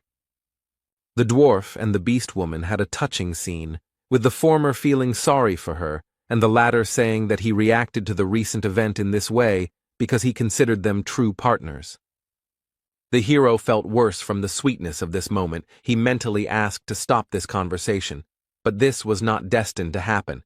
Hikuro decided to tell his story too. Murad dreamed of becoming a blacksmith, but he lacked talent and was unable to complete his preparatory training for 10 years. That's one of the reasons why he became an explorer after he was 30. He needed money for taxes, so he had to run away. Lior Wabdvalki was completely moved by all this. He shouted out that he considered himself the most untalented and also decided to talk about his failures, about how he was able to become a magician thanks to his family status. But he didn't have the talent to enter the magic tower. If he was a real magician, then that person from the clan would have shown at least a little respect. Hikuro began to console the boy, telling him that the old man was just a bad guy, and that Wab was a great sorcerer. Rottmiller, who was standing next to Björn, said that he had been in many teams, but had never encountered something like this, to which the barbarian mentally agreed that it was strange. But the next moment, Brown also became a part of all this, and the hero thought that at least someone from this squad understood him, but it turned out not to be so. He said that when Murad and Misha talked about the experience, he was very upset because of envy, because they were not born human, so they do not know what he had to go through. They were surprised by this, and they asked the question, don't human researchers have advantages because they can become magicians, priests, elementalists, and open the aura? The hero mentally noted that this was only available to the talented, but he remained silent, while Hikuro laughed and noted that it turned out that they had a team of losers, and if so, they would cover for each other's shortcomings. There was harmony between the squad members. Everyone encouraged others. Dvalki promised to do everything possible to be useful. Misha encouraged everyone to try, and Murad expressed hope for long-term cooperation. They all laid out their problems and supported each other, and now all eyes turned to the hero. Now it was his turn. This made Björn tense up. They were all looking at him so strangely, waiting for something. Would they throw him out if he didn't say anything? And what should he say at all? These thoughts were rushing around in his head. In the end, the barbarian could not think of anything better than to shout loudly that he was left without a mother, after which there was silence. His comrades looked at him strangely. The hero was still tense and decided that this, apparently, was not enough. Then Björn started screaming again. but this time about how his mother died when he was born, and his father went into the labyrinth and never came back when he was little, and now he is an adult, but he cannot see them, even if he wants to. The hero fell silent and began to wait for the other's reaction to the speech. Also, technically, it was all true. Einar told him about it. Rottmiller noted that it was hard for him at such an age, and Misha decided to apologize because she complained about the difficulties in her family, and for him, everything was even worse. Dvalki decided that the hero was just pretending that everything was fine, and Hikuro offered to replace his parents if he wanted. Björn shouted that everything was okay, but inside he was screaming for them to leave him alone. The shame inside him was beyond all bounds. Somehow the hero became the most pathetic member of the group, but he didn't care, and it wasn't like he actually had a mother. In fact, he is a barbarian who uses his knowledge from the game as an advantage over other researchers, and has already reached rank 7 in a measly 3 months. Although, if you think about it, he is a loser who somehow ended up in another reality, where he is considered an evil spirit, who are killed as soon as they find out about them, and he has already been on the verge of death. While Björn was thinking about how shitty his life was and was being consoled by Misha and Dvalki, Hikuro and Rothmiller discussed the group's next steps, eventually deciding to go to a location called the Witch's Forest. When asked why not move to the 4th floor, Murad replied that he had seen too many teams underestimating the difficulty and dying there, so they needed to work on their teamwork first. The hero remembered that the Witch Forest was a zone that was only visited in extreme necessity, a bad place for hunting, and not very suitable for warriors. But the 4th floor is no better, because in addition to monsters of the 7th and 6th rank, there are also occasionally 6th rank ones, which can be quite problematic. The hero died there many times because he went there unprepared, so the dwarf's fears are understandable. But despite this, Björn still approached the squad members with a proposal to go to the 4th floor, because Hikuro and he are pretty strong tanks, so if something happens, they can provide an opportunity for escape. He wouldn't even have to run away with the vampire essence, the hero thought. And they also had a mage and 2 experienced researchers in their squad, although the damage would be small, which would make the hunt slow, but they should be able to overcome the floor. Misha told Dvalki that Björn was saying the right things, but she was worried because he was a barbarian, but even a broken clock shows the right time twice a day, so she might as well listen. The hero didn't say anything, but he got angry because he could hear them perfectly well, and in the meantime, the dwarf suggested holding a vote. As a result, their pathetic team decided to go to the 4th floor. They had a long way to go. 3 days had passed since entering the labyrinth. Rothmiller was once again choosing a place to stop. Hikuro suggested walking for some more time, but Brown said that it would take a long time to find another suitable place. Björn noticed that they set up camp at 9 in the evening, just like the last 2 days, which was quite curious. It seems to choose its future resting place based on the remaining distance and speed, which doesn't sound very complicated, but is impressive, especially in the labyrinth, where the concept of day and night does not work. The hero asked Brown about his plan for tomorrow, to which he received the answer that they would be at the Witch's Forest before lunch, and he also advised everyone to have a good rest, because moving through the forest would require a lot of strength. Björn thought that Rothmiller didn't even think about the answer. He was just a walking GPS navigator, but he didn't expect anything else from the veteran researcher. In the middle of the night, Brown woke up the barbarian. Although it was not his turn, the hero, seeing the tension of his comrade, asked whether they were people or monsters, to which he received the answer that both. The sounds were like those being pursued. Rothmiller recalled the attack at the exit from the portal. Björn replied that the guide said that it looked like a trap for those who escaped. Brown confirmed this and said that he smelled the same scent as then, and their conversation also woke up Hikuro, who became tense from this news. It seems that for some reason they were specifically targeting them, and now they decided to deceive them by pretending to be people in trouble. In this situation, Björn decided to take advantage of the opportunity and ask the others not to interfere. Soon, 3 explorers appeared from behind the trees, screaming for help, but the barbarian stopped them with the words that if they approached, he would break their skulls. Orcs appeared behind the night visitors, and they themselves began to talk about the fact that the rest of their team had died, and also promised to reward them for their help. Bjorn demanded that they first put their weapons on the ground, but the adventurers were unwilling to do so, arguing that there were monsters right behind them. The orcs themselves were in no hurry, but simply watched and, it seemed, tried to understand whether the researchers had united into one group, but the hero decided that it was even better that way. The next moment, the barbarian threateningly announced that the choice was theirs: either throw down their weapons or get out of here straight into the clutches of the monsters. The researchers nevertheless decided to agree, and threw down their weapons. Then Bjorn asked Rothmiller to collect it all.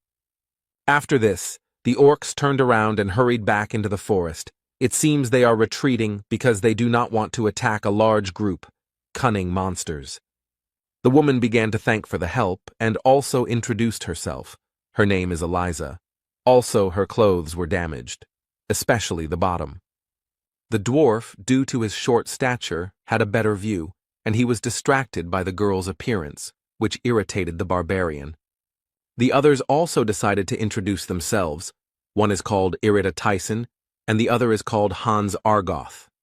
The hero asked the latter again, because he remembered the first marauder he had met, who was also the first person he had killed, which was an interesting coincidence. Argoth replied that it was a fairly common name, and also asked if he knew the other Hans. Bjorn answered in the affirmative, and mentally added that he was already a corpse, so the acquaintance was very conditional. Eliza, meanwhile, even shed a tear, and also said that their meeting was probably the protection of the goddess Ritlus, which surprised Rothmiller, and he asked if she was a priestess. The girl replied that it was true, that she served the deity of light who protected explorers and relationships, the star that rose at dusk and guided them. The hero did not believe her speech, because he already knew that they were actually marauders, but one of the guests asked Eliza to heal his wounds. And the girl used a divine spell, which surprised the barbarian, because this meant that she really was a priestess. The comrades behind were also surprised, and began to whisper to each other and express doubts that these explorers were actually marauders. And Rothmiller himself could not believe his mistake, and his feelings can be understood, because in the world of Dungeon and Stone, priests are sacred and pure beings, and people are very devout believers. The priestess beamed and asked with a smile whether this was sufficient proof of their reliability, and whether they could take the weapons. But Bjorn answered negatively, and thought that all this only works for people, and he is a barbarian, a different race, and also a different religion.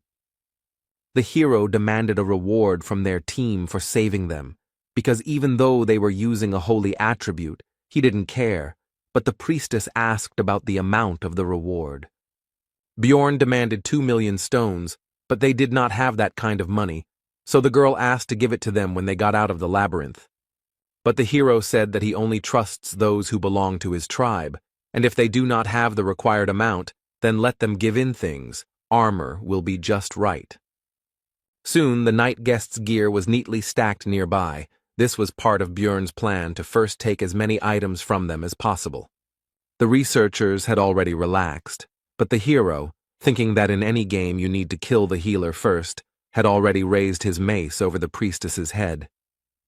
The girl's head was broken, blood splattered everywhere, and both the teammates and comrades of the dead woman were shocked by what they saw.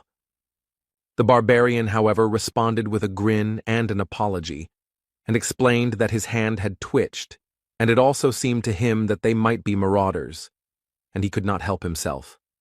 Irida and Hans began to panic.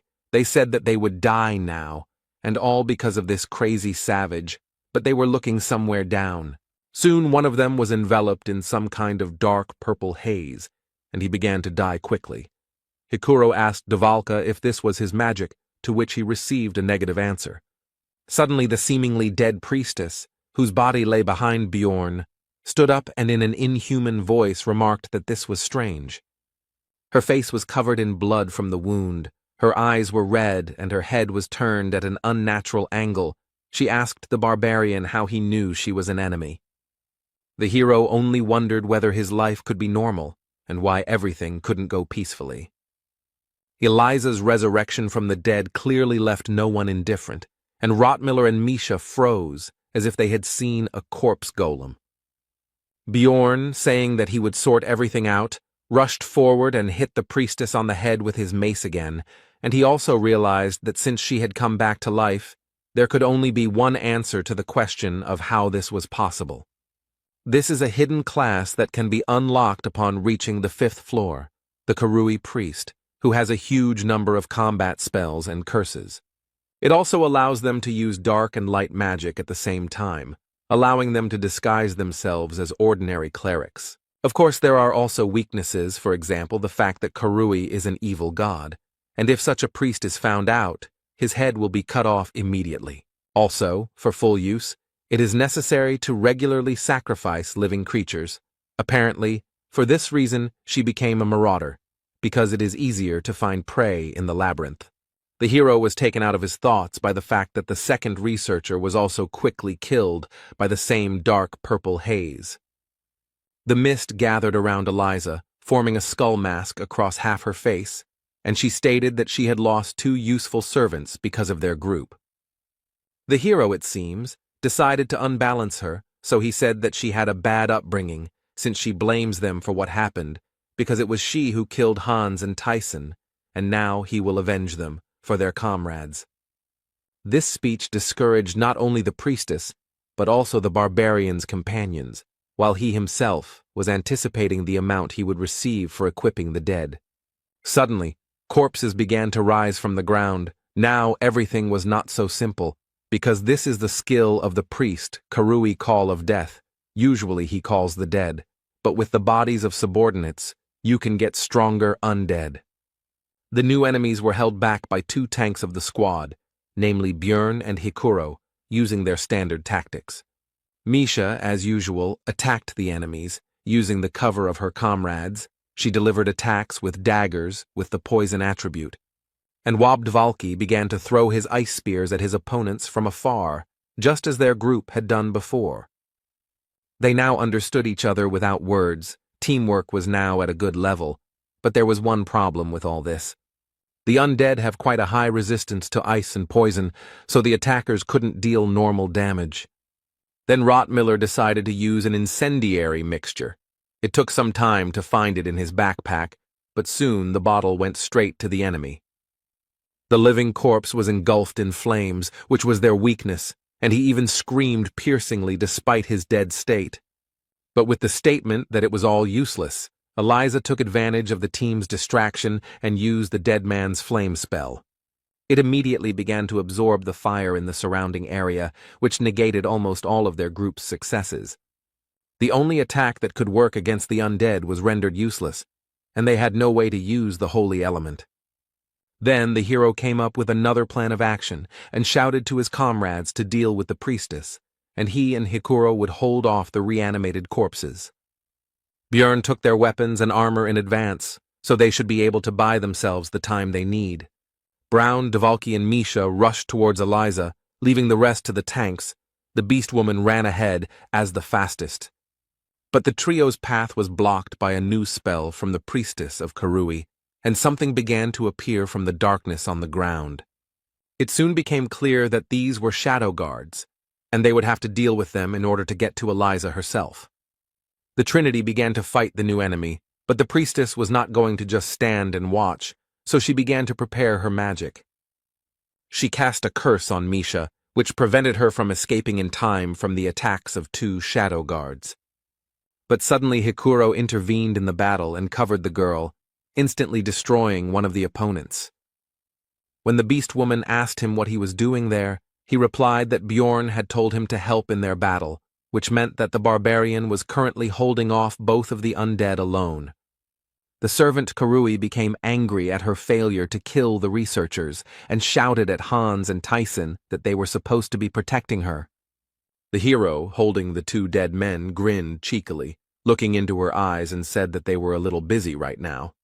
Eliza realized that she was losing, and saying that she would not forget this humiliation, began to rise into the air. After looking at the hero one last time and telling him that he would never get out of here alive, she left the battlefield using one of her skills. Looking after her, Björn understood that they had almost won, and she had run away at the last moment, harboring a huge grudge against them. The next moment, the barbarian felt extremely ill. The priestess left him with her entire arsenal of curses, of which there were over 15. It's good that Dvalki understands them, the hero thought, after which he turned to the magician with a request to remove the negative effects from him, to which he only hesitantly asked again. Then Bjorn said that Wob claimed to understand this magic, but he replied that he only knew a couple of spells from this school, but did not know how to remove them. This was very bad news, because physical characteristics could be permanently reduced if the curses were not removed by magic or holy power. Soon the squad was running as fast as they could towards their destination. Hikuro asked how Björn was feeling, to which he replied that everything was fine, although in fact it felt like he was dying. It was all because of the negative effects. If it weren't for the vampire essence, which gives resistance to magic and darkness, he would have fallen off his feet long ago.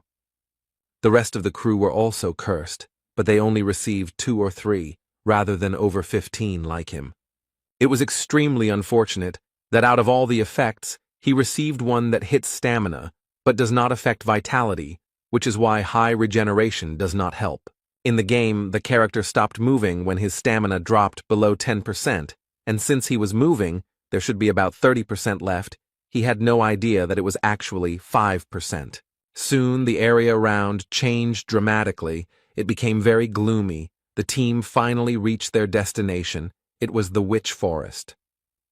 5 hours ago, immediately after the priestess's escape, the squad discussed the battle that had taken place, and the hero noted its enormous danger, as well as the fact that none of them could have dealt with it one-on-one. Björn said that if they hadn't taken the weapons and equipment and attacked first, some of their group would have died in an instant. Misha's eyes lit up at this, and she shouted that reliable barbarians are the best. She had doubts, but the hero simply went and smashed Eliza's skull. Björn asked Rothmiller if he could track the priestess, but he replied that there were no traces, so it was impossible. The hero informed everyone that she would definitely try to finish what she started before the labyrinth closed, because they would be able to reveal her, to which Dvalki said that they did well and could do it again. Bjorn became angry at the wizard's frivolity and asked what would happen if monsters intervened in the battle, after which he said that they needed to go to the witch's forest. This is the area surrounding the portal to the 4th floor. There are monsters of the 7th and 8th ranks here, many of which have a spiritual body that is immune to physical attacks, so it is not the best place for warriors. But right now, this is the best option, because in this special zone, all status effects, except for the effects of the zone itself, lose their power, which allowed the squad to get rid of curses. Rothmiller noted that it was strange that the barbarian understood the local geographic features, and that this was his first time climbing to the 3rd floor, to which the hero replied that he had studied in the library. Misha and Dvalki took it as a joke, because a barbarian who reads books is simply an impossible phenomenon. Be that as it may, Karui's curses disappeared, but now the effect of the zone appeared, which consisted of auditory hallucinations. The voices constantly screamed at him to die and tried to hurt him by telling him that he had no mother, but he didn't care about their words. Björn thought it wasn't that strong to be called a mental attack, but not everyone thought so. Misha asked how he could listen to all this nastiness and be okay, to which he received the answer that it was quite bearable. Hikuro and Brown were perfectly fine. The Beast Woman was more or less coping. They had all visited this place before, and Bjorn himself was also normal. But Lior Wob Dvalki, who entered the labyrinth for the first time, felt unwell and began to vomit. This happened because, in addition to auditory hallucinations, ordinary hallucinations began to take effect, as well as disorientation. Now the hero looked at the world as if through a crooked mirror. Bjorn asked the wizard if he would be able to use his magic in such a state, to which he received an affirmative answer. Hikuro Murad decided to set up camp to rest a bit, since the hero had barely slept the night before. And then there was this race. The dwarf said he would watch for a bit, but the barbarian was no longer listening. He threw his things to the sides and simply fell right onto the bare ground. The hero lay with his eyes closed, and also thought that with such adventures he would definitely not be able to bear it one day. His thoughts were interrupted by Hikuro, who leaned over the barbarian and said that he had seen Eliza before when he came to the guild to recruit a team. In the Bloody Citadel, where they went with Bjorn, the dwarf received a numbered item called the Guardian's Bracers, thanks to which his rank was raised. Perhaps she heard about it somewhere. This artifact has the number 3112. It is usually found in rifts above the 4th level. It is one of the 3000, so it is quite strong. The hero was again in a bad mood because of his luck, because he had worked so hard to get the essence, and the guy who had barely lifted a finger then took the numbered item for 50 million. Bjorn asked his comrade why he didn't recognize her right away, to which he received the answer that she was dressed completely differently, and her clothes were so dirty and torn to pieces in places. But it was crystal clear that these were just excuses, and in fact, he was busy staring at something completely different from her face. Bjorn realized that when their team was meeting and discussing their plans in the bar, she could overhear everything and set up an ambush. Hikuro said that treasures always bring trouble, but the barbarian told him not to shift responsibility. It was he who was not careful, to which the dwarf quickly left. Soon, Bjorn was awakened by his comrades, and Rothmiller noted that he was sleeping very soundly, and he had heard that even barbarians could not stand it on their first expedition, and Misha simply asked how one could sleep in such noise. It turned out that the hero was disturbed by the presence of a group of enemies nearby. These were fairies who were flying nearby.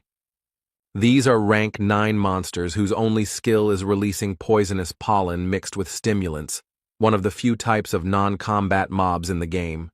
Bjorn said that there were quite a few of them, and that certain guy should be nearby, so was it worth fighting, to which Hikuro noted that Dvalki had gotten better, so they could handle it. The fight began with Murad sending his lightning at the fairies, after which the monsters simply fell to the ground. But that was not the end, for a monster of the 7th rank appeared, a half-troll that only appears in the witch's forest and has a habit of chasing large groups of fairies. The monster brought its club down directly on Hikuro, who covered himself from the attack with his shield, although it was not so easy for him. He stepped back a little, and the hero remembered that the dwarf simply did not have the same resistance to pain as he did. This is one of the main reasons why the location is not suitable for warriors, because they have to take damage, but here the pain is greatly increased due to the effect of increasing pain sensations. Most monsters are immune to physical attacks, and also use mental magic. The hero finished his analysis while Hikuro led the fight. Soon Dvalki finished preparing his spells. First he used Improved Freeze, which strengthened the following ice magic, and the half-troll was defeated. The strengthened ice spear pierced through him. Rothmiller urged everyone to get ready quickly, because the witch's forest is not the best place to relax, so they need to quickly move to the 4th floor. But the plans changed abruptly, because some group of researchers was coming out to them. Hallucinations and disorientation prevented them from being seen, but they were getting closer, so this would not last long. Among them was Eliza, who immediately pointed her finger at Bjorn and his comrades and said that they were the ones who killed her dear companions. The researchers prepared for battle, and one of them sent the priestess back, while the hero mentally complained about this woman and the problems she caused. Bjorn knew that this battle could not be won, so they needed to run, but before that they could use one item, which he shouted to the dwarf. He immediately used his guardian bracers, which pushed back the enemies and temporarily provided protection from any negative effects. While the team is fleeing, Misha decides to inquire about how this woman managed to find them, wondering if the witch forest shouldn't be safe. The hero guessed that after entering the forest, Eliza lost their trail, so she began to look for the researchers. She decided to use them by pretending to be a poor priestess who had lost her comrades to marauders. And now he is trying to pit their groups against each other so that he can then simply go and devour all the participants in the conflict. But explaining all this would take too long, and the effect of the item would soon end. So the hero shouted to Misha not to chatter, but to run faster. The scout is the first to notice the enemy's movements, the one who leads the team along the best route. They collect data in advance and then use their rich experience to lead others in the labyrinth. But all their skills are truly tested in the Witch Forest. Rothmiller's key strength is smell, because he has enhanced his sense of smell with special essences, and in this place, he copes surprisingly well.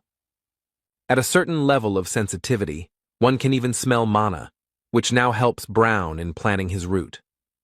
But the enemy also had a good scout, who closed the distance at every opportunity, so they needed to speed up. Now it all comes down to who gets to the portal first. But the problem is that they are all tired, especially noticeable for Misha, who may be fast, but is not particularly resilient. Soon the girl tripped over a stone. Björn immediately rushed to her aid, but she said that it was just a cramp, so let him run on.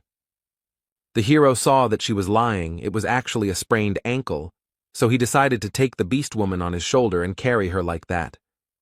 And when Björn turned around, it turned out that his comrades had already managed to run further, apparently not noticing their absence, while Misha began to lament that he should not have stopped and run further. The barbarian called the girl to calm down and said that it was better to stay where they were, because Rothmiller should soon notice that they were missing and would return. The hero himself, although he calmed Misha down, was not completely okay himself, because the situation was becoming very dangerous due to the fact that the Witch Forest could not be passed without a scout. The beast woman began to ask how long they would have to wait here, but her question was interrupted by Hikuro's cry, which rang out across the surrounding area. The girl got scared and asked her friend what they should do because they had to help the rest of the team. Björn replied that relying on sounds in this area was a bad idea, and that attacking them meant that they would not be able to return for them and they would have to move on their own. When asked what is most important in an emergency, the hero would not choose water, food, or tools, although these are important things, but strength of spirit. Right now, Misha clearly missed her. She was screaming that she didn't want to die like this, that she had worked and tried very hard, and it would be too pitiful. The hero told the girl to calm down, and mentally added that when you find yourself in such a situation, you need to accept reality and not deny it. Misha began to blame herself for this situation, because if she had not fallen, then this would not have happened, but Bjorn shouted at her to listen to him, because they needed to focus on the present. He told her to drink the potion from his backpack, so that the girl could walk on her own 2 feet, to which she, having more or less calmed down, agreed. Soon they stopped to rest a bit, and Misha began to lament that she couldn't believe that she had swallowed the potion while riding on a running barbarian. She even managed to think that she would die on his shoulders. Sitting by the fire, the hero thought that 4 days had passed in the labyrinth, so it would only get more difficult, and now only the 2 of them had to hold out until the labyrinth closed. The worst part is that most of the monsters are spirits, which they can't attack, meaning they really need attribute power. Then the hero made a decision and first of all asked Misha if she was married, to which she noted the strangeness of this question, but still answered that she was not. Then Björn continued asking, but this time about whether she had any beliefs that she shouldn't show her naked body to men she barely knew. The girl, embarrassed, replied that circumstances vary. The barbarian said that this was great, after which he took off his helmet and began to approach Misha, and she shouted at him not to approach, and that in general she was not ready for this.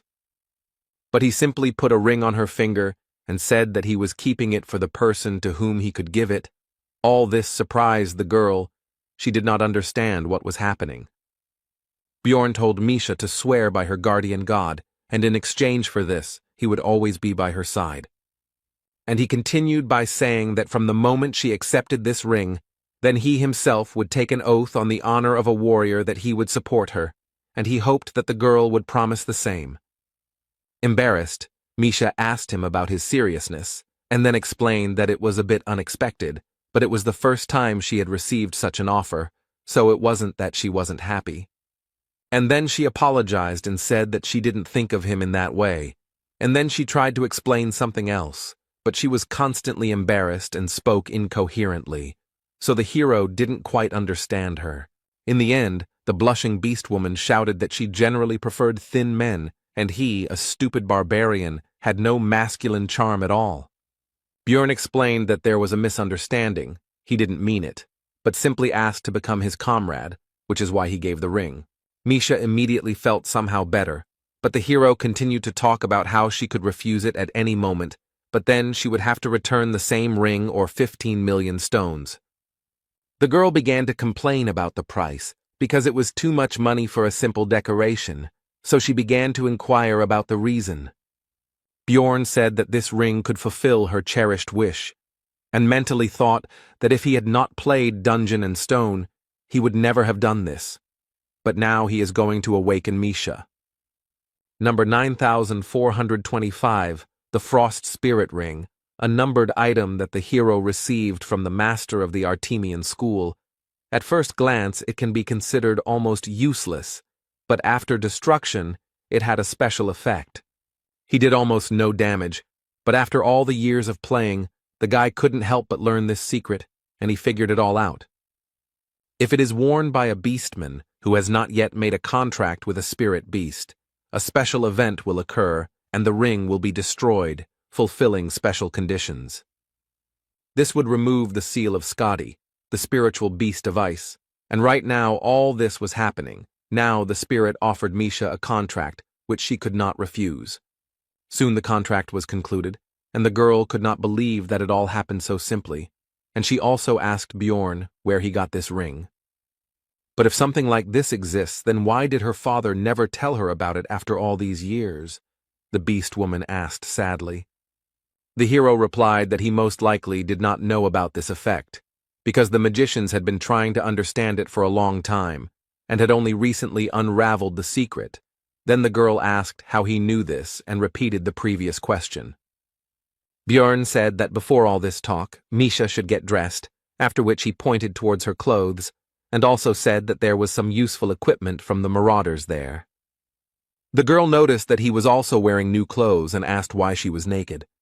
The barbarian replied that he undressed her himself, because during the ritual all equipment is destroyed. Then Misha indignantly asked why it was necessary to ask about her husband. Bjorn said that if he had been, it would have made him very angry. The girl was angry that he thought about such things, but he did not think to warn her. He replied that he was in a hurry. But despite all the negativity, Misha quickly calmed down from the words that she should say something, and she sheepishly thanked the barbarian. The hero asked if that was all, and the girl, after thinking, decided to share with Bjorn something personal from her past. Misha said that she once tried to commit suicide, but her father found and saved her. The barbarian said that in that case she should be grateful to him, but she was not sure about this, and continued the story. When the girl woke up, he said that if she wanted to die so much, let her do it in the labyrinth and not disgrace their family. The hero realized that her relatives were even crazier than he expected, and Misha said that it was then that she became a researcher, but not because she wanted to die. She simply ran away from that house. She thought that she could become famous and strong even without a spirit, and then her father would pay attention to her. She doesn't know if he will accept her with such an unusual contract, but it is a good thing anyway. And the next moment, the girl bowed to Bjorn at the waist and said words of gratitude once again, and also added that she would not forget his deed for the rest of her life, would seal it in her heart and thank him. A beastman who has made a contract with a spirit beast will receive one of 3 types of enhancement: summon, strength, and fortify. Misha Karlstein received the last one, and now her body is forever imbued with the power of the ice beast, Skadi. Now they have the attribute attacks they needed so much, and finally, they don't have to worry about encounters with spirit-type monsters, and they are pretty weak, so there won't be any problems. Now Misha can fight alone, but like the barbarian spirit seal, the beastman must strengthen the spirit beast. The girl is only in the first stage, so she cannot yet add an attribute attack to her weapon, but she used to be a martial arts master so she can fight with her bare hands. But the witch forest is too difficult for one person. The monsters were weak, but there were many of them, so the partners had to run away. The hardest stage of survival is just beginning. 11 hours passed. All this time Misha and Bjorn avoided large groups of enemies, attacking only small ones. Thus, many were defeated. Despite the difficult situation, the researchers did not stop collecting magic stones, and the hero was simply happy that they did not encounter any 7th-rank monsters or Eliza. But now another problem appeared.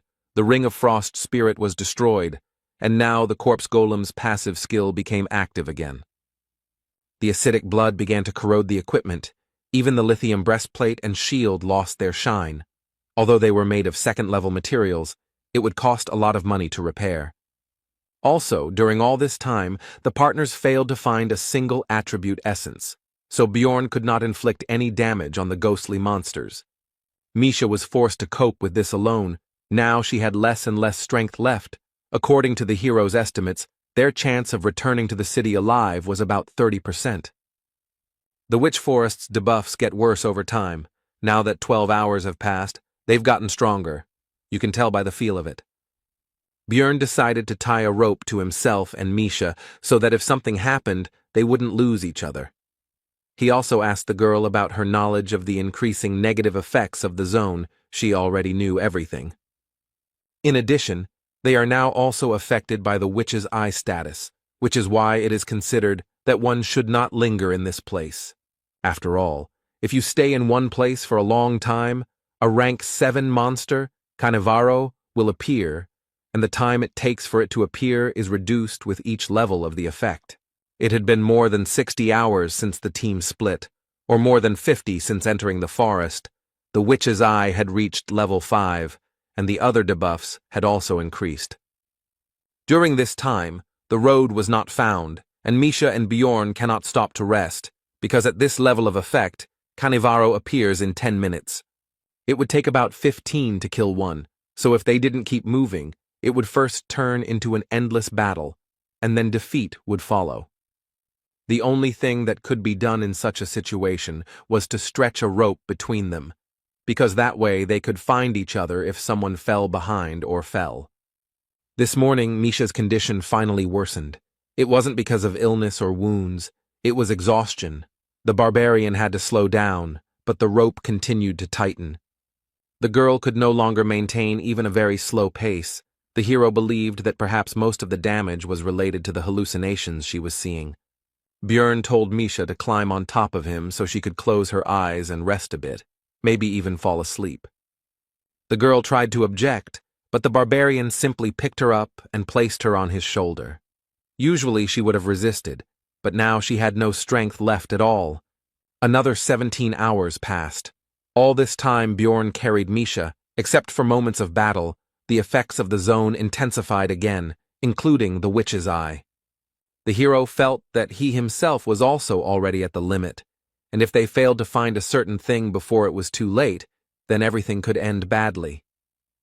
But suddenly Bjorn's thoughts were interrupted by a familiar voice. It was his ex. She was not at all like the illusion of the forest. The guy had a feeling that he would feel warmth if he touched her, and she, seeing his gaze, asked about what he had already managed to imagine. Bjorn noticed that she behaved exactly the same way in life, which meant that his memories were probably used as a basis. The ex skillfully manipulated the hero's weaknesses, made him get excited even in such a situation, and then told him to leave the beast woman and choose her. The guy already succumbed to her words. But Misha intervened in the situation. She delivered a powerful uppercut with the power of the attribute to the enemy and sent him flying. The hero, while his partner was fighting, slowly came to his senses and began to assess the situation sensibly, realizing that it was still some kind of illusion. Misha, meanwhile, continued the fight, apparently winning without any particular problems, even using only hand-to-hand combat. It was clear who would soon win, and so it happened. The girl approached Bjorn, all beaming, and reported that the dryad had been defeated. Then the hero understood everything. It was a very rare monster of the 8th rank, that appears in this forest and uses the charm skill. Now it became clear to Björn why the illusion was so realistic, because it was not a zone effect, but a skill, so he thanked Misha. Without her, he would definitely have problems. But the conversation had to be interrupted as a group of researchers appeared ahead. This was the first meeting with someone after their team split up. The witch forest is huge, and no one uses it as a hunting area, so it is very difficult to meet others here. They spent 8 days on the 3rd floor. The main part of the squads have already moved on. They seemed friendly. Misha was already happy and asked Bjorn if they were saved, but he told her to calm down, and mentally added that they could not be trusted. The archer woman said that there was no need to be afraid of them, because they were not bad people. They themselves had children of the same age in the city. But these words never calmed the hero down. On the contrary, they made him wary, because this was even more dangerous, since it meant that they needed to feed even more mouths. This was a motive for making money at any cost. Misha asked what the problem was, since this was the help they needed so much, but Björn told her to just keep quiet. He had gotten into trouble many times and would usually ask for help if he promised a reward for getting him out of the forest. Then it would be a good deal. The first thing the hero did was to figure out who these people were. First, he introduced himself, then they started doing the same, but one of them turned out to be Hans, which immediately took away 1 point of trust from them. Bjorn analyzed the explorers. Their team consisted of 2 warriors, 2 archers, and a scout. It's all too dangerous. Besides, intuition tells him to be careful. Of course, he may be worrying for nothing, but these people look suspicious, so the barbarian decided to refuse help and began to slowly retreat. It soon became clear that his intuition had not failed him, because an arrow had been fired right at them, from which the hero had covered himself with a shield, which meant that these were not simple researchers. The young man didn't seem to expect this and asked a female archer named Viet why she did this, and she told him to look at the barbarian's equipment. It was made of lithinium, for which you can get a large sum of magic crystals in the city. She was already looking forward to it. The guy said that they were also explorers, but the scout told him to just step back since he was not going to help. The rest of the squad, except for the young archer, agreed to the attack. Misha asked if they would run away. Bjorn thought about it, because the balance of power is not in their favor, and they also have a scout who will quickly find them in case of escape, so there is only one option. He then told his partner that they would have to stall for time, after which he offered the marauders his backpack and shield. Misha shouted at them to kill this barbarian because she was the princess of the beastmen and would generously reward them for saving them. Her game was so plausible that it made even Bjorn doubt, although he himself proposed the plan. The girl's words made the scout doubt, but the female archer said that this was not an option. They both had to be killed, otherwise their activities could be exposed in the city. The warriors of the squad noticed that the princess might have something valuable, so they rushed forward with the words that the spoils would go to whoever found it first. The barbarian began to prepare for the collision because he couldn't delay any longer, but he also understood that it was no longer necessary because enough time had passed. And he was right, because what he was waiting for happened. A 7th-rank monster, Cannavaro, appeared right in front of them. After this, the hero told Misha to grab onto him and ran forward, thinking along the way that it was impossible to escape from the monster because he would pursue the victim until death. Therefore, it was possible to use the marauders as a diversionary tactic, and he began to break through their ranks while they were at a loss. This should have out-aggroed Cannavaro, who took advantage of the fact that no one was attacking him and used his magic mind skill without any problems. The marauders decided to deal with the monster first, because of the mines, they would not be able to pursue the prey anyway, and the prey itself would not be able to get far.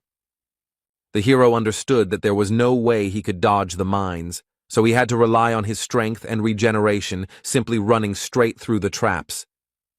Cannavaro, meanwhile, noticed the escape of his prey, so he called for support from a group of hounds, a breed of dog used for hunting. It seems that the marauders greatly overestimated their strength, because they began to lose their lives very quickly, one after another, from the monster's arrows, mines, and dogs. One of the dogs managed to catch up with the fleeing Björn and Misha and grabbed the barbarian's leg, preventing him from continuing his escape. The hero had to use the flesh explosion skill to get rid of the dog, but at the same time, he lost the ability to run further. His leg was finished. In that case, the plan will have to be changed. Björn told Misha that he was leaving the rest to her. She told him to leave her in Canivaro. The barbarian threw the girl's light body without any problems. She rushed straight at the monster, who was not expecting such a thing, and it was finished with him in an instant. Among the attacking marauders, one was still alive. It was the same female archer who first fired an arrow at them. She tried to beg for mercy, but Misha was not going to spare her. The beast woman was worried about Bjorn. She poured a healing potion on the wound, but said that it could not heal such a wound, but the barbarian said not to worry. Thanks to high regeneration, the potion, and the eternal life skill, the leg was restored almost instantly, which surprised the girl very much. The hero understood that this was all thanks to the bonuses of the vampire essence, his skill, and the seal of the immortal. With all these factors and enough time, it would be possible to grow a limb without a potion. Misha asked how he could drink it without pain. Bjorn replied that it was the mental fortitude of the barbarians. He recalled that Einar also took potions without any problems. In his case, it was due to the high value of the pain resistance characteristic, but the effect was the same. The hero suggested that Misha pack up and leave before a new Canivaro appeared, and she herself asked how he realized that those researchers were dangerous. Bjorn replied that one of them was named Hans, and he didn't like that name, which confused the girl, but she quickly put it out of her mind.